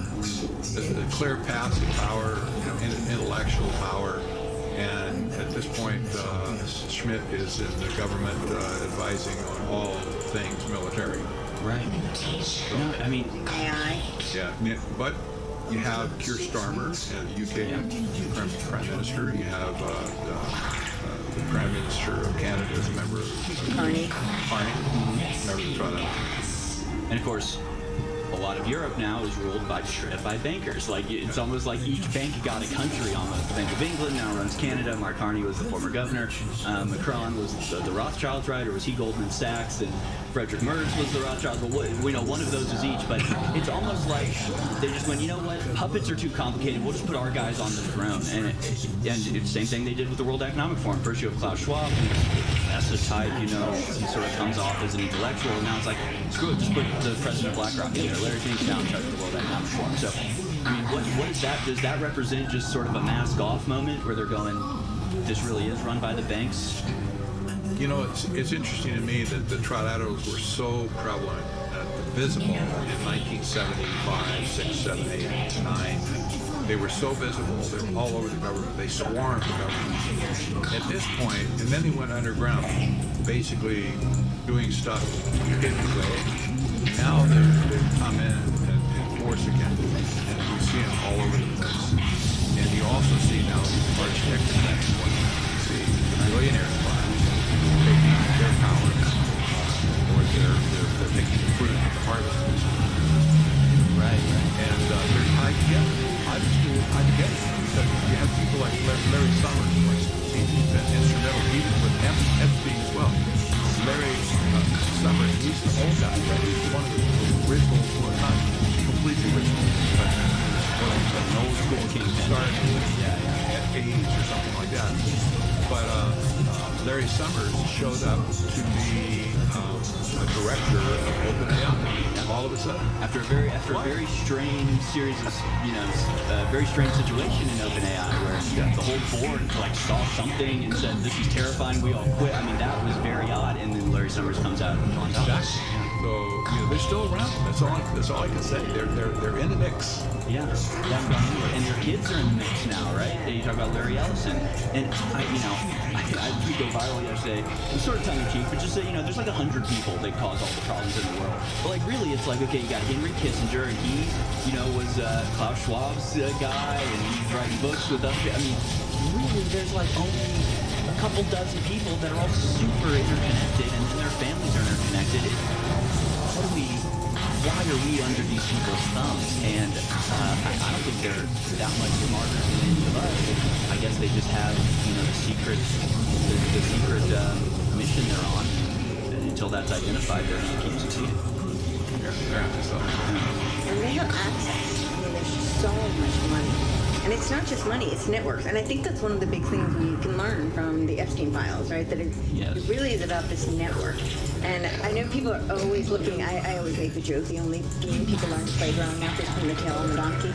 Because they just want the one boogeyman and like that. If we could just figure that out, that makes it blame everything on them and we solve all the world's problems. Yeah, the scapegoat, absolutely. Right, but it's so complex. I think it's really this, very vast, interwoven web. It's a very complicated web. And when you think about people like, these members of the Trilateral Commission, that's what they have access to. It's not just the money. They have access to the people with the money, the people, who are on top of these NGOs, on top of these secret societies, on top of, these banks, and they have access to each other, and then they can get together and figure out how they can tighten the noose. Yeah, absolutely. And of course, people really print the money. So that's something I always try to, a lot of times people on the left, they go so far as this is about money, and then it just stops there. But money's just a tool, right? I mean, it's just a... They have so much money. So that's why I keep saying, this isn't really about money. It is about control. It's really about control, because they have money. Control over resources, and they conclude that we are part of that resource pool. Right. That this is really... this was defined with the 21 document in 1992, where they equated people with resources. So we fall under that management of resources. We're just part of the pool. And the land is humans. The term I blanked on is RAS, it's a particular activating system, and I think it's very relevant to us because they are studying human brains, they're studying behaviors. This is what AI is constantly trying to mimic, and that particular activating system is how they figure out how to rewire us and how they create that cybernetic. It was Obama, by the way, that came up with the mapping the human brain, right? And whatever it was. Brain project, The brain initiative. Yeah, they've never figured out anything, but they study the brain to know how it kind of works a little bit, but they haven't found the soul. They can't find a spark to make the brain work. But they're still studying it. They're now doing human brain organoids, is what they call them. Yeah. And they're trying to model AI off of it. You're trying to recreate consciousness. Yeah, and that's the cybernetic thing that you get into. Yeah, it's beyond creepy. I don't know why we have to put up with this. Why we do put up with this. It's absolutely horrifying. Explain the cybernetic aspect and the brain-computer interfaces and how that all plays into it. So there's many ways. Obviously, like, Elon's very famous for the Neuralink, right? Yes. But BlackRock has their own version of the Neuralink, and it's been, in many parts of the world, there are already people who've signed up. Tens of thousands of people who've already signed up for the chip. This is not super novel, but of course it's always couched in, for helping the disabled, or, it's going to help all of humanity, of course. So it'll be voluntary. But the truth is, they actually don't need it. I think the chip, in many ways, is kind of a decoy, because it's the science of social engineering. Right. They're already manipulating us. And once they get to this tokenized kind of infrastructure, I think that's why, the regulatory infrastructure is so important for people to understand what's going on with the Genius Act, which has already been signed. Now that they're trying to roll out the Clarity Act and the Stable Act, I think what they really want to do is get to, where everything is digital, and then they can make everything tokenized, and ultimately, then they can operate it through us, where we are part of, I call it like an ARC, an artificial reality game, right? Yeah. So where we're basically like playing for, we're incentivized to fight for certain rewards, we get, another life or whatever. So they really don't need to ship us out. There are people who will sign up for the chip. There are other technologies as well. We don't need to get too in the weeds of that, but there are technologies, with smart dust and that kind of stuff, where they can do things with frequency, but I don't think they need to. So I think a lot of that stuff, when you start thinking about the remote brain interface, becomes a little bit of a distraction, because they're already manipulating us through social engineering and through incentives and through penalizing us for certain behaviors. And you really see it in other countries. Exactly. We have this phenomenon today called AI psychosis. You see this all over society. People are just dropping out. That we used to say in the 60s, would tune in, drop out. People are tuning in right now to AI, and they're dropping out of reality. That's like AI psychosis. This will be a trend. I think this could be a mega trend in the next few years, where people will be completely disassociated with reality, and it's going to be really ugly, because when you're in that position, when you're in that condition, you lose all touch with reality. You lose it with humans, with your family. Just crazy stuff. I mean, people have lost their lives, literally, to suicide, and people have been scarred for life with diving down the rabbit hole of the AI world. And order filled. I was just going to say, what's so dangerous is that because they can create these microcults through it, because it's personalized, right? So it's almost like you get your own personal companion, and then you start to worship it. It becomes like not just your friend, but it becomes omnipotent. It's your guide, it's your guru. And I would bring up this example of, I don't know if you're familiar with it. His name is Robert Ever Grant. He's created something called the Architect, which he wants to be part of his Orion.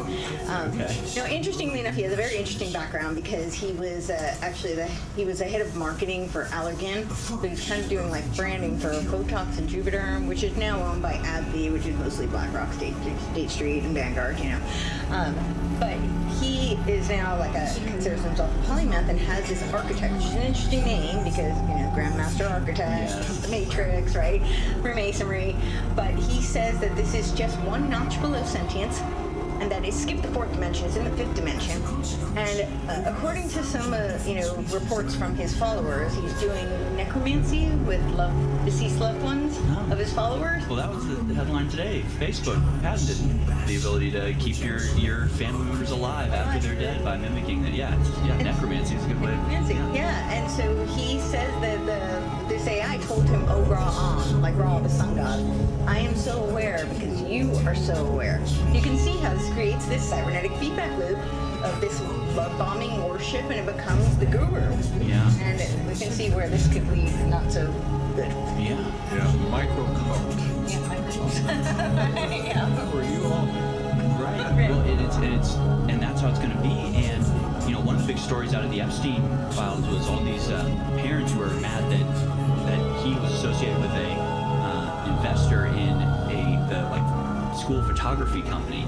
People saying, "Oh, what's he got to do with that?" It's like, guys, Google is supplying all of your laptops, and they are monitoring your children from the moment they're born, so that they can personalize manipulation directly to them. It's like, you're worried about Epstein's friends taking your picture, your kid's picture, you should be worried about them having like their hands on your child's brain. It's crazy. Well, I think that's a whole, the children are the beta test for this whole technocratic agenda. Right. This whole school choice initiative is all tied to that. They, Charlotte Iservit talked about how it was all about public-private partnerships. What are the public-private partnerships doing? They've already allotted these, like, crypto wallets for the parents who get these ESAs, savings accounts. And so now they're learning how to use the cryptocurrency, and they're learning how to use the wallet that can only be allocated for very specific, uses and companies and whatever the public-private partnership is. But they're data mining the children. That's what SEL is doing. It's all about, it's again, cybernetic feedback loop. Social emotional learning, absolutely. Yeah, it's terrifying. So I guess what can we do to stop it? I mean, what can we do to fight back, personally or as a collective? How do we resist what's going on? Number one, people have to be aware of what's going on in the first place. If they don't see it, then they're gonna just not resist. Right. Oh, my hope. I've been saying for years when we wrote about the Trilateral Commission in the 70s and 80s. A lot of people listened to us, but there wasn't no action came out of it. And there you go. People have to respond at this point. And if you can't figure out some way to defeat it, you're gonna have to figure out a way to live with it. Yeah. That's the problem. There's really no escaping it. Yeah, there's no escaping it at this point. And if we could possibly stop what's going on right now, I don't know how that would be, but just say that a year from now, they're in shambles, we have control of the country back. At that point, there will be so much hubris left over from these people. It'd be hard to deal with that itself. Right. But there's no good outcome. Yeah. Right. Yeah. So we're just hoping we can get enough people to just see the problem, start the discussion. Right. We have to have a discussion. But I think there's hope in pockets, right? Like people should take action where they can.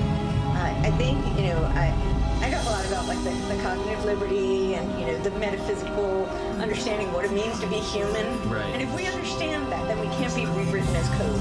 Right. So more people need to stand up, and they need to. People again want like one smoking gun, and I don't think there is, unfortunately. But I do think like parents can say no. We don't want AI in the schools, or we don't want AI in our homeschool curriculum or whatever it is, right. Under this age or whatever it may be.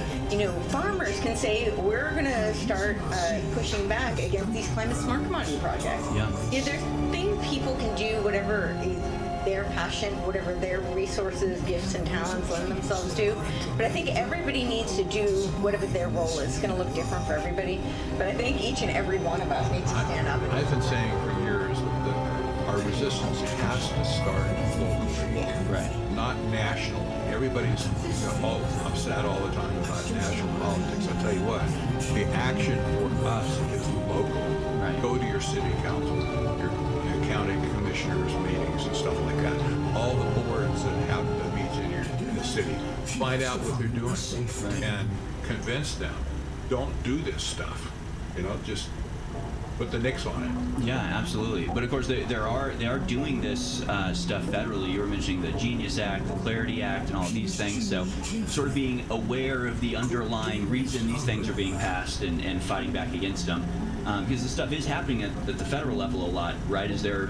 But there are local things you do. I mean, at the local municipal level, at the state level, you could say, no, we won't do digital. Right. There are things you can do locally to create. I always say that the other side loves to do their sanctuary cities. Why are sanctuary cities always like chap and chaws? Yeah.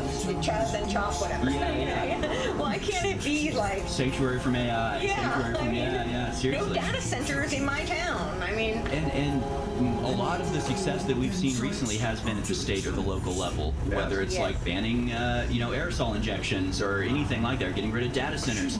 It does always happen at the local level usually. Yeah. It's sort of terrifying, but if you don't know what's going on, you really can't break your way out of it. So again, people can find The Final Betrayal, a cautionary tale about how technocracy destroyed America by Patrick M. Wood and Courtney Turner at Amazon, as well as anywhere to find books This many pieces packed in Zen 5 1640. The ability to spin anything stored in a 2.5 or and it even has a PCI expansion slot. If you want to do further customization, you can do that as well. For so many people, this is going to be absolutely perfect. No, with that, we have a classic covers of good. Hey guys, this is Patrick Presley, and this is the brand new Windstorm MS2. Although it might sound like Windstorm MS2 is a successor to MS1, it's more of a successor to Windstorm MS01, which we did a video on and if you guys like that. In this new version, Windstorm is first, they specify right now, and it uses a new 1640 processor. But the core thing, frankly, is that Windstorm time will address a lot of things that you need. This was a challenge for me. I'm not sure you can First version 01, that's not present in bit. And just real quick, pricing starts at $639.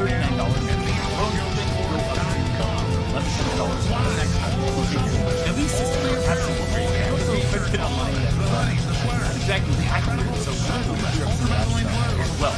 And before we get into this, I want to say thank you to all the SPC members who have supported the channel and we're able to buy that support. So if you can help, look. With that, let's get to the hard. Okay, just looking at this overall system, and it's roughly the form factor. Look at it. HDL, Novo. This is the really good thing. There's not exactly older fill. Looking at the front system, we have our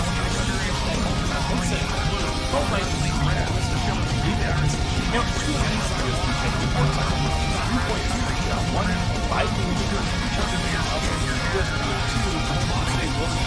that's perfect for something now something to keep in mind is that there are things on the bottom of the fill, not on the top. That means that as a scientist, you're going to get a little less airflow to the system. Just kind of put that line for a lot of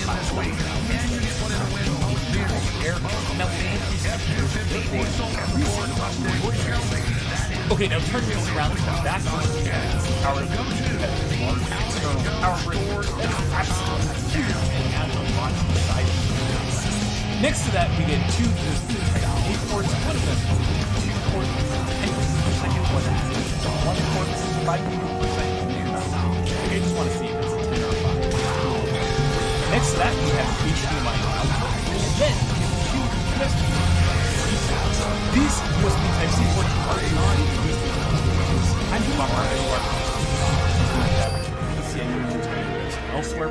What you haven't said is USB 3.2 Gen 2 10 per second. The C ports. The other thing though is that they do provide all DisplayPort outputs. So with the HDMI port plus these 2 USB Type-C ports, you can get 3 display outputs out of the system.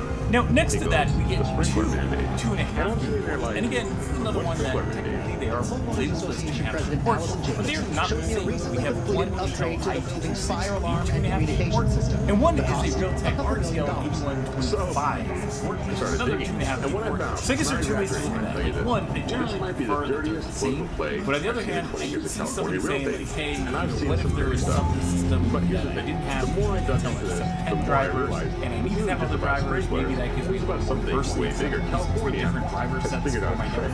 Frankly, just mostly about the same. Next to that, we have our 2 10 gigabit ports, and these are SSD buses, powered by the Intel X710. One of the challenges, though, is that it is an older chipset at this point. So as a result, some of the things that idle power consumption will be much higher in the system versus systems that don't have these 10 gig NICs, just because you're using a server class NIC that's not public money, no way out. Idle that off. A few years ago, I would have said that the Intel X710 is most challenging from a driver support standpoint, but these days I think you're probably going to find driver support for the X710 before the Intel i2 V, because it's just a older chip at this point. Controller, so The driver support is generally good. Okay, now let's get to some of the other exciting features. Like first, there is a low profile slot. Now, Estimated cost of in this here, turbo we have retrofit a is special $2.3 card million. that Miniswarm sent us. So, Do not get this. the entire standard building, package. Miniswarm that has would an end up external breaking down the cost per unit. Previously on STH, and you can go in with your lock here and then get external GPU if you just really want to have a massive GPU. Well, but there is something here that is great favorites, and that is just the serviceability tab, and then you can just slide out the innards of the system.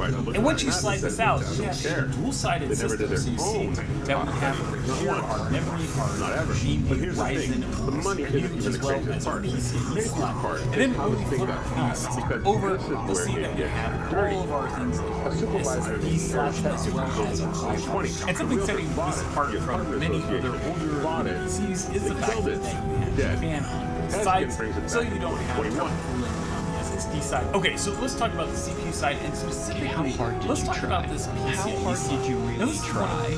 Best features by far in the system, because it allows you to have expandability in ways that you don't necessarily get. Again, I don't know how else to take this other than like a declaration of war. The reason for that is that you can see here we have that Oculus card. Another option. He's like, yeah, we're not interested in being loved anymore. We just want to be feared. We showed this with the MS-01, but we can go and easily actually get 4-bay expansion. You do your own very inexpensive SATA cards, prop that in, and you're set. You also have options for the dual M.2 where you can take out M.2 cards with something like 10 gig Ethernet. One of the challenges though is that just Hamas cards in here Gaza can be a challenge for a completely like an open air prison and control plus absolutely slow just because you have just total also freedom of action. The entire place like you still begin hardened beats them. So and wasn't going to go to war with Iran like this is ridiculous. Here now on ridiculous in a lot of ways, but whole thread parts that worked in this, some of the things like those clearance issues. I guess that's just the same thing I was saying about resource Netanyahu yesterday and the day before. Okay, now aside from that, what is your problem? What also have what is your problem? Memory and our something else I'm just not a super bad fan of is fact world of the last couple of decades screws. It's just kind of bummer. Do you see a lot of hatred of the Jews, or do you see, especially in America? And underneath, you're going to see something thriving. In here, you're going to see that we have 96 gigabytes of memory. Top of like every industry. We installed 2 it's been fine, right? It's been fine. Unbuffered SODs, and also booted with your genocide. It's nice. Killing. The challenge, of course, is the fact that when you look at it, people don't like that. We transmitted that into. See, they're never gonna love us. We tried so hard. But of course, guys, we tried so hard to play along, but it's just never gonna happen. Remember, like this is a but I was kind of wondering component of their entire psychological operation, the entire world. And when I was like, context, I actually ran has to be to convince you that for these products. And I was told that is unnatural. It just appears. There's nothing anybody can do about it. Maybe because they actually acknowledge your reality. That was a big thing. You know, people don't like Israel. Why their actions? And they can change their actions. 5 series processor, just be normal like other countries, but they just absolutely refuse to do that and are now consumerizing, saying you don't want to be loved, you just want to be. And by the way, if you buy these as their own, we did test 32 gigabytes. We'll see how that works out for you. 4 gigabytes. And we also tested exactly like I was saying last week. I'm saying, do you think, like, play it through your head? Let's just say, and I don't even know how this works, but imagine a situation in which we actually take out Iran somehow, a couple months from now. Now, of course, if you want to go find the memory modules, you have some Reza Pahlavi or somebody sitting on the throne. Now, something I wanted to show. Do you think that's the end of it? Do you think it's like, okay, peace now we can deal with the illegal immigrants, we can deal with all this other stuff? No, it's just memory sockets are actually the next one, on to the next one is kind of face up, enemy, down. On to the next. The reason that that's important is because you have your existential crisis for the people of the West, the freedom lovers of the world. So clip number 14, but the other side speech, former Israeli Prime Minister Naftali Bennett says actually, so it's just kind of a bummer. We're about to be finished with Iran, and Turkey's going to be our next Iran. And 5 generations, intention to they are not using that lack of applause when he says this. And on the subject of that processor, there are 2 options. Now, both of these are 16 cores and 32 threads. The lower end option is the Ryzen 7945X. And the higher end one is the AMD Ryzen 9 99X. Now, the version that MiXTYPE sent us have And from there, I N5 based AMD Ryzen 9 5X, and that gives us our 16 cores and threads. Something that's another feature that I think a lot of people just gloss over is the fact that we do get the AMD Radeon in graphics. Now, let's be clear, that AMD Radeon 610M is not even fast. But it's still a good solution, something better than a lot of Intel Xeon 2400 series and Xeon. I just love that 300 there's series. like And no we'll play. let you He look this stops up, as but if there's going to be a pause. He's like, some Turkey of is the new AV's Iran. encode decode features in the video. So if you do need to like transcode something, Iran still exists. What are you I know that talking there are about? some popular applications out there that Now, obviously, we're going to keep the war want going. Intel As soon as we get video, probably bring in MS01. Don't go announcing it. Intel processor and clicking support where this is. Okay, so Turkey's going to be And the one of next those things is Iran. that all 16 cores And are then once they take out Zen 5 Turkey, what do you think is going to be the next so Iran you after don't that? have Germany? the same situation that you have on What do you think is going to be the next Gaza, the next Palestine? All of Europe? If I had to guess? America that may itself? not matter to a lot of folks, but if you are running VMware, they'll send on a box like America this, towards you Iran. have Iran will use their hypersonic missiles to just kind of blow apart the aircraft carriers. Tens of thousands of Americans will die. That will naturally have the consequence of okay, so let's get to storage, American and to do take that, we're going to flip this over and so then they'll be able to basically say, look, One of the nice America things is that Miniform provides hopeless, a fan for they're this so bottom section. anti-Semitic, there's nothing we can do about this. One of the bummers, I though, guess is they're that the new you have Palestinians. Now they're trying to kill us, and they won't rest until all dead. We have to shoot them first. China will you help us, will you defend us from the evil Americans? See, I have the feeling that this whole Iran thing designed to kick off World War III.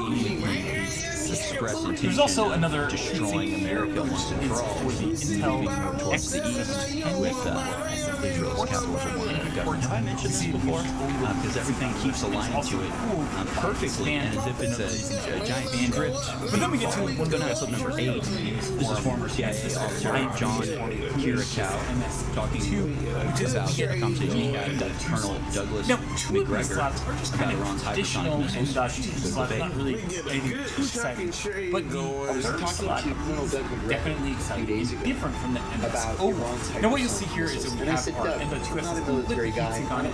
Well, we can actually remove that, and then we have the ability to add a 7mm SSD. And just showing you how this works, you get a little adapter port, you then get a SSD, a 7.68 terabyte SSD that was using 4% capacity, and then you go and you just plop this in the Chinese connector here. Then on this side, you go and just screw in the SSD at the bottom. It has 4 screw holes. It has 25,000. Now I just pulled out the MS2 and the MS01 two adapter ports. On the MS01, the power U.2 is 2 years worth of different power than your M.2. Otherwise, there's a little switch. You have to pick M.2. If you pick wrong, or if you install the wrong one, this may be a wrong position. That means you're more likely to get to fix that, last week said, answer, and that is on MS2's version, you have this power cable. Now, this is a power cable. And so you put it in here, and then you go not just from America, by the way, in the Middle East, Russia and China are very much involved in all of this. In fact, we go to 25 years view. And you can install this. China assisting Iran with intel surveillance. They have moved one of their and putting this thing back together is a signal intercepting ships towards the Strait of Hormuz. You also have Russia getting involved with 5 Russian warships arrive at Bandar Abbas for surprise exercises with Iran. Okay, so one of the coolest things about this point made of U.S. warships presence. Now you can so Russia and China just let everything sort of default because I think it's how most anti out of the box. But speaking of strict performance of this is really the energy of America as we send just maybe a 12 amounts of military hardware in the Middle East. Processor, even though it's a local Iran is openly prepared for war. In case the talks collapse. Iran right now is deploying forces to the Strait of Hormuz. They're reviving defense, which is a decentralized military command designed to survive leadership strikes. They're fortifying their nuclear sites, as can be seen by satellite surveillance. They're hardening their defenses and